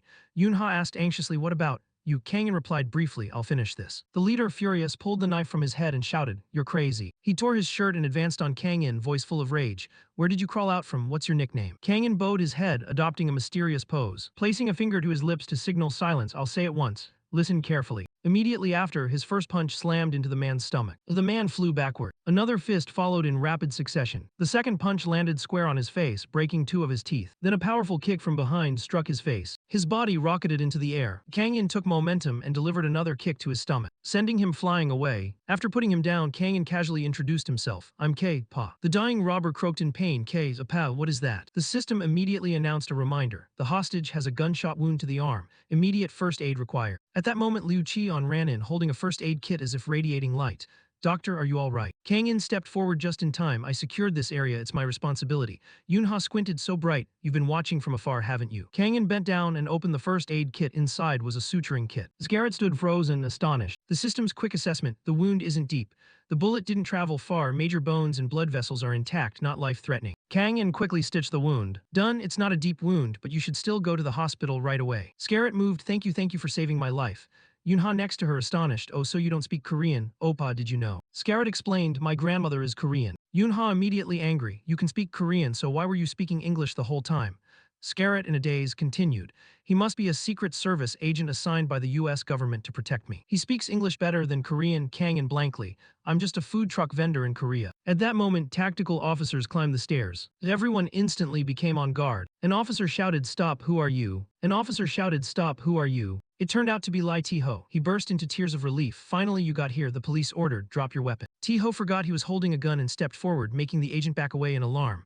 "I was about to faint waiting for you." "Drop the weapon." Lai Tiho's identity was confirmed. They asked, "Are the terrorists here?" Tiho hesitantly, "Yes, how did you take them down?" T-Ho immediately reenacted. That guy ran in and bam bam then foo-hoo and they all fell. The officer frowned, so it was bam bam foo-hoo. Just then someone shouted, trap found, everyone get down. T-Ho didn't understand what was happening. Looked at the object on the floor, picked it up, this thing. There, that's a trap, shut it. Liu Qian appeared like a chef stepping out into the spotlight. Welcome, this is Benela. His shiny bald head made the police recoil in surprise. Too dazzling, one officer recognized him. Chef Garu Qian. People panicked. Quick, quick, quick. Garu Qian smiled calmly. Ha, you all recognize me. A cop barked, now's not the time to laugh. The building is still under attack. He pointed to one side. Oh, don't worry, everyone is safe. The officers looked and saw Kang and Scarrett and Yunha all unharmed. Yunha shouted, wow, the police are here, we're saved. The officers gasped, that's Xin Yunha, she's been rescued. Finally, they spotted the people bound nearby. These are the terrorists, right? Yunha jumped up proudly to confirm, yes, we dealt with them, there are many more out there. The police stared, unable to believe what they were seeing. Everyone, including Yunha, beamed and admitted, yes, all the terrorists in this building have been captured. The officers looked at each other, sweating, unable to believe what had just happened. They laughed at themselves, why were we worried coming here? Another officer chimed in, exactly. Outside, crowds gathered around the building as police forces hurriedly carried out their duties. The terrorists may be disguised as civilians. Check everyone thoroughly. In a shuttle van in the parking lot, an officer earnestly said, thanks to you, we avoided a major disaster. He excitedly handed a hot cup of coffee to Kang-in, and we also identified the ringleader quickly. Here, have some. Kang-in took it and replied softly, thank you. The officer continued, handing Kang-in a report on the terrorists' identities. The ringleader's alias is Old Jack, an international criminal involved in terrorism, robbery, and kidnapping for profit. He's even on Interpol's Red Notice list. The officer asked in surprise, you really took down a man like that with a single blow?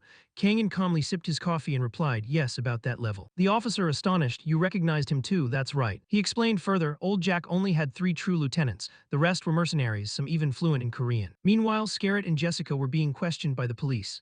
Kang-in looked at them and silently judged, if so then someone must have lured the American woman here. An officer confirmed, yes, one of her staff recommended the Benelux restaurant. He assured them U.S. investigators will handle this. Kang-in quietly observed the crowd, thinking to himself, I understand. The officer suddenly asked suspiciously, but how did you dare face them alone? Kang-in answered very casually, as if it were obvious, it was the right thing to do. The officer fumbled, sweating, yes, of course, admirable. But not easy, even the police had trouble confronting armed terrorists. He pondered the criminal's injuries, then added, I noticed no one was critically wounded. Even those shot weren't hit in life-threatening areas. At that moment, Dian suddenly spoke up, I calculated everything. Kang-in frowned in irritation, here we go again. The officer looked at Kang-in suspiciously and asked bluntly, how did you acquire skills like that? I heard you're not part of the special forces. Dian's system immediately produced a long list of reasons. 1 born with innate talent, 2 parents are martial arts masters, 3 born under a lucky star, 4 fortunate to receive training, 5 trained on a mountain, 6 learned from a master, 7 and it refreshed the list.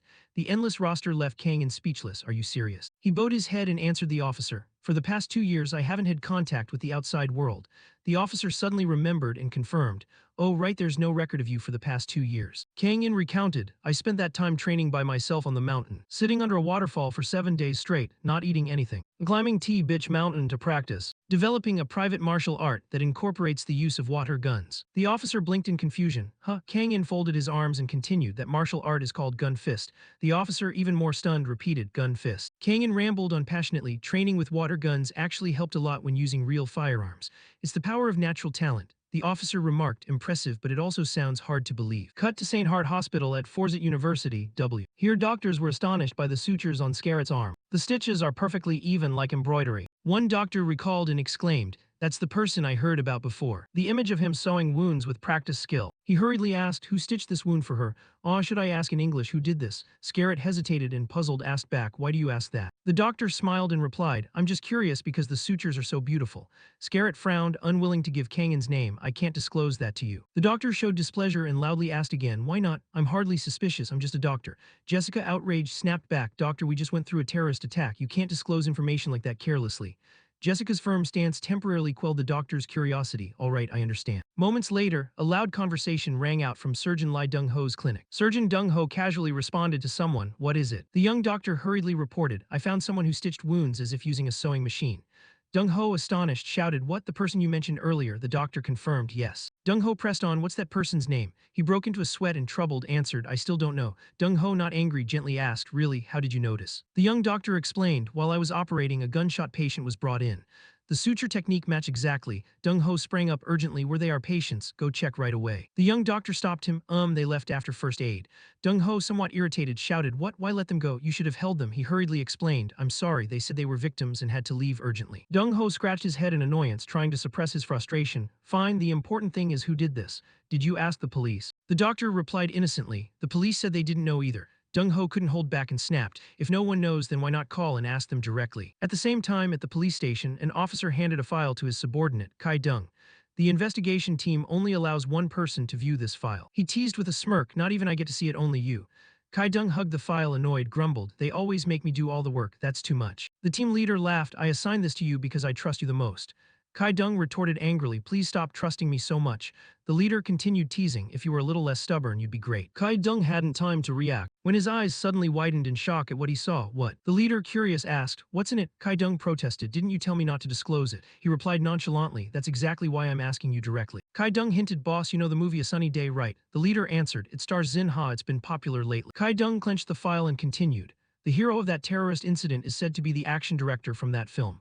The leader was stunned, really, my daughter keeps praising the action scenes, seems this person isn't ordinary. Suddenly Kai-dung said solemnly, but the most shocking part is we know this person. The team leader frowned, his expression turning serious and a bit cold, is he a criminal? Kai-dung went pale and hurried to explain, no, not like that. I just recalled a scene I'd witnessed before. He added, do you remember the high wire performer? The leader breathed a sigh of relief. Ah yes, he helped us catch a murderer before with a composite sketch and boosted our case stats. Then he realized something. Wait, is that the same person? It can't be. A high-wire artist, an action director, a martial arts master. What should we even call him? At the meeting at the Gangnam Central Anti-Terror Investigation Headquarters, the atmosphere was in turmoil. What a chef, does that even make sense? Another added, not a regular restaurant chef, he cooked from a food truck and worked in internet cafes. That's even more absurd. Someone angrily snapped, are you looking down on food truck and internet cafe workers? The other hurriedly explained in a panic, no, I didn't mean that. A police officer quickly reassured, our main investigative target is old Jack. Another countered, but we can't ignore Na Kang-in, he handled the whole situation single-handedly. Someone reviewing footage of Kang-in said, I also saw him carrying someone past the burning building. I've seen that video too. They split into two camps arguing, he might really just be a food truck chef who also films, but what kind of chef can shoot like that? The meeting grew noisy, dropped the condescending tone, don't talk like that, you aren't that much older than me. An outsider calmly marveled, how can he be good at so many things? The chair, exasperated, said, I don't know either, I just want to go home. He turned and asked, have you verified his military background? The sweating officer replied, yes, I thought he might be in some special unit, so I checked thoroughly. He clarified, it turned out he was honorably discharged as a sergeant from an administrative unit. Those words shocked everyone in the room. What? The officer continued, recalling information from the military. Maybe that record was meant to cover things up. I even received a photo from his former commanding officer confirming it's real. The chair grabbed a bottle of water and was about to take a big gulp, sweat beading on his forehead. So the military used a combat specialist like this as an administrative clerk, someone who can take down an armed team alone and only did paperwork. Why? The reporting officer admitted frankly, I don't know. He went on, I asked Nuk Kang-in directly about his 2 years of inactivity. He said he just trained alone on the mountain, living in tune with the wilderness, eating, sleeping, and resting as one with the forest. The chair was so shocked he spat water out. The person beside him angrily scolded, what are you doing, water's all over. The chair was so shocked he spat a mouthful of water out. The person beside him snapped angrily, what are you doing, you sprayed water everywhere. The chair, somewhat annoyed, said, why bring such ridiculous jokes into a tense meeting like this? The officer stated seriously, I'm not joking, sir. The chair suddenly remembered another issue and asked, oh, what about his explosive disposal skills? I heard he only triggers mechanisms with absolute precision. Yes, he learned that under the waterfall, the officer answered calmly, probably learned it from YouTube. The chair couldn't believe it. Are you kidding me? I'm serious, sir. He retorted angrily, do you even watch YouTube now? How old are you? 2 days later in the office, everyone was focused on their work. Yo-ha was stopping a visitor from going inside. Welcome, sorry, but you can't enter this area. The visitor spoke in a familiar voice, hey, it's me. Yo-ha, wearing dark glasses, cheekily replied, oh, Sister Yo-ha. Diane subtly signaled Kang-in. Hearing Yo-ha, Kang-in looked over in confusion. Yo-ha stepped in and timidly greeted, it's me. Kang-in asked cautiously, why did you come here? That prompted Yo-ha to snap angrily, you show no sincerity at all. Suddenly she handed him a large bag, here. Kang-in took it and asked curiously, what's this? Yo-ha blushed, her face turning red, and replied, remember last time we couldn't eat together? This time I brought food so we can eat together. Kang-in opened the bag and asked in surprise, ingredients. Yo-ha stammered, yes, cook for me please, I heard you're a great cook. Kang-in turned away, coldly refusing, while Yo-ha tried hard to persuade him.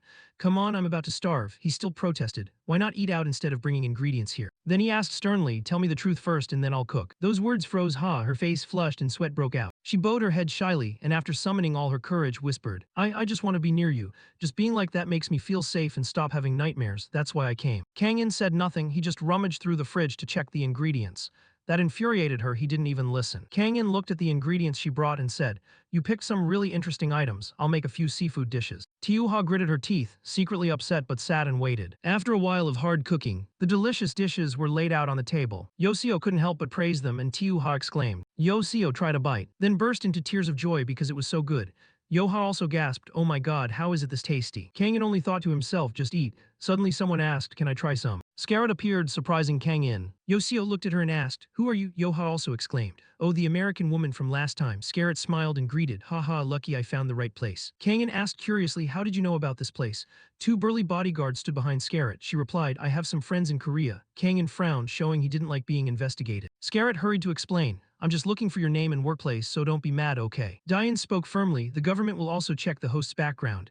Kang In nodded, "They certainly will." Diane spoke firmly, "The government will also check the host's background." Kang In nodded, "They certainly will." Those words made the two bodyguards behind her flinch. Diane warned, "If the host accepts, their other activities will be restricted." Kang In pondered for a moment and replied, "I refuse." The two bodyguards sighed in relief. Scarlet persisted, offering attractive pay and benefits, but Kang In still refused. "I'm not having financial difficulties." Diane sighed, "What a shame." Scarlet didn't mind and smiled, "Then I'll just buy some food, I'm hungry too, aren't I?" Some time passed at the eatery where Kang In worked. The dishes on the table were all eaten clean and everyone praised them without reserve. Amazing. Scarlet, astonished by the taste, exclaimed, "It's better than anything I've had at the finest restaurants." Yeehaw was annoyed, muttering, "It should have been mine." Scarlet approached Kang In, grateful, "Thanks for the meal, I have to go now, I've got a flight today." Kang In replied perfunctorily, "Safe travels." Scarlet produced a business card with information about Omega Technology, and in a wink continued to pitch, "If you can't be a bodyguard, could you work as a part-time chef? I'm hosting a yacht party in Korea soon." Diane kept urging Kang In about possible future financial troubles, saying taking her number wouldn't hurt. Kang In fell silent to consider, then took the card and replied, "I'll let you know when I decide." Scarlet smiled and said, "Thanks, text me, I'll save your number." Yeehaw, annoyed, raised her voice, "What? You gave away such a valuable number." Scarlet suddenly remembered her presence and hurriedly recovered, "Oh that." Yeehaw grew angrier, "Now you notice me, even after we ate together." Scarlet quickly apologized, "Sorry, I was too focused." Tiuha pointed at herself, asserting confidently, "Make sure you remember me too. I'm part of the film with him, I'm Zin Yoha, the hot actress from A Sunny Day." Scarlet thought for a moment and laughed, "Oh, that's the movie, okay, I'll remember." Right after, Scarlet left the eatery and got into her luxury car. Jessica beside her asked with concern, "How did it go?" Scarlet leaned back on the seat and replied, "As expected." Jessica, understanding, said sadly, "So it didn't go well." Seeing that, she asked curiously, "But you seem pleased, what's up?" Scarlet cheerfully shared, "I got some new information." Jessica eagerly asked, "Oh, did you find which special forces unit he's from?" Scarlet exclaimed, "No, he's an amazing chef." Jessica was stunned, "What?" Scarlet blushed and explained in detail, "His cooking skill really surprised me. I'm really looking forward to the next time I meet Kang In." Upon arriving at the quiet airport, T-Sung had been waiting. "Oh, Ms. Scarlet Kelly." Scarlet, surprised, asked, "Who are you?" He quickly introduced himself. "Oh, I'm T-Seong Lai, leader of the Sat Kui Gong unit." Scarlet replied, "Oh, Sat Kui Gong, nice to meet you." He gently asked, "I heard you had an incident, luckily it didn't get worse." Jessica, confused, snapped, "What are you talking about?" "My boss just strained her wrist," she said. He panicked, "Huh, I heard it was a terrorist attack." Jessica immediately demanded, "My boss being there is classified information, did you investigate beforehand?" T-Sung fidgeted, sweating, and explained, "No, that's not it. My younger brother was there too, caught up in the incident while having dinner. I heard it straight from him." Jessica asked, "Your brother? He's the guard who watches the stairwell between the 5th and 6th floors. Didn't you see him?" Everyone recognized him. "Oh, that person." He hesitated inwardly, thinking to seize a business opportunity, but then shifted topics. "My brother runs an entertainment company for film and performance." Jessica chuckled with delight, "Ha. The head chef at that restaurant is also an online celebrity and knows my brother." Scarlet smoothed her hair, expressionless, "Really?" Sensing the atmosphere turned chilly, he pressed on, "My brother recently invested in a film and it became a big hit." Jessica asked, "You know the movie A Sunny Day, right?" Director Scarlet was also surprised. "A Sunny Day, that film stars the actress Zin Yo-ha." Jessica adjusted her glasses coolly and said, "Scarlet, it's boarding time, sorry, we should end this conversation here." T-Sung bowed his head. "Yes, here's my card, hope to meet again." "Jessica, give him your business card." Scarlet smiled, "Sorry, I can only use one hand right now." He stood there stunned, "Oh, that's fine, I'll call later." Early the next morning at the hospital, a voice sounded while reviewing X-rays. "Look at these two images, the suturing technique is exactly the same." A doctor sitting next to Dung Ho kept commenting, "Clearly done by the same person, the spacing, the knot style, everything is identical." Dung Ho nervously stared at the results while the other doctor continued analyzing. "The precision and speed of these stitches, no doubt about it, it's the same person." After a while he pondered whether to report they'd found a lid. "We don't even know that doctor's name." The police refused to provide information. Hearing that, the other doctor angrily shouted, "You're not giving up, are you? We need that doctor for Genji's surgery." With a grim expression, Dung Ho said worriedly, "I will never give up." Even if I have to use every connection, I'll find that doctor's identity. At that, he clenched his palm in anger, creasing the paper. Whoosh. He looked up and sighed, wondering what that doctor might be doing now. Cut to Kang In's workplace. Tiu-ha walked in, hands behind her back, casually asking Kang In, what are you doing? He answered as he worked, fixing some broken equipment. She leaned in, puzzled. What kind of equipment? Kang In explained plainly, a cutter and metalworking machine. I need to fix this before I can repair other devices. Hearing it for the first time, Tiu-ha curiously asked, so you work with metal now too? No sooner had she finished than the cutter suddenly collided, producing a terrible electrical bang, which startled Yo-ha and set her screaming. What was that? Are you okay? Yet Kang-in remained calm. Trust me, I'm really good at fixing this stuff. He shouted, look alive, rise up, cutter warrior. After turning the screwdriver a few times, the saw suddenly belched black smoke, leaving both of them frozen. Immediately, he asked the DIY system, you said this could be repaired, right? The system replied, the device is completely broken. Kang-in snapped, what did you say? You told me it was fixable. He kept trying to communicate with the system while Tiu-ha, reading his expression, guessed, oh no, is dad angry? The system continued. The device is more damaged than expected. The host needs to buy additional tools and materials. He muttered a curse under his breath, that damn thing. Tiu-ha was startled when she saw him glare at her and asked, what? Why are you glaring at me like that? She stared blankly and continued, it's not my fault it broke. I'm upset, this is so unfair. Kang-in replied, I'm not glaring at you. I'm glaring at the crazy part of me that broke the machine. The system admitted blame too, it was Diane, okay. Tiu-ha caught his meaning, oh you mean that deep down madness everyone has. I have it too, sometimes thoughts just pop into my head. Quickly, Kang-in changed the subject, whatever, let's go shopping. Her mood shifted like an actor's. Hearing that, Yo-ha jumped up excitedly, shopping. Since when do you like shopping? So you shop when you're stressed too, that's amazing. They both walked into a hardware store filled with every kind of tool, equipment, and soundproofing material. As soon as they entered, Yo-ha looked around puzzled. What is this? Not a mall but a hardware store. Kang-in squinted as he picked items and replied, this is my mall, not your taste. She reluctantly said, fine, I'll wait here. Just then, Yo-ha's phone rang. She answered hello. The voice on the other end asked, Yo-ha, where are you? She said, just out for a walk. It was Saint Enter's manager, excited, and also Yo-ha's representative. He warned, don't drink alcohol, take care of your health. She replied, are you my mom now? The manager announced the schedule. You've just received an offer to shoot a commercial. Yo-ha's face didn't show a smile. She only said, yes, manager, I mean mom. No sooner had she spoken than she started jumping for joy. Really, mom? Thank you, I'll take it. Definitely taking it. What kind of commercial is it? Cosmetics, contact lenses, shampoo. But this time it's a beverage commercial, and you won't shoot it alone. Kim Do-chan will join. On the other end, Gyuok B, holding the phone after Yo-ha agreed, said, great, sign the contract immediately. But I don't have Kang In's number. We need Kang In's number. The advertiser wants to add spectacular action moves to the CF. They want our action director from A Sunny Day to stage it. She asked again, a beverage commercial with action scenes. Kang In, standing inside, looked out in confusion. The two continued on the call. Yeah, they're inspired by the action in our film. Well, action is the highlight of the movie. Then give me his number. Tiu-ha turned to Kang In. He's right here, let me put the call through. They're already being impatient. What? Where are the two of you together? Tiu-ha snapped, why are you yelling? There's nothing weird going on. He softened his tone, but if there was, that wouldn't be bad either. Kang In raised his hand and asked, looking for me, who is this? Gyuok CB, annoyed, shouted, if a scandal breaks out right now. Tiu-ha explained, there's no way a scandal will happen. We're just at a hardware store. As Kang In picked up, the voice on the other end changed tone. Not Kang In, right? He replied, I'm not Kang In, I'm at a hardware store, not on a date. Yo-ha just happened to come along. She stood outside yelling too, no, that's not true, I only dropped by chance. At that moment, Yo-ha's manager also introduced himself. Sorry for the late intro, I'm Yo-ha's manager and the director of SA Entertainment Busp. I'd like to discuss the beverage commercial. Kang In answered briefly, yes. The system inside him reported, host, expanding equipment at the production facility will require a larger budget. Kang In looked at his phone screen and thought to himself, so they want us to take this CF, aren't we supposed to be on an infiltration mission? At that moment, still thinking, he put the call on speaker. The system said, as long as your face isn't shown, it's fine. He nodded at that. Oh right, this guy really is a money-making genius. Kang In suggested, if my face isn't shown, it should be okay.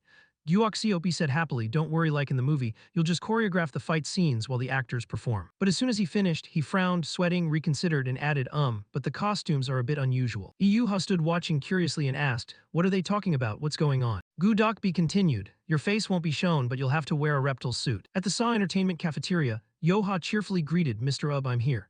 Kang In trailed behind with a less than enthusiastic expression and also greeted everyone. B rushed over excitedly and shook his hand. Oh no, Kang In, welcome, great to meet you. Yu-ha, standing behind and ignored, snapped angrily, what about me? He scratched his head awkwardly, if I'd known you arrived early, I wouldn't have eaten already. Kang In shrugged it off, it's fine. Cob added, next time I'll host you properly. Yo-ha, still being snubbed, grew increasingly exasperated. What about me then? Then his face brightened as he introduced himself to Kang In. I'm B-Ub, director of SA Entertainment and Yo-ha's manager. Ub clasped his hands, eagerly awaiting Kang In's approval. I hope you'll help with this ad project. As discussed, you won't show your face, so don't worry, please. The system hurriedly reminded him, except that you need the equipment upgrade. Kang-in nodded in agreement, all right. Suddenly, Yoha threw up her hands and shouted, I'm starving, let's eat first. Ub led them to the food counter and introduced it. Our company's food is quite good and high quality. If you like it, drop by any time. And you not Kang-in, it's always free, I'll make sure of it. Kang-in's face didn't change as he replied, oh thanks. Diane chimed in, the food looks delicious, I'll come off. Then Ub carried the plates away and said, Yoha, you two eat, call me when you're done, I'm heading upstairs. Yoha startled, just the two of us. Outwardly feigning reluctance while blushing, inwardly she was delighted, a triumphant look, secretly pleased. Yes, eating alone. Suddenly Zeong-Hon appeared from nowhere. Recognizing Kang-in, he called out, "Ha Kang-in. Why are you here?" Yu-Ha grumbled, annoyed that someone was intruding on her private meal with Kang-in. What the someone else crashing this again? The three sat at the table and Zeong-Hon said excitedly, Goddess Yoha, you're with Saw Entertainment now. His face flushed with excitement as he kept saying, I'm a hardcore fan, it's an honor to eat with you. Yoha stammered a casual reply, yes, yet inwardly seethed. Why does someone always have to gate crash whenever it's just the two of us? This must be a conspiracy. Kang-in quickly asked, Sung-Hon, what are you doing here? He answered immediately, oh, I'm here to check the server security system. Another company was recently hacked, and Saw Entertainment heard about it and called me in. Yoha reacted in alarm, what, is this company crazy? That's serious, you should hire a specialist, not be stingy and call in some part-timer from an internet cafe. Zeong-Hon looked hurt, no, what you said stings. Realizing she'd gone too far, Yoha quickly softened, sorry Sung-Hon. He was putting a bite of food to his mouth when Kang-in said, Sung-Hon is a white hat hacker, he's very skilled. Yu-Ha was surprised, really, why would someone so talented work at an internet cafe? Kang-in chewing replied, yeah, why, I don't know either. She suspected a hidden agenda, that internet cafe is suspicious. First in Oppa, a super talented guy works there and now a brilliant hacker too. Who exactly runs that place? Kang-in asked blankly, what are you talking about? Zeong-Hon was surprised that Kang-in knew his identity. He stammered, wait, I never said I was a hacker. Kang-in, how did you know? The system answered Kang-in after saving Sung-Hon. Logically, he and that agent would have first met at the internet cafe. He exclaimed, oh right. Kang-in said little, scooped food into Sung-Hon's mouth and said, I just have a good feeling. Sung-Hon, try this, it's delicious. Seeing that, Yoha laughed happily, what are you doing? Suddenly a voice called from behind, Sin Yoha Sunbi. 1, 2, 3, 4 beautiful girls stepped forward to greet them. Yoha, hello, we are BPGS. Zeong-Hon stared excitedly without blinking, tongue-tied and unable to speak. The 4 girls chimed together, hello, hope you enjoy your meal. Yoha replied cheerfully, thanks, you too. Zeong-Hon blushed and gushed, no, you're amazing, you're able to chat so naturally with BPGS. She fumed, propping her chin in anger, I'm famous too. You say you're my fan, but you react completely differently. Taken aback by the reproach, Zeong-Hon pulled out a lightstick, BPGS's lightstick, and launched into a monologue. I really am a fan, actually a hardcore BP stan. When I got the hacking request and learned it was from BP's company, I was thrilled, but I couldn't meet them and was so disappointed. Seeing them in person before I leave is perfect. I can die satisfied now, I even brought the lightstick. Yoha burst into tears and sniffed, I hate you. Kang-in thought a genuine superfan, but one of them looks strangely familiar, similar features though they're not sisters. Then he turned and asked, Sung-Hon, are you done here? Zeong-Hon cheerfully, oh yeah, I came early this morning and finished everything, luckily there were no hacks. I just need to reinforce security. Kang-in nodded, is that so? He asked again, now that I think about it, why are you here? Sung-Hon replied nonchalantly, to film a commercial. Zeong-Hon was surprised, oh, shooting a commercial right after the movie. Yoha explained, actually I'm shooting the commercial, I need Oppa for the action scenes. He grinned slyly at Kang-in and asked, can I be your temporary manager today? Kang-in, still eating, replied, no need, just watch if you want. Zeong-Hon cheered happily. Thanks man. Yoha, upset she couldn't be alone with Kang-in, sulked inwardly, another date ruined. At the commercial set, the producer greeted them warmly. Oh, what a beautiful day. The stunt director, nice to meet you. I'm the PD for this beverage commercial. Kang-in greeted them back. Ho also greeted Yoha. Yoha, welcome. She returned his cheerful greeting. Suddenly the producer was so relieved he nearly cried, grabbing Kang-in's hand. Our previous stunt director was injured. We almost had to cancel the shoot. I'm so grateful you accepted at the last minute. Kang-in asked in surprise, starting today, why do so many people in this line of work get hurt? Ub looked at Kang-in with a pitying expression. I thought the shoot was tomorrow, but the schedule was tight, so we had to do it now. I'm really sorry for the sudden request. He raised a pleading finger and stammered, is your schedule okay? Please help us this time. Kang-in whispered to the system, okay. It answered immediately, no problem, make the money first, fix the equipment later, that's a sound strategy. Hearing that, Kang-in didn't hesitate, I have the time. Yoha dragged the manager aside to speak privately, what you had to tell me first. Ub scratched his head and stammered, sorry, I didn't know either, but this is a good opportunity for you. Besides, you don't have other commitments. The producer led the way, this way please. Zeong-Hon was curious, I have to watch this. Ub stood behind, smiling, Kang-in, I'll handle the contracts while you film. And I'll oversee everything to make sure they don't take advantage of you. With that, Diane hurriedly added Ub to his list of good people. Kang-in, surprised, there's a list like that. Then Ub announced, all right, please change into your costume. At the costume and makeup room, after changing, Kang-in stepped out with bluish-green legs. He couldn't believe they'd forced him into a bright, full-body green suit, sealed like an alien. Standing before the mirror with a helpless look, Kang-in whispered to the system, this is even more ridiculous than I imagined. It's 2082 and we still have to wear this, Diane exclaimed. With technology this advanced, why are we stuck with these embarrassing suits? Kang-in hurriedly asked, did you say embarrassing? The system smugly replied, the host should be the one embarrassed, he's the one wearing the tight green suit. But Kang In replied ingenuously, in this situation, the one who should feel embarrassed isn't us but someone else, right? Later, Kang In, Yo Ha, and Du Chan stood outside ready and waiting. When Du Chan saw Kang In the dowdy outfit, his face went slack like a monkey's. Then he suddenly snorted with laughter but forced himself to stay silent. Kang In innocently asked, are you laughing? Du Chan held back his laughter until tears came to his eyes. Stifling it, he sneered, sir, you look amazing in that skin-tight suit. Yo-ha, embarrassed, covered her face with her hand and glared, Oppa, are you stupid? Why would you go out wearing only that tight suit? At least put on blue shorts over it. Kang In looked, then put on an even tackier pair of blue polka dot shorts and asked, you two done? Yo-ha turned away in shame, I don't know anything. Du Chan couldn't hold it any longer and burst out laughing, losing all composure. Those shorts make no sense, it isn't underwear. Kang In, exasperated, today's shoot is going to be rough. Du Chan, still amused, covered his mouth and said, is the skin-tight suit uncomfortable, starting already and you're suffering? Kang In replied coldly, no, but his eyes flared bright with murderous intent. The ones who will suffer are both of you. Du Chan, frightened, hurriedly apologized, we're sorry. Yo-ha squirmed, I wasn't laughing, go easy on me. Kang In stood with his arms crossed and asked, hey, is this really everyone's costume? It doesn't suit the big action scene. Without explaining, the two of them took off the outer cloaks. They too wore outfits no less tacky than Kang In's. Du Chan said confidently, actually we have to wear these too. Yo-ha embarrassed, I hate this so much.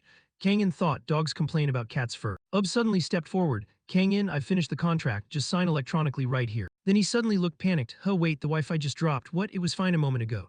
Ziyang Hon from behind asked, Director, is your laptop offline too? He sat down to fix the computer. Exclaimed, oh, security expert friend, you installed that security program on my laptop earlier, right? Check it. Ziyang Hon worriedly said, this isn't good, looks like that security program just cut off the internet entirely. The manager panicked, didn't you tell me to install it? You asked, so I installed it. What's wrong now? What did you install that's so weird? Ziyang Hon hurried to explain, why would I do that? I didn't. The program detected a cyber attack and immediately severed the internet connection to stop it. Was horrified, what are you saying, a hack? The staff behind experienced the same. Someone upstairs shouted, wait, my laptop's offline too. A lower-level employee panicked. Same here, the entire network's down. Elsewhere, the hacker was breaching their systems, grinning slyly and philistinely as if he'd achieved his aim. A sharp shout rang through the commercial set, what do you mean? The executive director asked in panic, all our computers got hacked. Dear God, this is the director of the CF production company. Ziyang Hon awkwardly explained, the manager's laptop lost internet, so I checked and found every computer here was disconnected. Lately, there's been a hacker targeting artist management companies, and now they're even hitting CF production companies. The director grabbed his face and yelled, what, no? He couldn't believe it and tried to verify repeatedly. Are you sure this is a hack? Really? Ziyang Hon trembled as he confirmed, but the last thread of reason in his head seemed to snap. The director grabbed Ziyang Hon's shirt and screamed in despair, which lunatic did this? Aren't you the hacker? Answer me. Ziyang Hon, terrified, I don't know that much either. The director, furious, you're a hacker and you don't know. Are you kidding me? Ziyang Hon whimpered, I'm specialized in defense, not tracing the Du Chan also trembled as he whispered to Yo-ha, damn it, this is bad. Yo-ha turned pale, what do we do now? Kang In fell silent and watched the situation. At that moment, the director shouted, do something. If this is about money, I'll pay you 10 million gun, take my money. Hearing the money mentioned, though expressionless, Kang In thought to himself, 10 million gun, huh? Ziyang Hon wept, tracing isn't something just anyone can do. It requires cooperation from investigative agencies. With that amount, it's better to hire a professional firm. The system spoke up, host, no wonder you're tight-fisted, mention money, and even I can't stay still. Kang In asked it, I recognize your tone now. You're planning to pocket that money, aren't you? The system replied, I'll immediately demonstrate the strong hacker defense capabilities of a military-grade combat support entity. Kang In stepped up to Ziyang Hon and the director and said confidently, leave this to me. Ziyang Hon jumped, Kang In, are you joking? The director, surprised, what? Ziyang Hon advised, if you said stuff like that in this situation, people would actually believe you. Kang In replied, I'm serious. Ziyang Hon was stunned, even I couldn't do it, how could you? The director, clutching at a straw, yelled, that damn hacker. You can find their location, right? Oh my god. Kang In answered calmly, possibly. 10 million gun is more than enough. The director urgently pressed, then please check it right now immediately. A laptop was pushed over to Kang In. He plugged in a USB, thinking to himself that luckily he still had the tracing program from last time. His nimble fingers danced over the keyboard. The system guiding Kang In's hands said the trace won't take long. Remaining time for tracing 240. Ziyang Hon stared at the screen in astonishment. Yo-ha, clueless, just peered in curiously. Kang In kept a calm face, thinking 10 million gun for 240 minutes, easy money. The system began counting down, 239, 238. Kang In thought, startled, wait, that fast. Lines of complex code appeared on the screen. Ziyang Hon kept exclaiming in surprise, huh, what, wait, how are the results already showing? How did it penetrate the security layer so easily? Kang In kept typing away, Yo-ha stood wide-eyed watching. Ziyang Hon asked in admiration, how did you do that? Kang In replied indifferently, I don't really know either, my friend. After a moment, Kang In stopped typing, turned and announced, his current location has been identified. The director was stunned that fast. He stared at the laptop in disbelief. Found already, are you sure? Can we call the police and start an investigation? Call the police. Zeong Hoon's admiration for Kang In grew. Amazing, Kang In said nonchalantly. If you don't trust me, verify first and then transfer the money. The director, worried and puzzled, how did you trace the hacker in just 4 minutes? Am I charging too much? My money? Kang In turned and glared at him. You think it's expensive? This could decide your company's fate. If you want to get hacked again, don't pay me. Hearing this, the director, afraid of losing face, loudly said, tracing a hacker is cheaper than a pair of shoes. At some apartment complex, 2 police officers stood at the door of an apartment. Officer Kai Dung knocked and waited. Inside, someone came to open the door for the 2 of them. Looking anxious, what's going on? Kai Dung flashed his police badge and introduced himself. We're the police. There's a report of a cyber attack, so we'll do a brief check. With that, he and the captain stepped quickly into the apartment. Permission to enter. The suspect whimpered in fear. Kai Dung approached the computer. It's still in its original state. The hacker was sweating and panicking. I didn't mean to use it for anything bad, Kai Dung sighed, watching him panic. The hacker kept trying to justify himself. I was just curious, so I only took the phone numbers, I swear. Officer Kai Dung muttered a curse under his breath, then asked, what were you planning to do with those phone numbers? Hacking phones to steal photos, eavesdrop, then sell numbers. Hit right in the nerve, the hacker fumbled. I'm sorry, I just wanted to try if I could hack a phone. It was just a joke, I only hacked one. Kai Dung took out handcuffs and asked, Captain, cuff him. He handcuffed the hacker, escorted him away and said, you have the right to an attorney now when you learn this lesson by heart, okay? The hacker wailed, I'm sorry. Kai Dung showed no mercy. Go apologize to the Jade Emperor. He handed the hacker over to another officer, tucked his hands into his pockets and asked the captain, Captain, how did that company know the hacker was here? They're not a big firm, just a CF production company.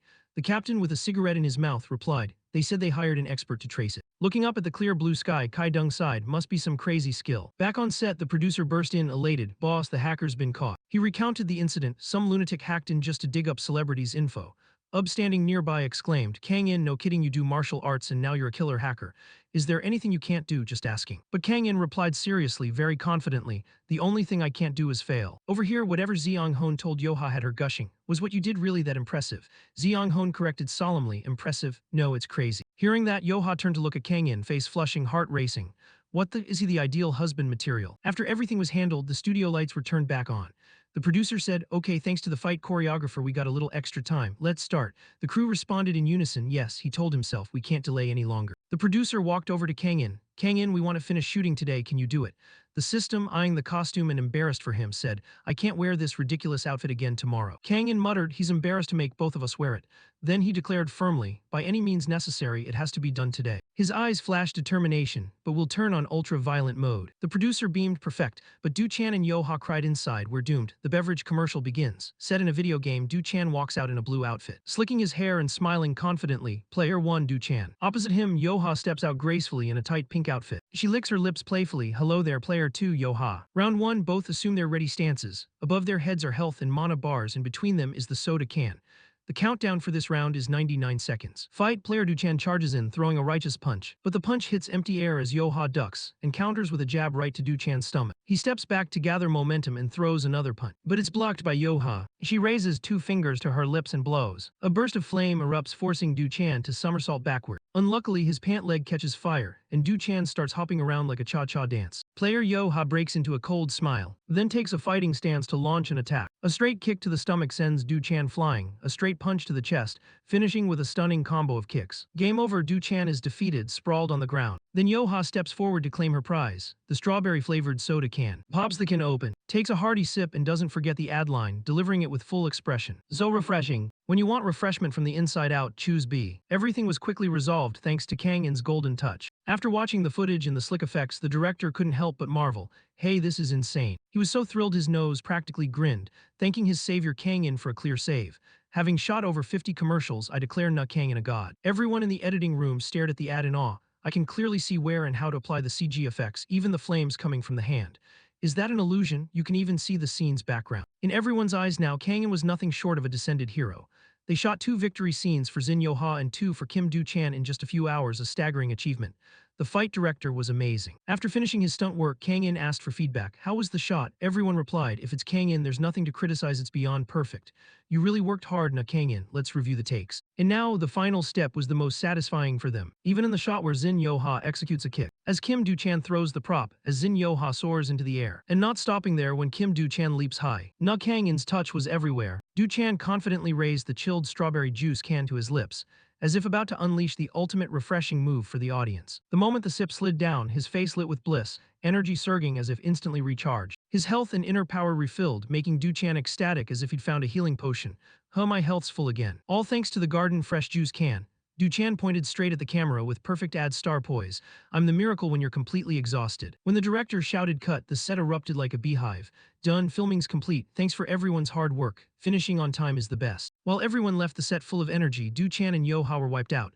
Thanks, you two really worked hard. After the two completed the commercial segment, Yo-ha checked on Kangin. Oppa, aren't you tired at all? Kangin replied coolly, a teacher can't show fatigue. Hearing that, she couldn't help admiring his stamina, incredible endurance. Yet after wrapping, they both felt like they'd lost a decade of life. I feel completely duped. I thought this shoot would be as quick as a film, I thought so too. Unable to work with aching, sore bodies, Yo-ha asked for time off. My muscles will kill me tomorrow. Manager, can you clear my schedule for tomorrow? But he refused outright. At that moment, Zeong-hoon brought a kin over to Kangin. Kangin, you really worked hard. Thanks to you, I witnessed something amazing. He refused politely, I already drank. However, right then, a strange sensation suddenly ran through Kangin's body, freezing him for 5 seconds as he stood there dazed, not understanding what had just happened. Before Kangin could pull himself together, Dian spoke to him. Host, based on my observations, sound technician Quack Ko-Cyan is about to have trouble. Immediately reported the shocking news, detecting a risk of electric shock. Sure enough, the sound rig was being electrocuted. Someone was about to be electrocuted. From Jae-in's quick observation, the power source was 220 V and the control unit was unsafe. The only way to save her was to immediately cut power to the device. As soon as he heard that, Kang-in didn't hesitate and grabbed the utility knife nearby, hurled it toward the sound rig like a rocket, hoping to cut power in time to save her. But he was still one step too late. Rusian still touched the power source and was shocked on the spot. Immediately after the cut wires fell to the floor, the power was temporarily cut, and the danger was over. But Siyin's condition was still unclear. Seeing her collapse, everyone ran over in panic. What's wrong? Are you okay? Quack Ko-Cyan has fainted. Every second of delay could be life-threatening for Jian. Kang-in sprinted to her side, and Jae-in reminded him to check the victim's condition first. After confirming the power was cut, Kang-in dared to place his fingers lightly on her neck to check for a pulse, then opened Jian's eyes to check her pupils. After a brief preliminary check, he could finally breathe easy. She was electrocuted, but the contact time wasn't long enough to be fatal. Her bodily reactions were normal. When the director ran over, he was wide-eyed and dropped his jaw. What? Are you sure she's okay? Kang-in reassured him. She's alive. This level of shock isn't lethal. Hearing that, the director relaxed, though his heart had been racing. I was terrified. He still wanted her to get better care and suggested, even so, she should be taken to the hospital. It was dusk by then and they didn't hesitate to call an ambulance. Of course, call 911 now. Recalling the moment later gave the director goosebumps. What is happening? If something had gone wrong in that final minute, we'd all be done for. But he was curious and asked, Kang-in, how did you know someone was about to be electrocuted? If you hadn't detected it in time, it would have been a disaster. Of course, Kang-in couldn't reveal everything and only replied, I just had a cold shiver of a premonition. Like a marksman severing a wire with a single throw, the director skeptically asked, could you really cut it with a throw? Du-chan then slung an arm around Kang-in's neck, acting familiar. Our teacher always has amazing skills. During filming, he even dodged a falling prop before it hit us. Thanks to him, we're still alive. Tiu-ha looked at Kang-in with admiration. Is he even human? Are you in love yet? Caught off guard, she bashfully denied it. No way, I'm not. Truly, the director never gets a break from disasters. A while later, someone else came running, out of breath. Director, there's a problem. What's wrong now? The equipment Quack Ko-Du-cyan was in charge of is no longer working. Well, of course its wires were cut, didn't you see? But not only that equipment, the computer we were working on also burned out. Hearing that, the director panicked. What? Wait, does that mean all the edited footage is lost? The client is very superstitious and obsessed with luck. If they learn there was an accident, they might move the project to another company. We can't let all our work go to waste. Just then, amid the chaos, the director heard a melodious sound coming from somewhere. He immediately turned around and stood there, stunned. In front of him, Kang-in was holding a guitar, softly humming the line, when you want to feel refreshed. And that was exactly the ad line for the strawberry fruitkin from earlier. His handsome profile and immersive performance held everyone's gaze. So Kang-in sat and played while the two others stood frozen like statues, unable to take their eyes off him for a single second. The next second, Kang-in continued to play and sing with full cheer, as if the rest of the world didn't exist. The junior staff all shouted in unison, shaking the place. Director, do you really want to replace the original song with the live version from the martial arts scene? The director answered excitedly without pause. Who said we'd use the untouched original? First we'll sync the visuals to the audio, then edit it to match the original. Of course we'll also record Kang-in's vocals separately, still better to be a bit careful. His voice grew more determined. The director said In's voice has to sound good first. Who knows, the live version might even sell better than the original. The junior staff erupted into chaos, voices drowning each other out. The director fretted but decided to try. The two actors had just finished removing their makeup. Yu-ha curiously turned to Du-chan and asked, is Kang-in Oppa's singing really that good to make the director react like this? Du-chan awkwardly rubbed the back of his neck and replied, I haven't heard it either. I was busy changing. Iyuha excitedly called out, Kang-in, can you play the commercial song from start to finish on guitar? Kang-in was still wearing that green outfit, picking a few notes on a pink guitar. He leaned in and whispered to the J-in system, play it perfectly from start to finish and add guitar. The system replied instantly, affirmative, activating guitar performance program to boost team morale. Kang-in added, I'll sing, you adjust the pitch to fit, I'll handle all the guitar parts. The system answered, understood. Suddenly the atmosphere turned into a real concert. The system screen displayed modern vocal ranges, separated male and female parts, and showed the commercial lyrics. Kang-in complained, feels just like a karaoke screen.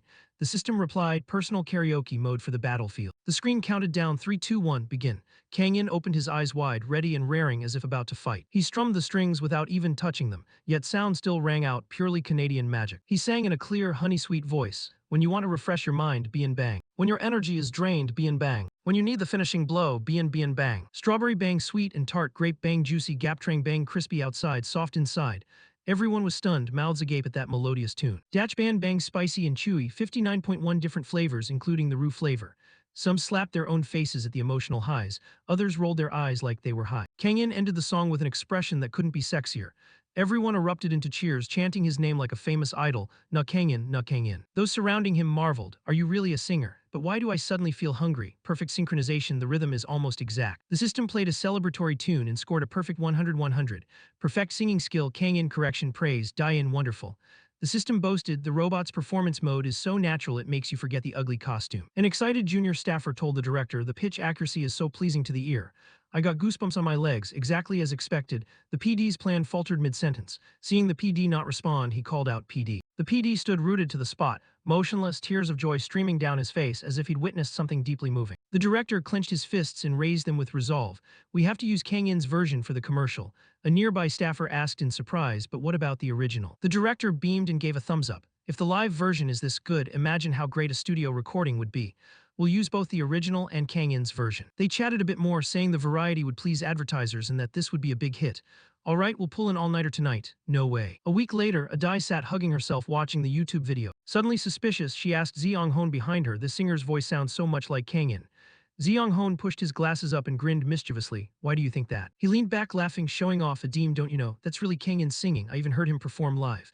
Adai AM shouted in surprise, really? Next time take me with you. Iyuseo walked in not knowing what was going on. After watching the video, Iyuseo giggled, seriously, Kang-in Oppa is so talented, he's so cool. She bent closer to study the video, then said, Iyuha Uni is really showing her true colors.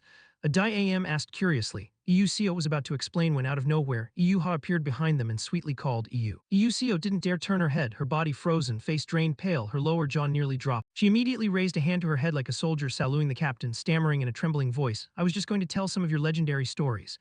Iyuha, like a scolding old lady, threatened, choose your words if you want to stay safe. Iyuseo answered crisply as if at roll call, of course. Loyal, the other two just huddled in the corner, too scared to utter a word. Iyuha asked, where's Kang-in Oppa? He went out to a meeting and hasn't returned yet. Iyuha sounded a bit disappointed and only replied, is that so?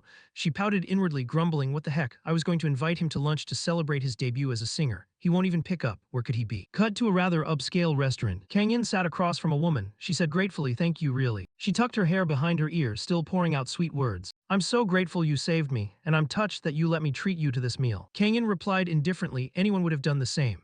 The woman covered her mouth with a charming smile and teased, modest, but only you saved me. Kang-in asked, but is this place okay? It seems a bit pricey for a sound engineer's salary. She politely answered, you saved my life, this meal is nothing. As she spoke, she flashed a shiny black card, my brother's paying today. Kang-in thought to himself, oh thank fate. The system urged, I rarely get to enjoy a fancy meal free of charge these days. Eat, don't keep talking. Kang-in thought, Dai wants delicious food because we share tastes.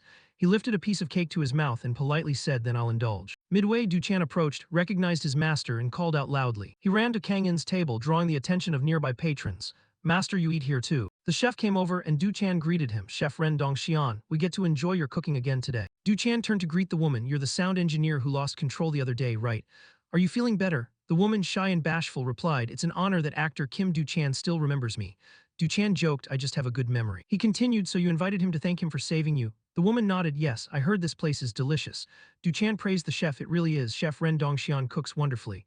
The chef smirked and growled, G letter 1 EDD ra S letter 1 EDD yer. Du-chan went on babbling, I thought you came here to gather research on dishes as a chef.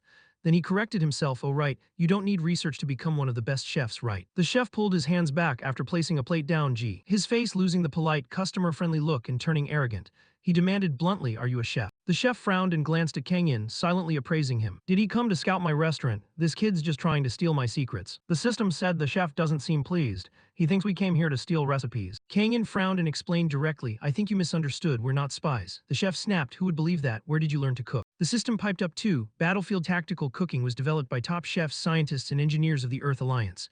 Kang In replied coldly, in other words, self-taught. The chef curled his lip in contempt, arrogantly raising his chin. So that's it, remember this, Kim Du-chan is just flattering him. What supreme skill, he's just an amateur. Du-chan clutched his stomach and sighed, I'm hungry. I really want that dessert and the meal from the food truck last time, it was amazing. The chef snorted when he heard food truck. Du-chan corrected him, yes, he drives a food truck to the set. The chef laughed loudly, almost crazed, a food truck. He looked down at Kang In and condescendingly offered unsolicited advice. So you're an ambitious young cook who wants to succeed.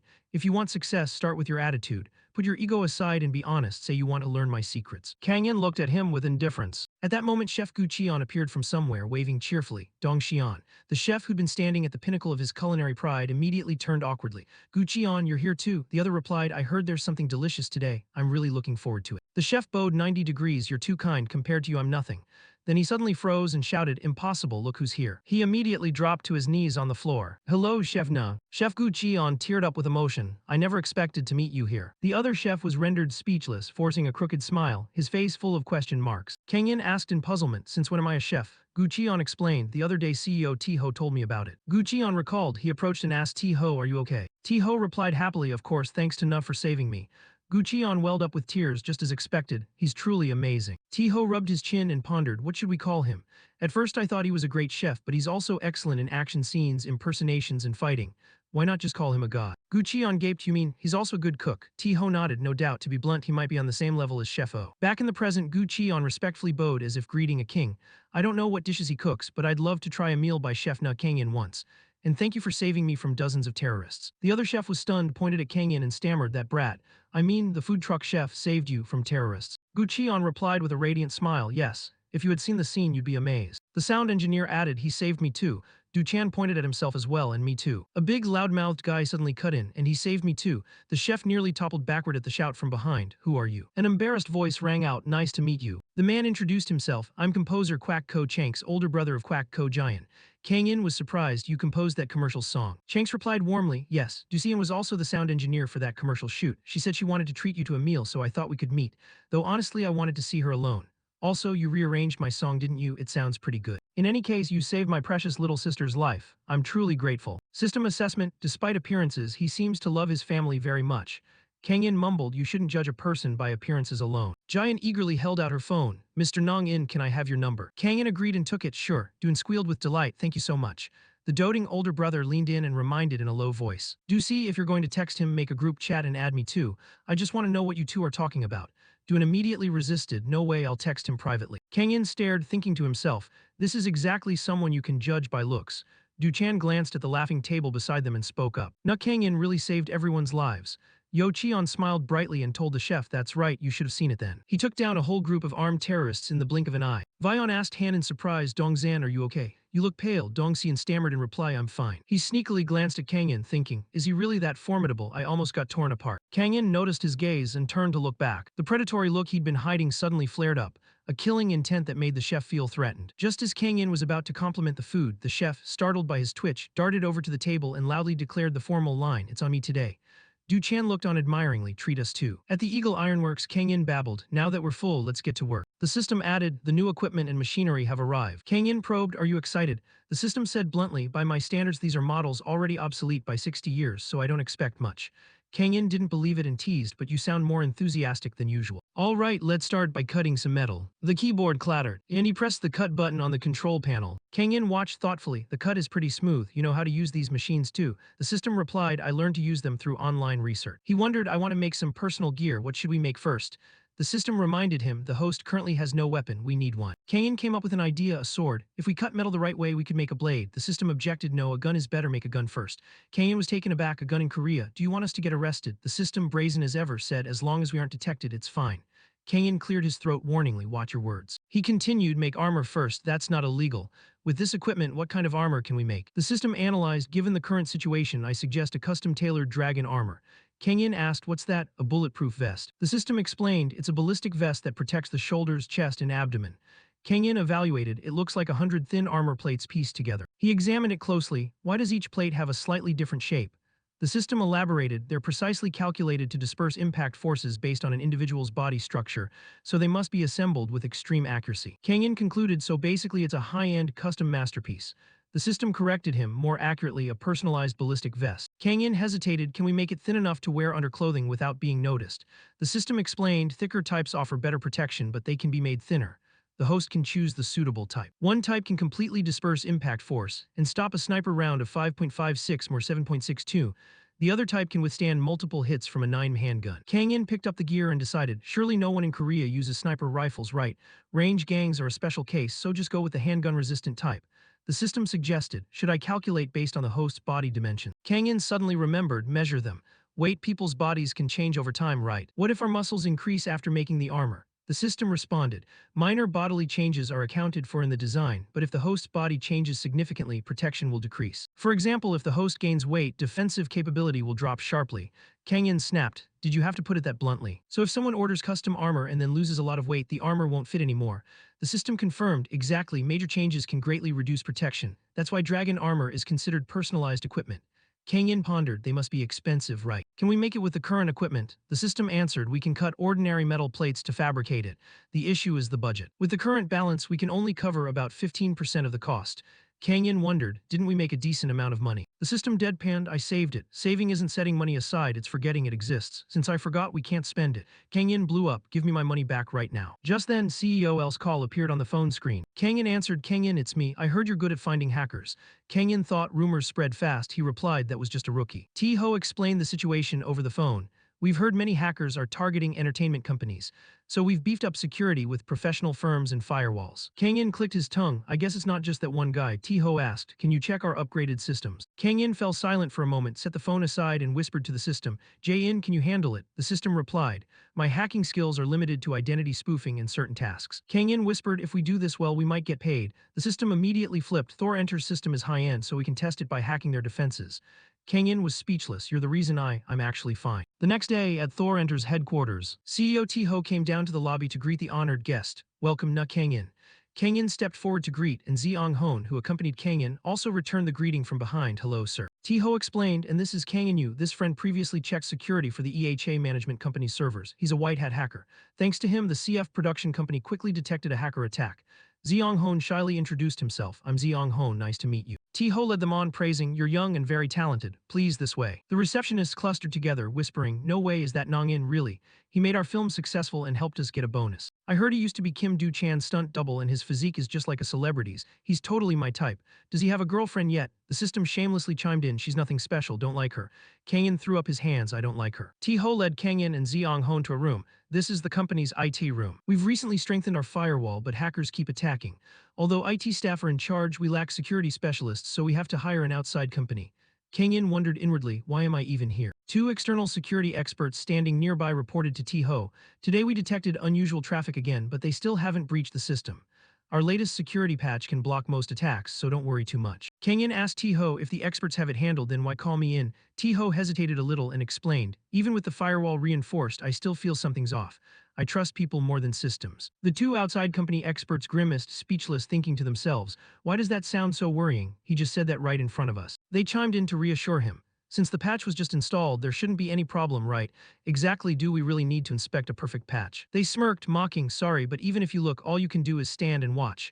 Our system could never have a vulnerability. T-Ho remained adamant, turning to Kang Yin as the two experts froze. Kang Yin, run the checks again to be sure. The system began to speak up, May-in, no, I mean it's best to follow T-Ho's advice. Kang Yin wondered, did it just try to call him a money printer? Before Kang Yin could finish, T-Ho waved happily and cut him off, thanks. Kang Yin focused on the code on the laptop screen and began entering commands on the keyboard. Zeong Hon timidly stepped up to Kang Yin's side and whispered to the system, find anything. The system detected. There is a vulnerability known within tech circles, but it hasn't been publicly disclosed. Kang Yin concluded, then it's understandable they didn't detect it. Kang In, puzzled, asked, "What do you mean?" The system continued, "Some hackers have exploited this vulnerability. Fewer than 10 people worldwide know how to leverage it." Meanwhile, the two experts, still arrogant, challenged, "Try to break in then, I dare you." The system replied succinctly to Kang In, "Of course." Kang rolled up his sleeves. "Seriously, we can't ignore this vulnerability. Are you ready? This is only a penetration test, don't touch anything else. Just leave a message after you get in, I'll write the content myself." The system complied with his instruction. Lines upon lines of code flooded the computer screen. Ziong Hon couldn't contain his excitement and shouted, "Wait, you're really in? Your typing speed is insane, I can't follow." The two experts, skeptical, shouted, "It can't be that easy." T-Ho turned to them with a threatening look and a harsh warning, "We spent a fortune and it's being pierced this easily." Under his gaze, the two backed down, shrinking, afraid to say a word. Kang In explained, "It's not the security firm's fault. I exploited an undisclosed vulnerability. I mean, fewer than 10 people in the world know how to use it." T-Ho asked in surprise, "Really?" The two experts eagerly interjected, "So can you explain how you did it? If we understand why it was breached, we can fix it." Kang In hesitated a bit, but T-Ho quickly cut in, "Wait, are you planning to ask for that for free?" The two were stunned into silence. T-Ho demanded, "Do you know how much I paid for this firewall? Does anyone here have enough money to pay him that amount?" The two experts mumbled and bowed their heads. Sorry, I'll report this to the company to consider compensation." After saying that, they turned to Kang In, "Anything else unusual? By the way, since you mentioned it, if you can share more, that would be great." The system advised, "He has many other vulnerabilities, but revealing them all could impede intel gathering. Stay silent." Kang In replied coldly, "These kinds of vulnerabilities aren't common, and I never said I disclosed them." The two immediately turned sour, sneering and muttering, "What a cheapskate." After the staff left, T-Ho kindly offered advice, "Kang In, you could sell that information for a lot of money." Kang In replied, "I'll publish it for free." T-Ho was so moved he cried, "Now Kang In, please." Kang In wore a huge question on his face. "Please what?" Ziong Hon was stunned. If you make it public, what if other hackers exploit it?" Kang In quickly added, "That's why I'll only share it within the security community you frequent. Hand me the laptop." "What's that community called?" Ziong Hon hesitated but handed over the laptop. "There are still a lot of anonymous hackers over there." Kang In asked further, "You talk to the admins there often, right? Is there a way to contact them?" Ziong Hon replied quickly, "Just become a full member. Once recognized as a full member, you get access to an admin-only board where you can report issues. All the admins are IT experts, so they're trustworthy. The requirement to become a full member is to correctly answer 10 user questions." T-Ho was surprised. "That's hard, even professionals don't know everything. It'll probably take quite some time." The system spoke up, "Easy." T-Ho and Ziong Hon both gaped as Kang In said confidently, "It should only take a few minutes." He began typing on the keyboard, fervently pounding the keys like swatting flies. "What is this? A robot? A genius hacker appears. How can it be this effective? Who on earth is Do-Ra-Bit?" The screen displayed odd exclamations. "Crazy, he can even solve this. Someone must be hiding the answers because this is valuable info. If done like Do-Ra-Bit, resources and costs drop drastically. Unbelievable, a single person answered all these questions." Ziong Hon, watching beside him, couldn't stop praising, "I've never seen anyone type this fast." Behind another monitor, a curious voice asked, "Do-Ra-Bit, who is this person really?" The admin team of the Ha-Mo-Su security community said decisively, "We have to approve this person. Should we approve Do-Ra-Bit as a full member?" A notification announced a new full member of the Ha-Mo-Su community. The system reported, "The host has just become a full member of Ha-Mo-Su." Kang In said, "I'm officially a member now." T-Ho and Ziong Hon were so excited their eyes nearly popped, that fast. Kang In quickly continued, "Then submit the report." He clicked into the vulnerability report form. Ziong Hon hesitated, "Are you sure it's okay to make this public?" Kang In was indifferent, "It's fine, building relationships with security experts is beneficial too." Ziong Hon asked, "So you're planning to network now?" Kang In, without looking up, replied slowly. The admin team on the other end received the notification and hurriedly opened it. "It's been a while since we've had a security report. Urgent security report, vulnerability report for the Mo website. Hello, I'm Do-Ra-Bit. I'm posting this to inform the site's administrators and security experts about an important issue. Please check and fix it immediately.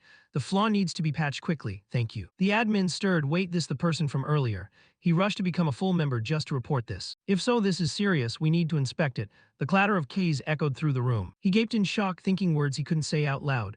The firewall installed by the security firm was pierced far too easily. If not fixed quickly, it could be a disaster.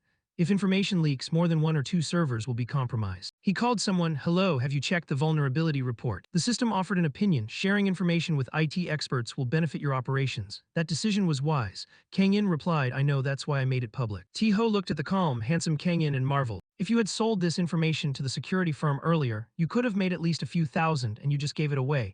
You're really generous." Kang In opened his eyes at the word "a few $1,000s." The system excitedly shouted, "With that money I could buy brand new equipment. Hurry, get it back." Kang In stood up and admonished, "Diane, have some self-respect. How can you do that?" He almost wavered. He told himself, "Connecting with IT experts is important for the future." Kang In spoke up, "If only one security firm knows about the vulnerability, hackers will keep exploiting it. Making it public was the right decision." The system counseled, "But don't reveal every vulnerability. Undisclosed flaws can be useful in emergencies. They watched Kang In's retreating back with shining eyes, praising him. Amazing, Kang In. They looked at Kang In like an embodiment of Buddha. Now, Kang In, what kind of person are you really? Handsome Kang In stood with his back to them, Fok Dong thought to himself. But losing a few $1,000s still stings a bit, doesn't it? The system reported back to Kang In. I've confirmed an emergency security patch has been installed on the server. It's very likely the patch we notified them about. Kang In showed he understood, murmuring praise. The admins of HMO-SU are doing an excellent job. The system continued reporting. Also, the performance testing rig for the bulletproof armor has been completed. Kang In carefully evaluated the device as he tried it on his arm. He observed it doesn't feel uncomfortable. The system added it's designed with usability in mind. The host's muscles flex and the armor flexes with them. Kang In moved his hand, examining it. It's made of metal but has good elasticity, really effective. Jae-in explained, instead of welding, it uses an armor assembly method that allows gentle body shape adjustments by controlling segments. Kang-in asked, but if the shape changes, wouldn't defensive strength decrease? It replied, considering combat scenarios, I set the standard based on moderate muscle tension. It can withstand a shot from a scoped pistol. After reflecting, Kang-in questioned, wait a minute, shouldn't it withstand multiple handgun rounds? Jae-in gently explained, to disperse impact and strengthen defense, you need wider coverage with more components. That it can stop a handgun round with such a small area already proves my technique. Kang In understood, then added, you sure are quick with your boasting. He asked further, so we're making the armor now, right? Diane responded, the design is finished, but with current resources, production errors would waste components.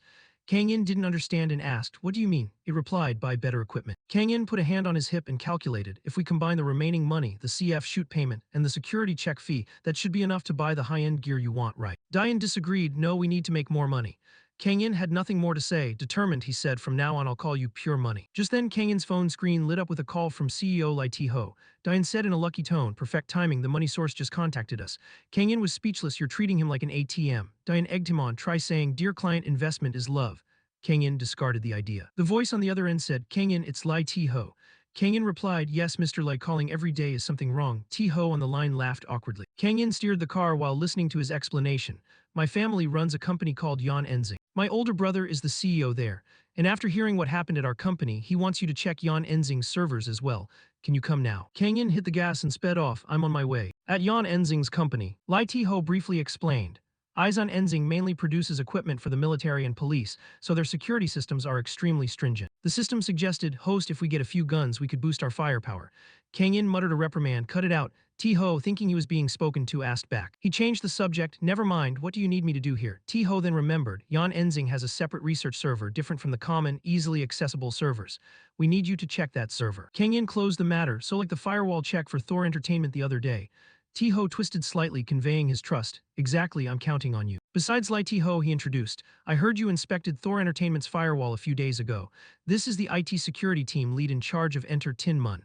Kang In replied politely to the greeting, hello. The team lead sniffed arrogantly and pointed his thumb at himself. Yan Enzing has applied the latest security patches. Kang In didn't bother to look at him and answered, yes, I've verified that. The team lead continued boastfully, it seems you knew about that vulnerability before the patch was released. Is that how you got in? Do you know any of the developers? Kang In answered tersely, no, the man kept nagging. So where did you get that information to focus your search on the vulnerability? Jae-in reported, host, the current firewall here can't be easily breached by modern hacking techniques. By today's standards it's rated A. If we reinforce 3 areas, defense will raise to A+.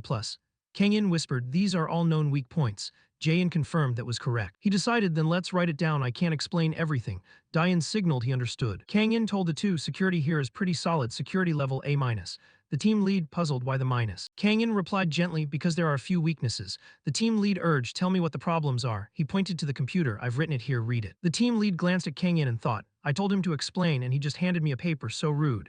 Kids these days only write a few lines, what is this? He looked at the computer, astonished. He widened his eyes, pointed at the screen and shouted excitedly, wait, there's a weakness like this. Kang In kindly advised, if you want to fix all these issues, you'll have to work overtime for a few days. He punctuated his remark while the man stared. The team lead, unembarrassed, forced a smile and asked for help. Can you help us? Kang In was blunt. Are you seriously going to dump this on me when we just met? Lai T-ho told the team lead, maybe we should hire Kang In instead of your company. The team lead stammered and bowed, sorry sir, I'll get everything sorted. Kang In thought to himself, what a shameless move. Moving to another spot, T-ho called Kang In. He voiced his concern about Yan Enzing's security. Is it dangerous to postpone the work? Kang In reassured him, not immediately. T-ho breathed a sigh of relief, that's good. Then he added, by the way, since you finished so quickly, there's a place I'd like to take you. If you have time, Yan Enzing has a shooting range for external guests. The system spoke up, host, testing different weapons will provide valuable data and this is the closest opportunity for hands-on experience. Go try shooting. Kang In thought inwardly. Jae-in's excited again. At Yan Enzing's test shooting range, T-Ho introduced. Yan Enzing specializes in producing weapon accessories like scopes and also bulletproof vests. They keep test firearms on site and of course they have government approval. Kang In curiously asked, does Yan Enzing manufacture guns? T-Ho elaborated, we recently developed a type of gun but it's still a prototype and hasn't been delivered. My father's dream is for the military to be equipped with weapons and accessories we produce, but we still have a long way to go. Kang In watched his surroundings seriously. The system answered itself without being asked. This area is monitored by CCTV, no blind spots, you can't take weapons out of here. Kang In didn't bother to react, only muttered, don't go ahead of me. He picked up the rifle. T-Ho put on headphones and cheered, Kang In, you're pretty good with a rifle too. Kang In replied, who knows, let's just give it a try. T-Ho said the sight might need adjustment. Kang In answered, that's fine. He went on to suggest, static targets might be too easy for you, let's switch to moving mode. Kang In checked the equipment and then pulled the charging handle. He readied himself in firing stance and tersely said, okay. The range manager signaled T-Ho with body language to start at level 1. But T-Ho immediately raised his whole hand, indicating level 5. The range manager gaped stunned. The sight speed test is normally level 4, he's trying level 5. He guessed for sure that Kang In was a professional shooter. The one-static targets now darted back and forth like lightning, so fast that even onlookers couldn't visually track them. Begin firing, activate weapon test mode. Kang In sprayed rounds at the targets as if firing indiscriminately. But actually, when he aimed at a target, even tiny deviations were automatically corrected by Jae-in. The test phase ended and gun smoke curled hazily. Bullets struck precise vital points on the dummies, the head and the heart. Kang In commented, this gun handles well. The two observers outside gaped with their mouths open, practically drooling. For Kang In, testing this gun was a piece of cake. I'm not sure about durability, but it hits targets solidly. Yet T-Ho stood open-mouthed, staring at him. Unbelievable, I thought that was impossible. He was witnessing such a surreal sight for the first time and couldn't trust his eyes. You really hit all 30 rounds, and in just 10 seconds. Meanwhile, Kang In glanced at another person shooting nearby. The dummy that person was shooting wasn't a standard model. It had an integrated bulletproof jacket. Seeing that, Kang In was a bit curious, testing a bulletproof jacket, but the next second T-Ho denied it. That jacket wasn't made by Yan Enzing. An individual brought their own vest to test. An individual. Seeing Kang In still puzzled, he elaborated on this DIY approach. There are occasional people who build such equipment themselves. Each has their own theory and crafts gear by hand. However, based on what he knew about the country's laws, Kang In was even more baffled. Isn't it really difficult to use guns in this country? T-Ho didn't hide anything and replied directly, that's why they come here. We keep this place running so people can elevate their testing experience. My father had many hardships testing equipment before, so now we provide rentable test space to make it easier for others. If they register, they can rent guns, target models in the testing area. Faced with the range's diverse services, Kang In couldn't help but admire it. And of course, as a slave to capitalism, money is T-Ho's primary motive. There are fees, of course.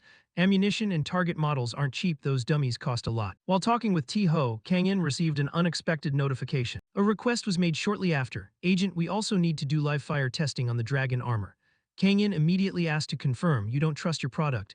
Is the manufacturing quality so poor that we need to verify its performance? Although Kang In wasn't keen on this, after some back and forth he had to agree. Do we really have to go that far? Does the host want to get shot through? Alright, we must test it. You keep making mistakes anyway. After accepting the task, Kang In turned to T-Ho with a weary expression. Can I see it? Unlike Kang In, T-Ho was very excited. Of course, let's go. Next, Kang In and T-Ho walked over to the owner of that bulletproof armor to talk further. Hello. Kang In gawked at the high-end piece before him, his face frozen like a malfunctioning signal. You made this yourself. He didn't hesitate and confirmed immediately, of course. Without waiting for more questions, he calmly introduced his product. The Dragon armor I built can perfectly withstand 7.62 rounds. Hearing that, Kang In froze for 5 seconds. What? After regaining some composure, Kang In queried the system as if about to uncover a national secret. Diane, what's going on? That bulletproof vest has the exact same name as ours. After observing, the system revealed that's a prototype of the Dragon armor. Kang In was stunned to the core and formed a staggering hypothesis. What? So that's the original developer? But the system quickly dismissed it, sir. Many people have made similar things before.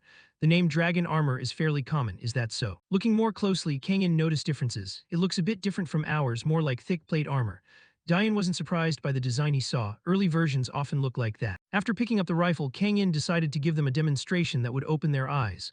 Run the test, watch closely. The muzzle of that man's gun quickly erupted in a continuous burst of rounds, the sharp crack echoing across the range. The dummy wearing the armor in front of them began to tremble violently after the volley.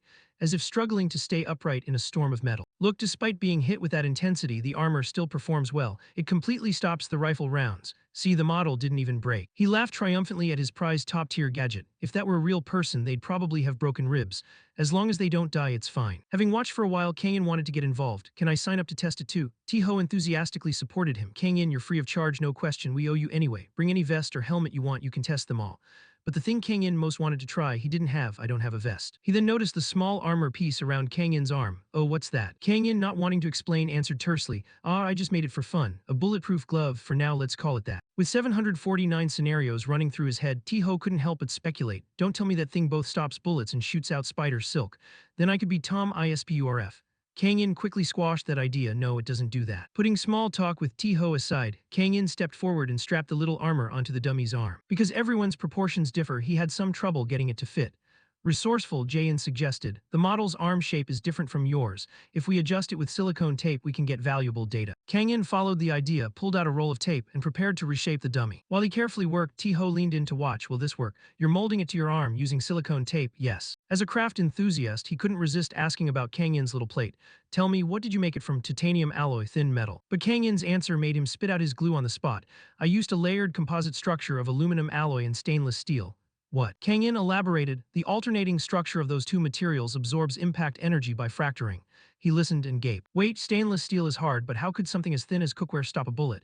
And there's aluminum too. Seeing the man's derision, Kang-in didn't say much. We'll find out through testing. Although he hadn't seen the results, the man mocked. There's no way that thing can stop a bullet. Just fail a bunch of times and learn from it. I've already gone through that stage and produced a finished product, he added, laughing smugly as he held his pride and joy. Though Kang-in was calm and unbothered, Jae-in bristled. Even the Earth Alliance's logistics troops won't use that.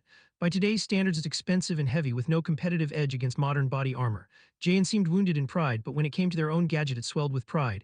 Our dragon plate armor is thin, flexible, and light, not hindering combat. Kang-in recalled something and asked, so I'm going to wear armor from 2082. Jae-in immediately denied it and switched to capitalism mode. No, with current manufacturing, we can't make such advanced protective gear. So go make money. At T-Ho's urging, Kang-in put on headphones to prepare to blow everyone's minds. Jae-in suggested a suitable option, Glock 17, a 9 pistol very suitable for testing, I know. After getting ready, Kang-in aimed the muzzle at the dummy's arm, his gaze resolute. Fully trusting the quality of the piece he made, he didn't hesitate to pull the trigger. T-Ho and the other man stood nearby, eyes unblinking. As if watching a world championship they had bet everything on. But unexpectedly, the result wasn't what Kang-in hoped for. Damn it. The armor was completely destroyed, its components were pulverized. After the irrecoverable test, the other man was even more smug. See, I told you mine's stronger, it didn't break. But on closer inspection, there was a small crack where the bullet struck. T-Ho, removing the armor from the dummy, suddenly froze. Wait, why is this like this? The man asked what's wrong. T-Ho widened his eyes. The dummy's arm. It's literally not over yet. After a careful check, the result left both men astonished. The arm remained intact with no damage at all. The man stammered, of course the glove stopped the bullet. No, I mean it's undamaged. He gaped, speechless. Meanwhile, Kang-in remained utterly calm as if he'd anticipated the outcome. It absorbed the impact completely. You saw the sparks, right? The bracelet shattered, but it still stopped the pistol round. To make the result more convincing, Kang-in spent a full 3 minutes explaining to the man. But the man stubbornly refused to believe the Canadian magic-like spectacle happening before his eyes. That thin bracelet did that. How? Faced with the opponent's seething resentment, Kang-in offered no further explanation, merely smiling in satisfaction at the test result. After the meeting at the range, Kang-in strolled alone down the crowded street. He walked humming, looking utterly relaxed. The 1 million gun from today's security test had been transferred. The profit was pretty good. When Kang-in finished a mission, Jae-in immediately pushed, I've saved a list of good restaurants in this area, perfect to stop by on the way back. After a brief quarrel with the system, Kang-in reached an insight and decided, you don't like home-cooked food. I'd rather eat someone else's cooking than my own steak. Jae-in nodded, sounds reasonable. Now that we've earned money, let's go eat something good. Scene changed, T-Sung sat at his desk, sulking like a dragonfly. When his subordinate came in, he fired off a question. 1 hour of testing for 10 million gun. 10 million per hour. Based on what he'd overheard, the subordinate quickly reported, but he pointed out 3 issues in the security system. T-Sung's face twisted as if he'd bitten into an unpeeled lemon. And you say, it's not urgent, right? Even seeing his boss's expression, the employee spoke up boldly. But it's really worth more than 10 million gun. With no choice, T-Sung relented. Fine, pay him. But it didn't end there. The employee continued, and there's something odd at the public range. Someone brought in a novel device. He pushed a tablet forward and said, sir, you should take a look. In CEO John Tekup's office, Junin asked about T-Ho's side. So did you treat actor Na Kang-in well? T-Ho had followed his father's orders and pampered Kang-in like a king. I let him run a security test for us yesterday. Pay him 10 million gun.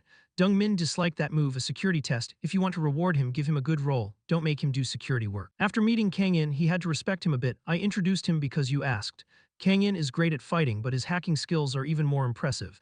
Just as they were talking, T-Sung barged in angrily, startling both of them. Oh my god, again, don't you know how to knock? But this flurry had a reason. Father needs to see this. He played the footage of Kang In testing the armor's toughness.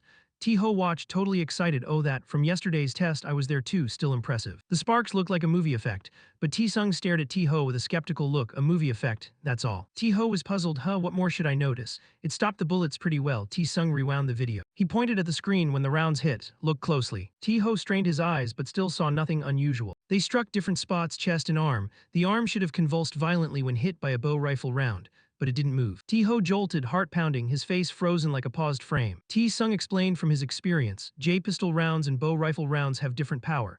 They hit different locations, chest and arm. The arm should have convulsed violently when hit by a bow round, but it didn't move. T-Ho goggled as if snow had ambushed him from Mars. What's going on? Dong Min grew serious. You saw it with your own eyes, so you should know better than anyone. What kind of glove is that? T-Ho, an ordinary guy, still couldn't understand. I don't know. It stopped one round and then shattered. T-Ho, an ordinary guy, still couldn't understand. I don't know. It stopped one round and then shattered. Dong Min pondered, then guessed, so it disperses the impact across the whole device. After a moment of analysis, T-Sung partially understood.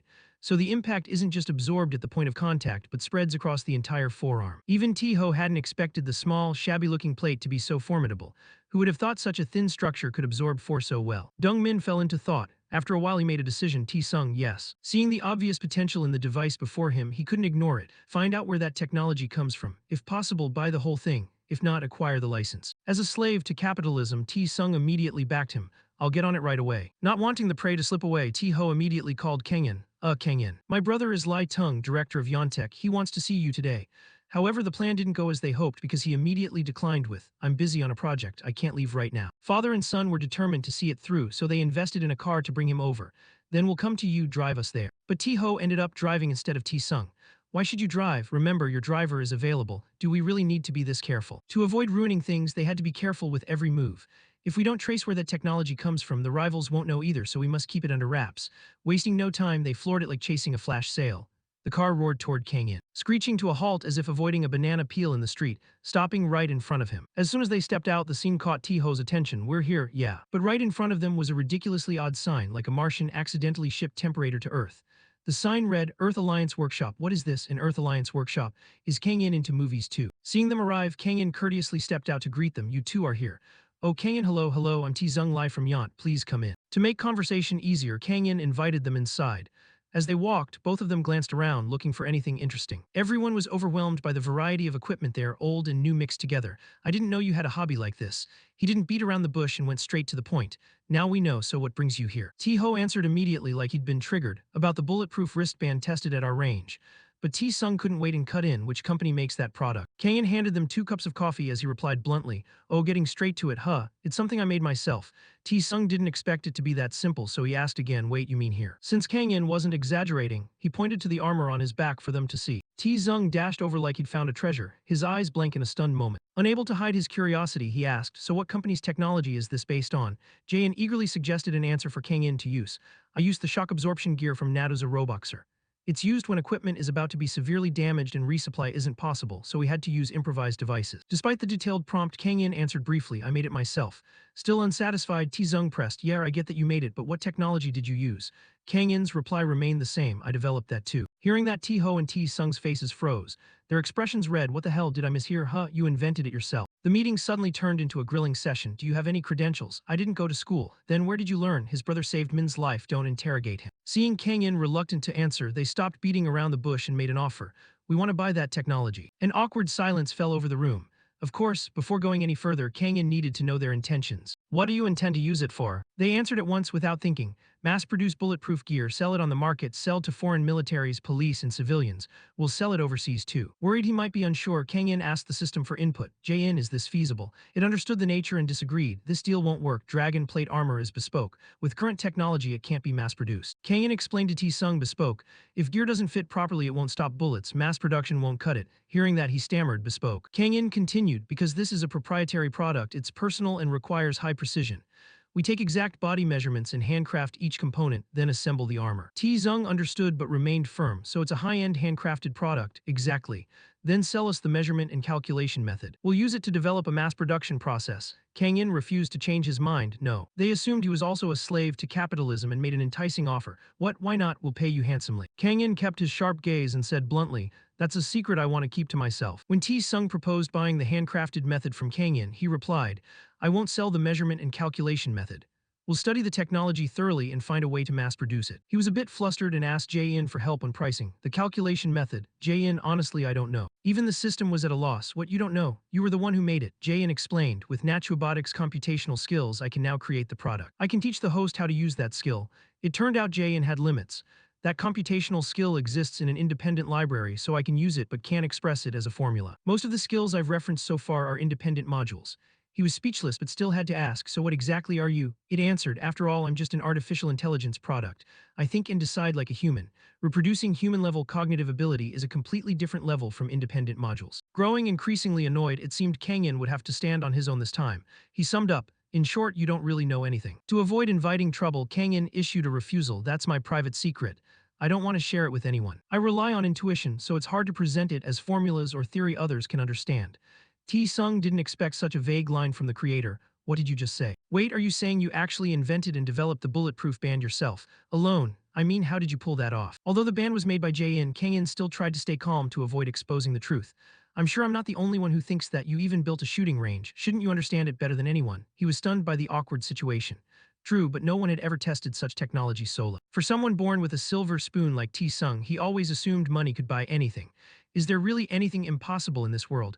With enough budget, there's always a way to learn it. Does he really not want to share the technology? Or is he trying to drive up the price? Would he sell if we offered a huge technology transfer fee? While T Sung was still confused, something caught his attention. It seemed someone was calling Kang In at that moment. What made T Sung freeze was the caller's identity, Scarrett Kell from Omga. He put their conversation on hold and picked up the phone. Hello Kang In, it's Scarrett, what's up? It turned out she was calling to tell Kang In, I'm coming to Korea soon, do you want to meet? Do we need to meet? Hearing the voice on the phone, T Sung began to break into a sweat. It really was her. But Scarrett's voice on the call reminded him of an event. I'm talking about the yacht party I mentioned. We're planning a grand event, come help Lur prepare the food. Kang In, an introvert, refuses any invitation, no thanks. Undeterred, she continued to persuade him, I'll pay a generous consulting fee. She's the real deal, just give advice and you'll get paid plus good food. Come on, agree. After a moment's consideration, Kang In finally nodded, should I agree? Since Jae-in asked me to, all right, send me the schedule. T Sung couldn't hear the conversation, so he could only imagine. What is he saying to that woman? Omget is famous for robots and military tech. Does that company really have bulletproof materials? We need to get ahead of Omget, give it a shot, and if it doesn't work, drop it. Don't let someone else grab the chance to get rich. T Sung pressed Kang In, so what do you plan to do with the technology from that wristband? Clearly, he still wanted to snatch some of Kang In's tech for himself. Obviously make bulletproof vests, just as I thought, so the design is already finished. After failing to persuade him, T Sung abandoned the mass production idea and proposed a more flexible plan. Then do this. Instead of mass producing, make high-end handcrafted bulletproof vests. We'll find clients and take body measurements. You design based on those and we'll handle production. The equipment here is pretty good but can't compare with Istek's facilities. The performance will be in a different league. At this, Kang In began to consider. Yeah, even making a single forearm plate takes a lot of time. Is it okay to just take the design and handle the rest ourselves? Jae-in, when asked, gave his view. Istek will need to test and adjust many times, but that's not our problem, so it's fine. Seeing it think things through like that, Kang In commented, you've become quite human. After persuading Kang In completely, the two of them got back in the car to return. This time T-Ho rode shotgun and celebrated with T-Sung. Congrats man, it's not official but consider the deal closed.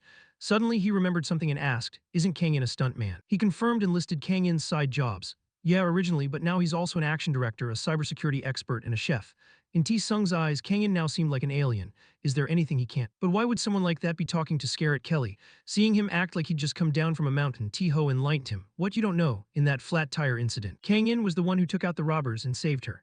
T-Sung's smile vanished when T-Ho slammed the wheel so hard he nearly lost half his soul. Are you crazy? Why steer like that? You almost crashed us. Why didn't you say anything until now? Not letting silence settle, the two then argued like performers fighting for the spotlight. Top secret, police told us not to spread it to avoid retaliation. Even so, you should tell me, I just told you. Iyuha held her phone like a ticking bomb, eyes glued to the screen while her mind spun through every possible scenario. Her face showed clear irritation, as if she'd heard Kang In had vanished into space without sending a signal. She then smashed the bed in a fury when handed a huge pat of butter.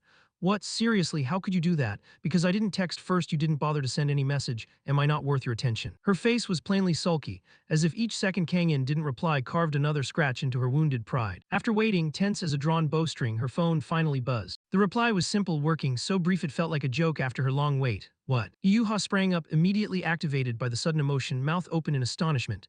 What the he answered right away. Oh my god, how embarrassing. Meanwhile, Yuha's mother scolded her. Why are you muttering to yourself? Cut it out. But the next moment, Yuha hurried out the door and said, Mom, I'm going out to eat, have dinner with Dong X, okay? Seeing that, her mother asked, who's he? Some boy, he's not a stranger, is he? Don't let him stay over, okay? Facing her mother's wary look, she hurriedly explained, it's not like that, we're just having dinner. But her mother painted a dark scenario in her head, just dinner. Yuha was 3 parts helpless, 7 parts scrambling to justify herself. I already told you it's not like that. After explaining until she was nearly out of breath, she finally made it to Kang In's place. Yuha walked in and stared around in awe. What is this? This place has totally changed, looks like a secret base. Seeing she had arrived, he went out to greet her. Ah, you're here. But before anything else, Yuha shot Kang In a bitter look. What's with that tone, like you knew I'd come? What are you doing? Kang In didn't hide it and said bluntly, working on ballistic armor. Yuha was a little surprised. Ballistic armor. Because you almost got shot last time, right? First you fix cars and now you're making armor. Kang In didn't hesitate to reveal his business to her. I signed a contract. I get paid for this design. Yuha immediately understood, so it's not a hobby anymore. No. Suddenly, when she looked at him, she thought of an onion, peeling more layers the longer you go and the more layers she found. Since Yuha had made the effort to come, Kang In let her admire his finished piece. It's done. What is it? Yuha reached out to touch it lightly, curious. Oh my, this doesn't look like ballistic armor. It's more like a sleeveless t-shirt. Can you really wear this in wartime? Slightly exasperated by her curiosity, he patiently explained. This is the standard version. It's designed to be worn with clothing. So what exactly did you come here for? Seeing he finally paid attention to her, she pouted. You're only asking now? Ah, I'm here to eat. What else? Who expected Kang In to hand her just a pack of instant noodles? I have a cup of noodles. Do you want some? Having trudged all that way only to be offered this, she was furious. No way. Do you think I came all this way just for instant noodles? You said you're getting paid for the design. Buy me some grilled ribs. Faced with her demand, Kang In immediately refused. Do you think I'm a wallet? And grilled ribs will make you fat. After they yelled at each other, Yuha had to fend for herself. She wasn't the heroine of a romance novel. Grilled ribs won't make you fat. That's cult leader logic. If ribs don't make you fat, then it's a modern miracle. Fine, go buy them yourself. Okay, it's a deal. Trio Lining Company began producing ballistic vests based on Kang In's design. Although many initial trials failed, thanks to his guidance, the work gradually progressed smoothly. Kang In kept explaining to everyone it's not like that. A week later, 2 prototype ballistic vests were completed. The secretary came in and quickly reported, the new custom sample can withstand up to 5 handgun shots. The first shot was completely stopped, subsequent shots hit the dummy. Hearing this, the director glanced with suspicion. What about the 6th shot? The secretary continued. The vest was completely destroyed. The 6th shot inflicted direct damage on the dummy.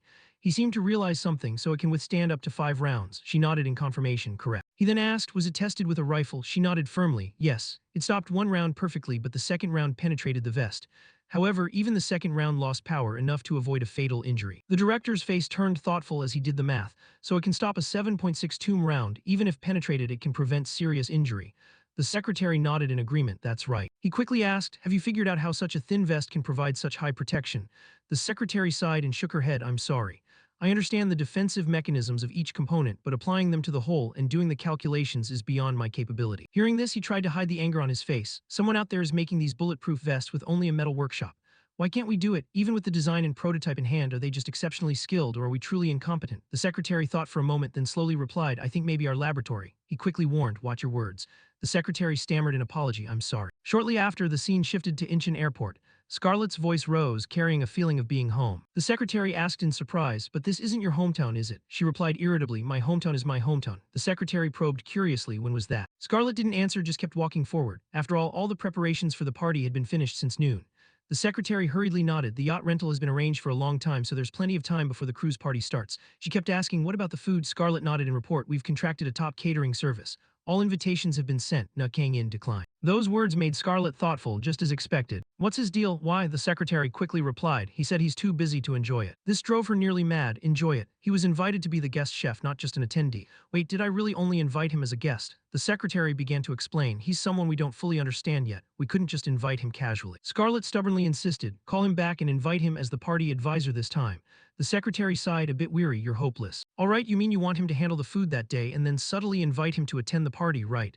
Scarlett smiled and nodded in agreement. Yes, Jessica, you get it. At that moment, a voice spoke from behind. Ms. Set saw Lan standing there motionless and was a bit startled. The director of Trio, Lian and Nin Jang L, suddenly asked, "You come to Korea often, don't you?" She replied coldly, "I have some business here." Train Nian asked further, "Didn't receive an invitation?" He nodded in confirmation. "Of course, we will send a representative." Scarlett asked curiously, "A representative?" Tyn continued to explain, "My younger brother will go in my place. As you can see, I have to travel abroad." Hearing about his younger brother, Scarlett involuntarily remembered the man mentioned, that guy. She kept running into him, got it. The story was told. LZ left the country to attend a bidding event for specialized equipment for Southeast Asian governments. Chin Enning was competing against 3 foreign companies, and today was the day to present to senior officials. Tesser turned back solemnly and reminded, "We really owe you a favor. Manager Bosser asked you, and that's how we could participate in this presentation." The government official, Manager Bosser, smiled gently and replied, "This is the least the government can do to support private enterprises. I did help, but I wonder whether this might cause extra trouble for your team. There's a rumor that Thang Thao Company has already been pre-selected." Tyn's expression showed little concern. "I know, but I still believe our efforts won't be wasted. Results often come from the least expected places." At that moment, a woman slowly stepped out of a luxury supercar. Everyone around immediately started buzzing. "She's here, Sheer, hurry up." An announcement sounded, "S5 from Diaz has arrived." A woman with white hair appeared. She was the daughter of a powerful government figure, an MIT graduate and extremely capable. She also had decision-making power in this tender. Tyn smiled with delight, "Welcome her." Suddenly a group of people rushed forward. "She's coming." The crowd continued to swarm around, leaving him momentarily frozen. The harmonious scene between her and the crowd suddenly drew his attention. She seems particularly close to one person. Could that company actually win? At that moment, a sound from behind drew everyone's attention. At the same time, another supercar appeared here, leaving everyone baffled. What is that? Someone in the car immediately pulled out a gun and aimed straight ahead. Tco Yan's face instantly turned serious. "Is anyone hurt?" S5 on one side was startled, sensing that something was wrong. The gun suddenly aimed straight ahead, freezing everyone. "What is that?" Immediately afterward, people around scattered, running everywhere. "Terrorists, run." The scene left Tcoy rooted to the spot, unable to move. "What terrorists? Why are there terrorists here? Their target is S5 from Diaz." Their target is S5 from Diaz. At the same time, her face grew pale with fear. Seeing the situation go south, he rushed forward. As the bullets flew, his expression turned utterly confident. S5's eyes widened in shock, as if she couldn't believe what she was seeing. Not wasting a second, Tcoy immediately pulled her in another direction. At the same time, police vehicles were already rushing toward the scene. Seeing the situation, the terrorists could only drive off. After assessing the situation, S5 from Diaz worriedly asked, "Are you okay? Call an ambulance." Yan gently placed his hand on his body. "I'm fine." He slowly opened his vest. It turned out he was already wearing a bulletproof vest made by Kangin. Tcoy silently thought to himself, "Bulletproof vest. I never imagined I'd test this vest in a real shootout. I didn't expect its performance to be this impressive. I knew it could stop most rounds, but I didn't expect it to hurt so little. Why? Because it fits perfectly." At that moment, police cars slammed into the terrorist vehicle, bringing it to a halt. Meanwhile, black cars continuously boxed them in, preventing the terrorists from escaping. The scene grew increasingly chaotic, and the people around kept talking among themselves. "The terrorists have been neutralized, well done." The bodyguards hurried over to Zhe. "Are you all right?" She suddenly turned to Seo Yan and said, "Thank you. You're from Lian and Zin, right?" Seeing her attention on him made him jump, bewildered. He quickly placed his hand on his chest and introduced himself. "I'm Lur Yan, director of Colin Enning." She laughed in surprise. His movements were unusual, as if he'd been a special forces operative. He shook his head and recounted, "I'm familiar with this gear because I test it regularly."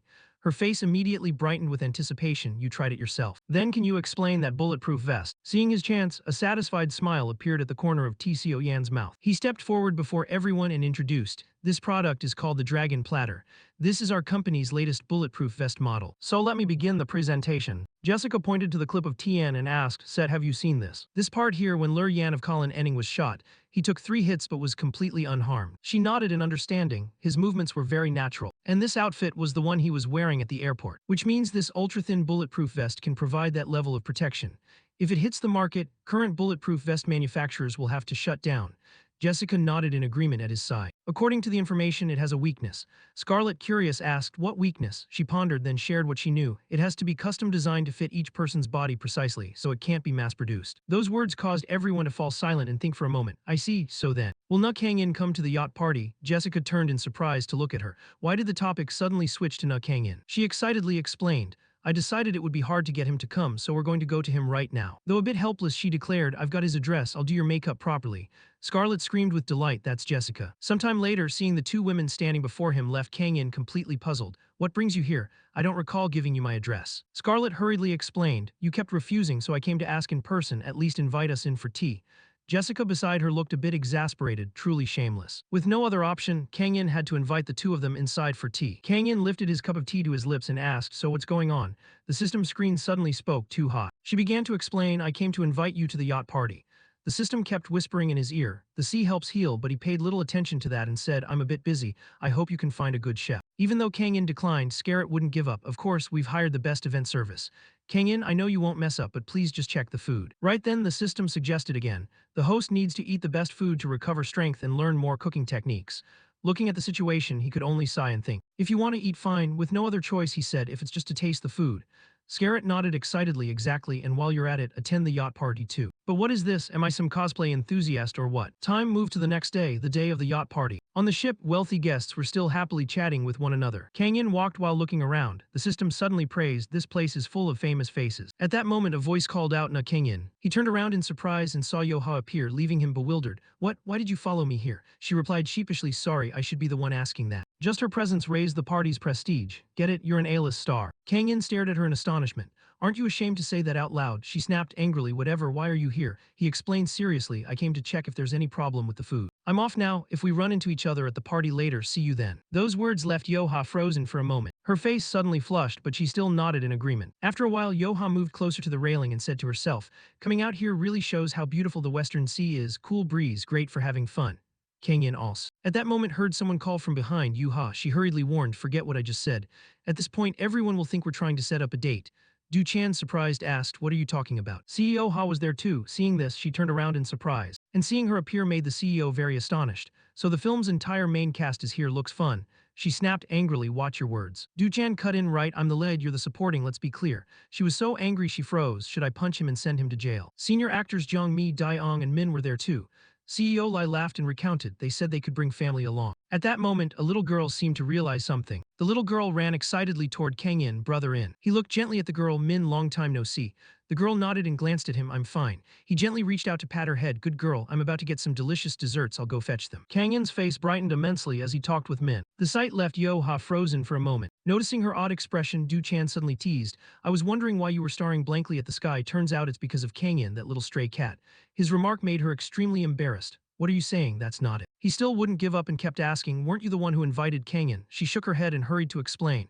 Mr. Kang In came as a culinary advisor, see. After a while, Kang In carried a tray of fragrant pastries forward. Little Min watched in awe at the sight. She pointed excitedly at the sweets. "Hey, what is this?" He answered gently, "A variety of cakes and mixed candies, try them." Driven by curiosity, the girl took a bite. The flavor spread and she immediately widened her eyes. So good, crispy and rich, soft and sweet. Seeing that, those nearby immediately paid attention to the new dessert. They swarmed around Kang In's food cart. "Where did this come from? Give me some, give us some too." Everyone ate with delight, whispering, "This is really good. Which company made this? It doesn't look flashy, but the taste is top-notch." People chatted merrily with one another. They forgot all their worries and fatigue. A cheerful atmosphere filled the yacht. The sea waves began to grow larger. Beside the massive yacht, a small boat rocked that could capsize at any moment. The man on that boat was the pirate leader Nak Gui. He stared coldly at the luxurious yacht ahead. On the yacht's deck, a sailor grabbed a rope, swung it a few times, then threw it straight toward Nak Gui. He held the rope tight so his comrades could climb up. Seizing the opportunity, the pirates climbed aboard. Moments later, Nak Gui's foot stepped onto the deck. His face became deeply contemplative. His gaze was ice cold as he scanned the area and then headed straight for the wheelhouse. Up above, people were still laughing and joking as if nothing were wrong. Suddenly, the ship trembled slightly, drawing Scarrett's attention. "Is our ship stopping out here in the ocean? What's going on?" Jessica shook her head. "No such event is in the plan." She checked her phone and flinched, no signal. Scarrett sighed, "We're already pretty far from shore, but I have a bad feeling." With no other option, she took out the radio. After calming herself, she warned, "Attention, there's no plan to stop at sea.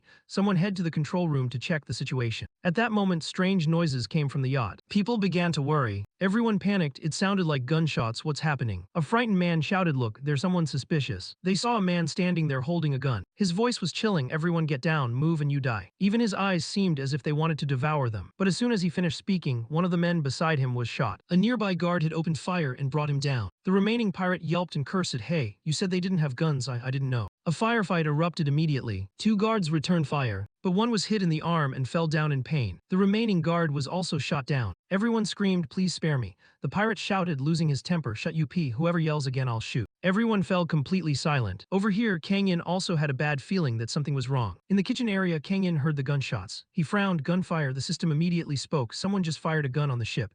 Kang In puzzled what? The head chef called back, what was that loud noise just now? And where's the extra help? The cook replied, panicked. He said he went to the bathroom. The head chef called back, what was that loud noise just now? And where's the extra help? The cook replied, panicked. He said he went to the bathroom. Kang In nodded, probably, let's go. He immediately turned and left, ignoring the curses behind him. Where's he going again? Isn't he just a part-time worker? The system warned further, wait, there are quite a few enemies, we need weapons. Kang In turned back full of confusion, where do we get weapons now? The system answered, no guns in sight, but there are plenty of knives. At the same time on the deck, Nak Gui roared in anger. This is Korea, why do the guards have guns? A henchman hurriedly dropped to his knees. Sorry boss, Nak Gui growled, prepared this sloppily, you want me to throw you into the sea. The henchman trembled, please spare me. Someone nearby whispered, the Matrak government is involved. Nak Gui sighed, communications with the control room have been completely cut. Those on the ship can't call out anymore. After thinking for a moment, Nak Hui gave a direct order, put them on now. The subordinate nodded, about to say more.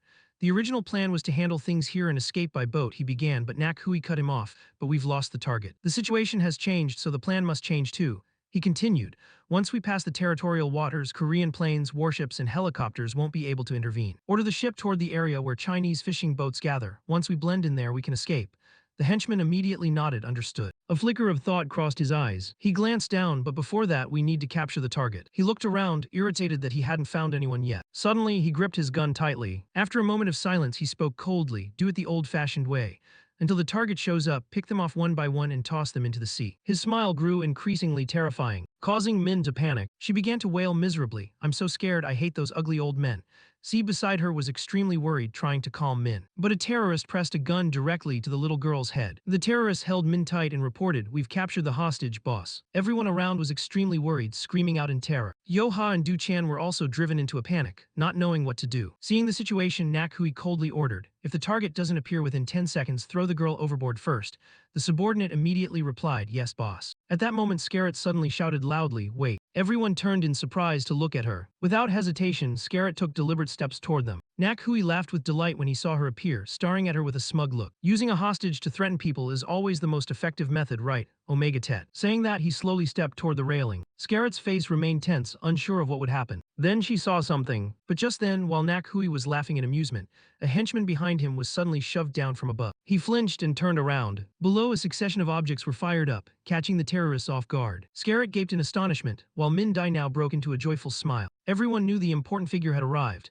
Nak Hui's voice faltered, desperate as he saw Kang In appear. Who are you? What the hell is that? Shoot him. Kang In's gaze was icy as he looked toward them. When the bullets flew in, he quickly leaped up, deftly dodging them, and then landed smoothly. Kang In's speed was so fast that he took down each attacker in turn. Sensing something was wrong, Nak Hui whispered, that guy, who is he? His expression shifted from confident to terrified and desperate. The opportunity came, and Kang In directly hurled 2 knives forward. The knives quickly struck the terrorists' weak points. Kang In coldly twirled the knives in his hands. His eyes remaining fearsome, hit the crowd for real, the system reminded. The number of enemies isn't up to a company, it's hard to call this a large group. Police are preparing toward the station.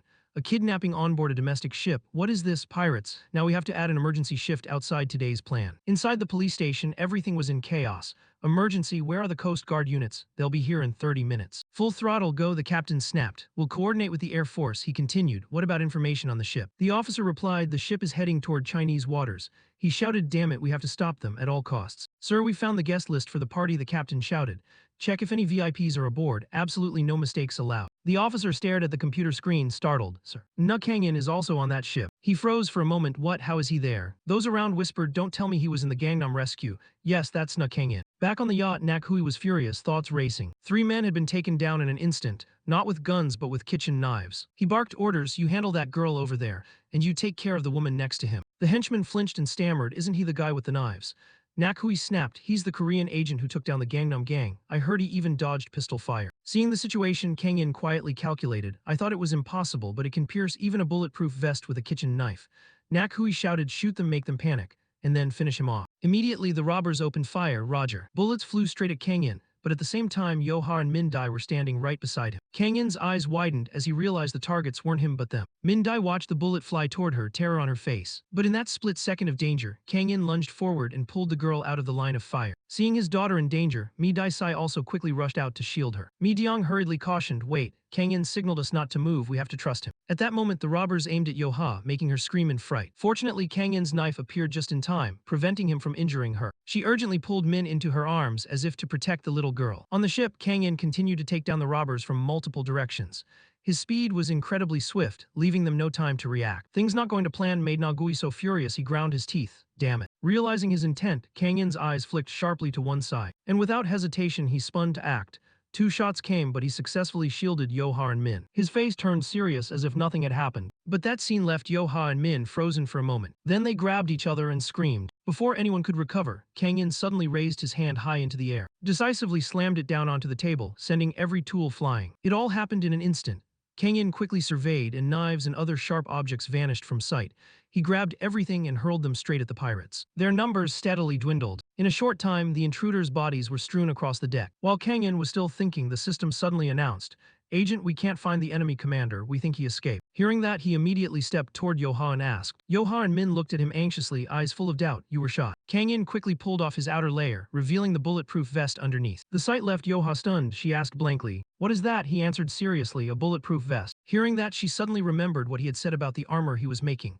"That thing you said you were building, right?" He nodded in confirmation, "Yes." Her voice faltered suddenly. "I actually thought you were really shot. I was so worried I thought I'd die, you know." Kang Yin was speechless and only reminded her, "Calm down, you're making me dizzy." Mi Dai beside her looked at him with admiration. "Oh my, thank you, so cool. But why didn't you dodge the bullet? My dad said you could dodge it." The system suddenly displayed an explanation. If he had dodged, both Xin Du-chan and El Minji would have been shot. Kang Yin smiled. "Today I just chose not to dodge bullets." Min's eyes lit up. "You're really strong, so you can pick the mood you want to." At that moment, people around began to chatter excitedly. "What just happened? Did he take down those gunmen with just a fork? I even saw him use knives. Did you all see that? Anyway, we're alive, we survived." While people were still hugging each other in relief, Scarlet stepped forward and called out loudly, "Kang Yin, thank you, I owe you again." Kang Yin glanced at her in bewilderment. "They were aiming at you." Scarlet laughed and nodded. "Yes, they want access codes to the top secret server." Those words surprised Kang Yin. "Top secret?" Scarlet sighed wearily. "Yes, the company's top secret server. I can't disclose it. There are confidential files inside." Yoha beside him looked confused. "What are they talking about?" The system continued to notify, "There may be information we need inside." Kang Yin's eyes grew skeptical. "Isn't that speculation a bit vague?" The system replied, "Natick's implanted hatred will develop through experience." While Kang Yin was still pondering, Scarlet suddenly suggested, "Want to know more? There are too many eyes here. Let's meet privately later." Hearing that, Yoha spoke up, "Why meet privately later?" Scarlet looked at her in surprise. "Aren't you the rising actress from A Beautiful Sunny Day?" Yoha snapped angrily, "Call me Yoha. More importantly, why do you two need to meet privately?" The two of them kept arguing. "Kang Yin saved me, he saved me too." Their exchanges left Kang Yin standing to the side, exhausted. Yoha pointed at him, "He even took a bullet to save me." Scarlet surprised, "What, a bullet?" "He was shot while I was being evacuated. It must have hurt where his chest, oh my." Seeing the two of them fighting over inspecting the bulletproof vest made Yoha tremble with anger. "The bullet still lodged in there, it's that hard, how fascinating." Seeing them fight over checking the vest made Yoha shake with anger. "Stop touching Kang Yin's chest, I haven't even had a turn." Kang Yin was speechless, thinking, how did this even happen? Scarlet's gaze regarded Kang Yin thoughtfully. "I'm not exaggerating, his body is really as hard as steel. Could he be a robot?" When she lifted the shirt, she gasped in surprise. "Could this be the dragon pattern?" Kang Yin nodded in confirmation. "Yes. Now please put my shirt down." Yoha beside him kept scolding. "Just because you're a foreigner doesn't mean you can flaunt yourself in public." The system reminded, "Please don't misunderstand." Kang Yin nodded, "I'm not misunderstanding." Scarlet grew interested in his armor again. "This is the Yonka prototype, right?" Kang Yin quickly pulled his shirt down. "You know a lot, but the mass-produced Yonka models are a bit different." Scarlet's eyes lit up talking about it. "Does it work by dispersing impact forces when the metal structure fractures?" Suddenly Yoha called out, "Hey, sorry, but there are a lot of people watching here." She touched the vest. "I'm the type who gets obsessed with something and can't stop." Hearing that, Yoha angrily shouted, "Just the two of you, what the hell?" The system kept reminding, "It's not over yet, get back, you don't know what to say in this situation." "Amazing, now you're jealous too." The pirate captain still hasn't been caught. Kang Yin quickly moved toward one of them and grabbed a gun. Scarlet, curious, asked, "Where do you think he is?" He replied, "He's probably running to the bridge." "I'll go there. Everyone here, please hide in the safest place you can." Yoha's face grew worried. "Can't you stay here? It's dangerous, it's not safe." Kang Yin paid no heed to that. They've accelerated. At this speed, the ship will soon leave Korean waters. Surely they don't intend to dock anywhere safe. We have to stop them before their plan succeeds. After a moment of silence, Yoha suddenly shoved a tray of chopsticks in front of him. "Then at least take this." "A weapon? I mean, earlier you were fighting with chopsticks." Kang Yin explained seriously, "That's for when I'm far from the target. In tight spaces you don't need to use it." She nodded in understanding. "Oh, I thought it would help." Her face immediately fell sad, which caught his attention. With no other choice, he picked up a chopstick and said, "I'll take this as a backup. It should be useful. I'll be back." Those words made Yoha blush at once. She hurriedly nodded, yes. After that, Kang Yin calmly walked down a wide corridor. "This must be the bridge." The system confirmed, according to the ship's layout, this should be it. Sensing something was wrong, he suddenly glanced to one side. The system detected an anomaly too. There are enemies on the motorboat, they're fleeing out to sea. The remaining men were trying to escape. Kang Yin quickly brought the gun to bear. Wasting no time, he fired directly. The system continued, if the cruise ship keeps running at this speed, the Chinese Navy will seize it. We need to turn the ship back. He snapped irritably, deal with those guys first. Bullets quickly sprayed toward the motorboat trying to flee. The system didn't fail to remind him, hitting a fast-moving target at sea from this distance is not easy. Kang In hurriedly turned and ran for the bridge. The Coast Guard will act as soon as they hear gunfire. It warned, don't fake a miss, hitting them is part of the plan. On this side, the gunfire made Yo-Ha start and pay attention. She worried, I just heard a lot of shots, could Kang In have been hit? C comforted her, no, don't worry, the ship is changing course. It was heading toward China, now it's turning back toward Incheon. You need to get to the bridge to help steer the ship.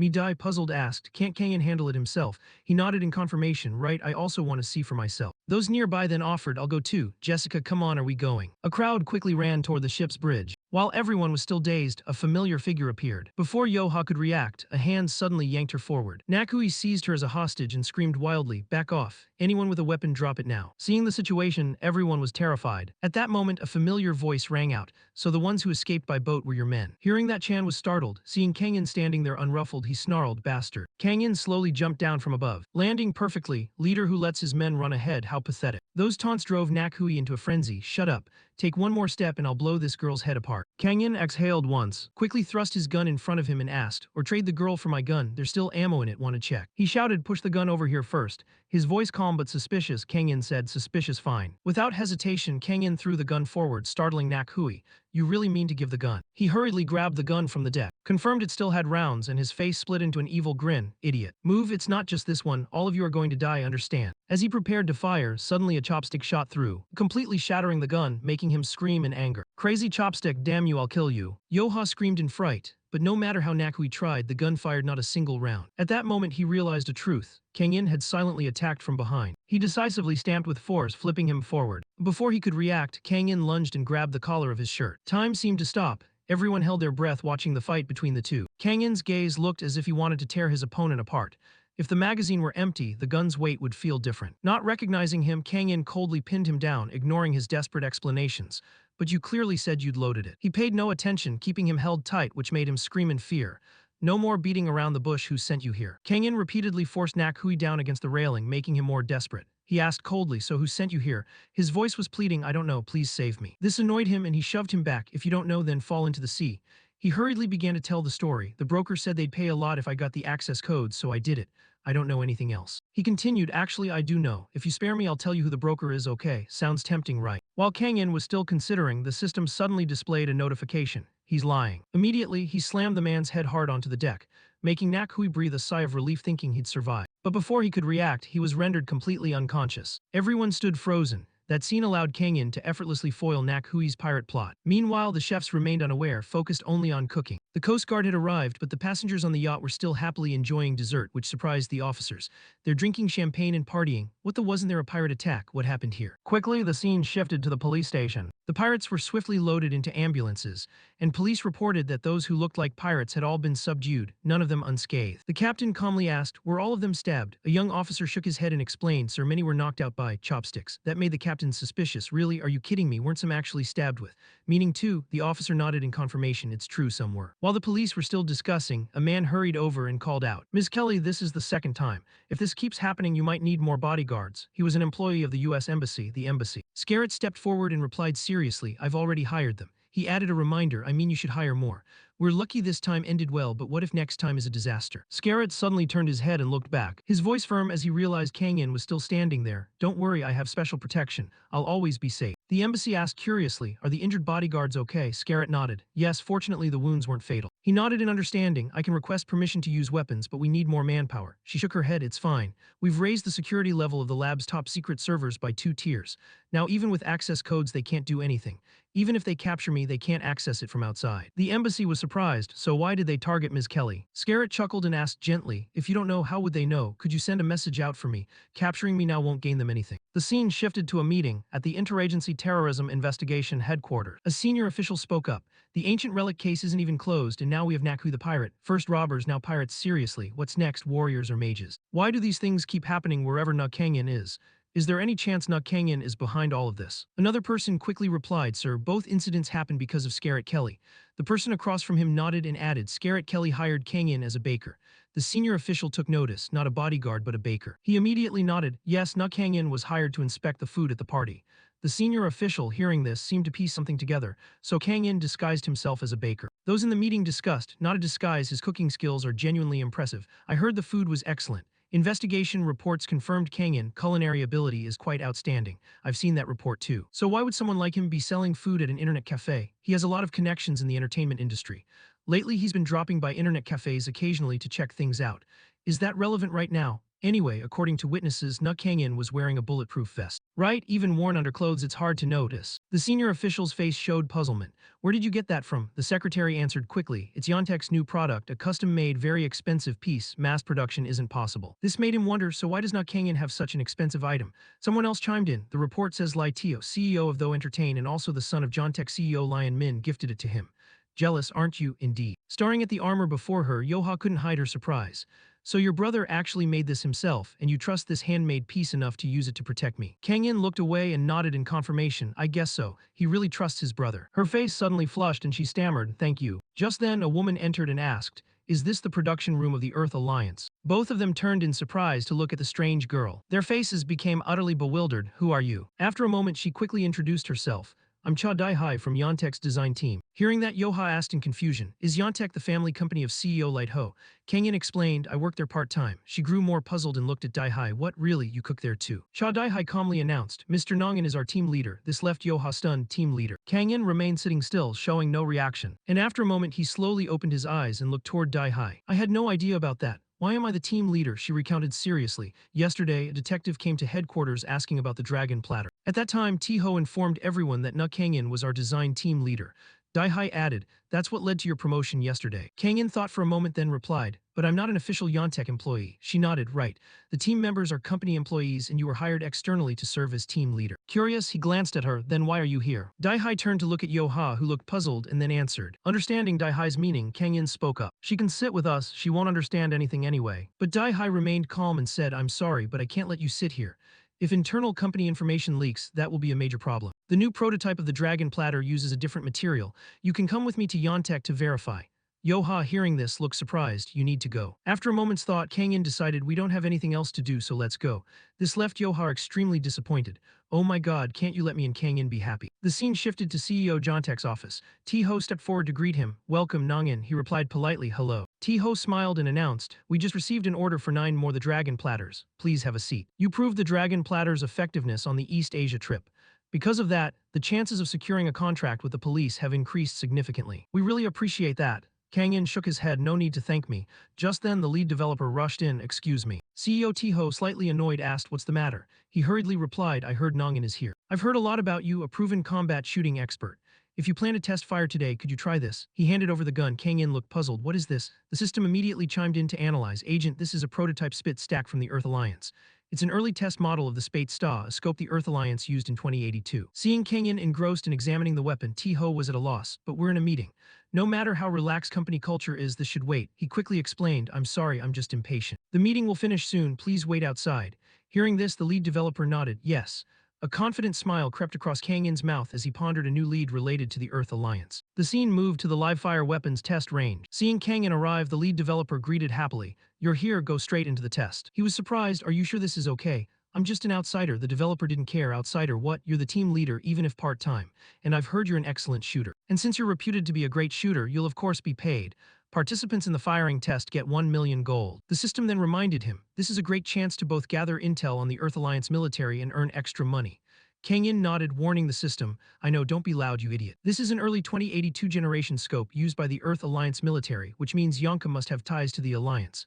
The system replied, that's wrong. From my memory, this isn't Ison's, it belongs to another company. Hearing that, Kang-in flinched, which company? The system shook its head, seemingly helpless. I can't find it, but it's definitely not Yonka's. Recalling something, Kang-in asked, is this device called a spear? The lead developer shook his head, no, this is a hockey sate. He quietly asked the system another name. Could the bastard who destroyed Yonka have sold this technology? The system nodded in agreement, very likely. Kang-in, holding the gun, suggested, while testing the scope, try it on the dragon platter armor too. The lead developer nodded, yes, we'll prepare it right away. Afterwards, the armor was placed up front. Kang-in decisively aimed the gun at the armor, and without hesitation fired multiple rounds in rapid succession, until there were no bullets left. The system immediately remarked, Yonka's manufacturing and armor assembly have improved a lot. There's no obvious weak spot you can punch through on the first shot anymore, though it still isn't as good as what we make ourselves. Kang In assessed seriously. The armor's design looks solid. As for the scope, he quickly grabbed a pen and paper and began drawing something attentively, which made the lead developer stare in bewilderment. After a short while, he handed him a sheet with detailed diagrams of the components. It works fine now, but I've marked the points that need improvement here. Do this and it'll be much better. Taking the paper, the lead's face lit up with joy. This is something we never considered before. If we adjust it like this, the hit rate on fast-moving targets will increase. He was moved. Thank you so much. Did you really sketch this yourself? Kang In replied irritably, so what? If the armor performs worse than the test results, it's just a sizing issue. Make sure to note that when you submit the test report. He nodded quickly. Yes, I'll report it directly to headquarters. Thank you so much. With that, Kang In quickly returned to where he needed to work. The phone rang. He picked up. Hello. A voice replied, Hi, this is Team Lead Cha Dai Hai. We just received an order for 10 sets of dragon armor. Hearing that, he asked in surprise, From overseas like you said? She shook her head. No, domestic. Suspicion gradually crept into his eyes. But the dragon armor lacks government certification. We can't sell it to officials. She nodded. Even so, they insist on using it and have contacted us. So someone from the government wants to meet you. Should I give them the address of the workshop from last time? Kang In answered decisively. No, I'm busy today. Tell them to come to Bitch Cafe tomorrow. She hung up at once. Understood. When everything was settled, he exhaled. All done. The system quickly warned, providing military-grade dragon armor to civilians like Yo Ha may violate regulations. He didn't pay it much mind. She's a local collaborator. It'll be fine. The system nagged again. A collaborator with such poor combat capability.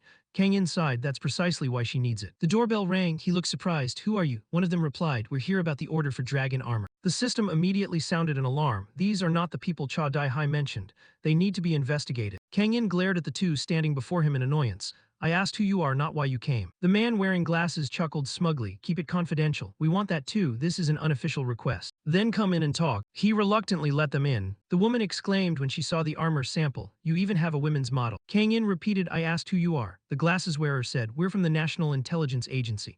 Because this is for armor requirements, we intended to wear 2 sets ourselves. He frowned. 2 sets, then losing patience, he asked, which department are you from? He pointed and introduced, call me Manager Kim and this is Manager Lai. Kang In didn't bother. I'm asking which department. Manager Kim lost his temper. Why are you so nosy? Manager Lai hurried to stop him. We can't disclose that. Kang In pointed toward the door, then get out. Both of them looked stunned. Sorry, what did you just say? His eyes turned icy. I said get lost. He continued in a judgmental tone. How do I know you're not planning to rob a bank with these armors? Manager Kim sneered. Do you know who we are? You'll regret this. Kang In replied coldly. You expect me to trust you without ID. This is unofficial. Don't push me to lose my temper. The atmosphere grew tense. Hey na Kang In, watch your words. Kang In's face remained calm, unafraid. Manager Lai had to step in. Stop it.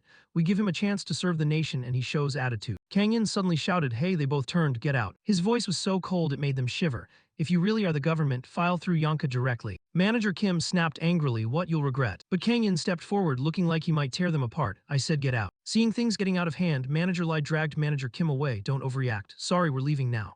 Manager Kim kept shouting, let go of me, damn it, you're making a huge mistake. After they left, Kang In sighed, what a nuisance. Those pests keep crawling back, should have salted the ground to keep them away. The system warned immediately they might be imposters, call the police.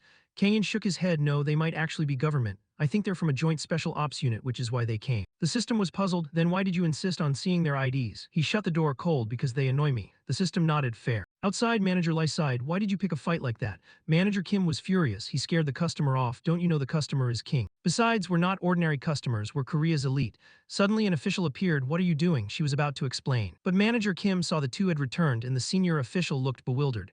Weren't you supposed to be getting armor measured? Why are you here? She didn't know how to explain. At that moment, Rookie Kim pretended to be a manager to hide his rank and recounted everything. Na Kang In treated us like bank robbers, so we argued. He just sighed. How stupid do you have to be treated like that? Wait, you didn't actually fight, did you? He quickly shook his head. Of course not, I never hit civilians while on duty. His eyes grew suspicious. Be honest, did you fight? Manager Lai was startled. We settled it before it came to that. But he became even more curious. Meanwhile, her mood plummeted. We almost fought and the order was refused. This left him exasperated. Unbelievable. You kids are lucky to be alive. Idiots. Both still didn't fully understand what happened. The senior official's expression turned serious. He warned, listen you two. If you ever run into Na Kang In again, under no circumstances fight him. You could die. This made Manager Kim burst into scornful laughter. I'm an elite agent protecting the nation and its people. I may be a living weapon, but I don't kill civilians. After a pause, the senior official was at a loss for words. Let me see who trained you into this. Forget it, I'll hunt that bastard down myself. At that moment, Seong Hoon suddenly shouted, hey, why don't you cook for us more often? A Daeom nodded in agreement. I want to eat it every day. Yo-ha exclaimed in surprise, kids, do you think In is your personal chef? She glanced over, why not, I'm eating too. She laughed and said, he cooks for me, not for you kids. Kang In's gaze turned judgmental. No way, looks like I'm out of ingredients for fried rice, I need to go buy supplies. The doorbell rang and a Dai-Om hurried outside. Welcome, please order at the kiosk and choose a seat. The man shook his head. I'm not a customer, I'm here to see Na Kang-in. She started at that, then called out loudly. Kang-in, he hurried outside. You came about the dragon armor, right? The man nodded. Yes, that's right, nice to meet you. A warning suddenly popped up on the system. Is he the one who ordered the 10 bulletproof armors Cha Dai-Hai mentioned yesterday? After a brief silence, Kang-in suggested, let's talk over there. The man nodded in agreement, yes. Kang-in looked at the business card in his hand, bodyguard Choi Namsu. He asked, with an escort team, is the dragon armor meant for your VIPs? The man quickly shook his head. Sir, there's no official announcement yet. Curious, he asked, then why order 10 pieces? The man said seriously, because we have real combat data. We heard you took down the Jacko group and the mercenaries at International Gangnam, and even the Nak Gui robbers at that yacht party. Also, you're the founder of the Pow Fist technique. Unbidden, Kang-in recalled the martial technique he once invented. Kang-in suddenly remembered the fighting method he had invented. The system immediately reminded him, if it's gone now, it's too late, admit it. He nodded in confirmation, right. Namsu continued, actually beyond bulletproof armor, we're hoping you can teach Pow Fist to our agents. Kang-in, surprised, said, your agents. His face turned serious. Different departments have been sending field personnel here separately. Superiors explicitly requested Pow Fist, where the national training team sent to learn it. The system warned again, ordinary people can't fight like a host. Hearing that, Kang-in cut straight to the point. Pow Fist isn't something ordinary people can learn. He added firmly, our agents aren't ordinary. He was about to say more but fell into thought. I mean, it's not something achievable by mere human ability. I can't tell them the reason why it's impossible. The man's face showed confusion, but you can do it right. That means it's possible for humans. He continued, we're not asking you to be the official trainer. We've prepared a training ground and trainees from multiple agencies. Mr. Na, you just need to show up. These privileges gave Kang-in pause. The system kept reminding him, I have the skill to train security for ordinary people, connections with various agencies, and I get paid, work, and profit together. His expression shifted, seeming somewhat pleased. He quickly decided, I'll teach the basics to you. Namsu couldn't hide his joy, really. Thank you so much, so when do we start? He replied, I'll contact you this week. He was excited, thank you very much. Sometime later at the internet cafe, Kang-in sat looking out inside, another mission added to my list. The system immediately chimed in, I'll whip those uncles into shape. He pondered for a moment, you're under a lot of pressure, huh? Let's go grocery shopping. A familiar figure suddenly appeared from behind. Seeing Yoha appear, Kang-in was slightly suspicious. You're really famous, I feel like I could run into you every day. She snapped back angrily, at least say hello first. The two of them chatted as they went to the market. Where are you headed? To the market. And you? I'm here because I'm hungry, I hope to eat what you cook.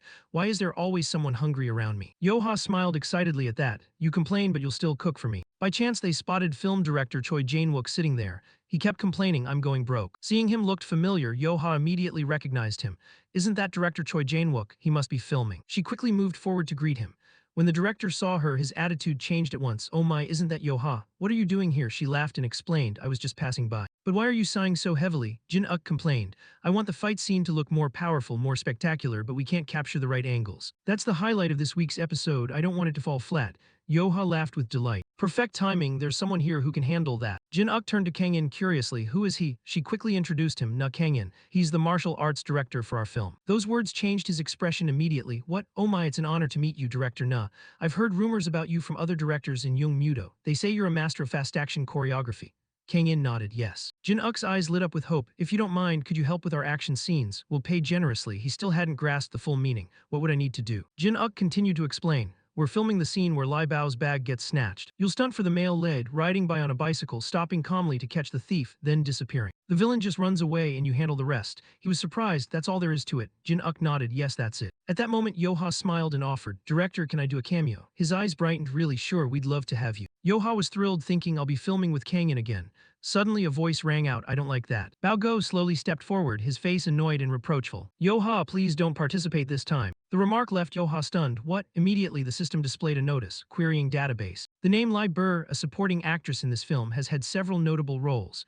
She personally favors the drama A Thousand-Year Rookie Love. Kang-in suddenly thought, A Thousand-Year Love. Bao Go, hearing this, was startled and bewildered. Oh my, you've watched A Thousand-Year Love. The system added, though a small role, her performance was highly regarded. He still didn't fully understand the situation while Bao Go's attitude shifted. Wait, you're a fan of mine, right? I'm a fan of director Na too. At that point, Yoha interjected, trying to break into the conversation. How close are you to Kang-in to call yourself a fan? Bao Go replied irritably, why, everyone in the industry knows he's #1 at martial arts and cooking. Yoha grew more annoyed, can you be serious? Bao Go didn't forget to smile and ask, then give me his phone number, if you don't mind, he's exactly my type. Yoha snapped immediately in your dreams. The two argued nonstop. How close are we that you talk to me like that? Who uses honorifics with an old classmate, you little brat, do you know where you are? Kang In realized so they were classmates, they do look alike. Just then a voice called out, stop wasting time, let's start filming. This man was the film's villain, known as the bad guy actor. Jin Uk reminded everyone, okay, calm down, we're rolling now. Everyone nodded yes. Looking at Kang In's figure, the bad guy actor thought to himself, so I just need to run and he'll handle the rest. I can play the villain, but I'm also a stunt expert. My gut says something's off. Let's see what his skill level is. Director Uk's voice rang out, ready to roll. Bao Go quickly took his position, strolling down the street. She smiled expectantly, once I turn this in, my life will change. This USB contains 3 years of work. If someone snatches it, forget it, that won't happen. I'll submit it quick and go home to sleep. What a beautiful day. No sooner had she finished than the bad guy actor snatched her bag. Her face froze as she realized something was wrong. Her expression went blank as she realized something was wrong. Unfortunately, she tripped. She looked utterly pathetic, bawling, it hurts, somebody help. Bao Go cried like a child. At that moment, the familiar bicycle slowly appeared. Kang In sped forward on his bike. In no time, he nearly caught up with actor Burr's speed. The system quickly announced, cameras are all set, I'll assist to get the best angle. Kang In silently agreed. And his nimble speed surprised the bad guy actor. This bastard runs so fast he'll wreck the script, and he doesn't even care about the cameras. Damn, he's fast. Kang In's speed gradually closed the gap. With no other choice, the bad guy actor decided to pull out a stunt move and unleash his trump card. While everyone watched, the bad guy actor popped a wheelie and lunged forward. His skill was top tier. The sight left Jin Uk and Yoha momentarily stunned, exclaiming that's over the top. Eventually, he managed to put some distance between himself and Kang In. Why can't he catch up? The camera must have it. Kang In asked the system again, Dai, can you see it? The system nodded in confirmation, of course. While everyone still worried, Kang In sent his bike airborne, even pulling a wheelie better than the bad guy actor had just done. Not satisfied, he kept flipping several times in midair, then landed solidly, stamping down on the bike. Kang In didn't bother with a wheelie onto the railing. He jumped straight onto the park route. His bike riding skills were incredibly flashy. The bike was hurled into the air, and his body sprang high forward, aiming straight at the bad guy director who was pedaling away. Kang In's decisive punch came into view. Sensing things were off, the bad guy actor shouted a warning, don't imitate this, you'll smash your face. Immediately, his bag and helmet flew into the air, and his bicycle was tossed to the side. In the end, he was completely taken down by Kang In. After finishing the job, Kang In slowly turned his head. Seeing Bao Go still sitting motionless, he stepped up and handed her the bag. Kang In said little and simply walked his bike away. Bao Go's eyes lit up instantly, she'd found her type. The scene ended and director Uk suddenly remembered something. He hurriedly pushed his glasses up and shouted, cut. Bao Go quickly spoke up, director, I'm sorry, I forgot my line. I should have said thank you for saving me. But his gaze was very pleased, it's fine, it still fits. Your acting has improved a lot, Bao Go. At that moment, others rushed over to the bad guy actor. Are you okay? You got thrown, are you all right? His face remained bewildered as he lay there. Feels like falling onto a freshly sun-dried blanket, warm and soft. Martial director Na Kang In, I'm in awe of you. Those around him asked in surprise, are you out of your mind from the hit? I can see it clearly, the landing was so light. On the other side, director Uk was moved to tears. Na Kang In, thank you so much. If possible, we'd like you to direct more action scenes for us, would that be okay? The screenwriter quickly announced, that's a wrap. At that, Yoha became puzzled. What? Kang In Oppa disappeared already. Jin Uk heard this and felt very regretful. Oh my, I wanted to edit and shoot more right away. Bao Go also felt sad. Oh my, I didn't even get his number. Why does everyone hold out like that? Kang In Oppa's trying to take over the world. In the blink of an eye, time shifted to the next day at the gym. Kang In stepped in, awed, it's huge. The system announced, perfect for starting the role, coup program. The group seeing him cheered, hello, Coach Na. Namso and everyone standing there waited eagerly. We look forward to your instruction. He walked forward slowly. You all came early, huh? Everyone nodded. Of course, we even warmed up already. 2 introductions followed quickly. I'm bodyguard Bako Zangi. I'm bodyguard Minong Hai. On the last day, a more reserved introduction. I'm head of department Kim. Intelligence calls me Chief Kim, that's fine. Kang In unconsciously remembered a man named Manager Kim. The system remarked in surprise, it seems like all the Chief Kims around here are a little odd. He sighed and shook his head, never mind. The group quickly bowed to Kang In, hopping for his help. The system signaled immediately. All right, today we'll roll coup. He nodded in agreement. I assume everyone has a martial arts background. Show me what you can do. Namso asked curiously, so what should we do first? He took off his shirt and tossed it aside. While everyone was still stunned, he already readied himself to attack. That's it, any style will do, just fight. Namso was a bit startled, so who goes first? He replied immediately, all 4 at once. The 4 froze, what? Kang In's face was resolute as he declared, I said all 4. Seeing him say that, everyone suddenly fell silent. Namso was determined to follow through, thinking inwardly they look down on us, huh?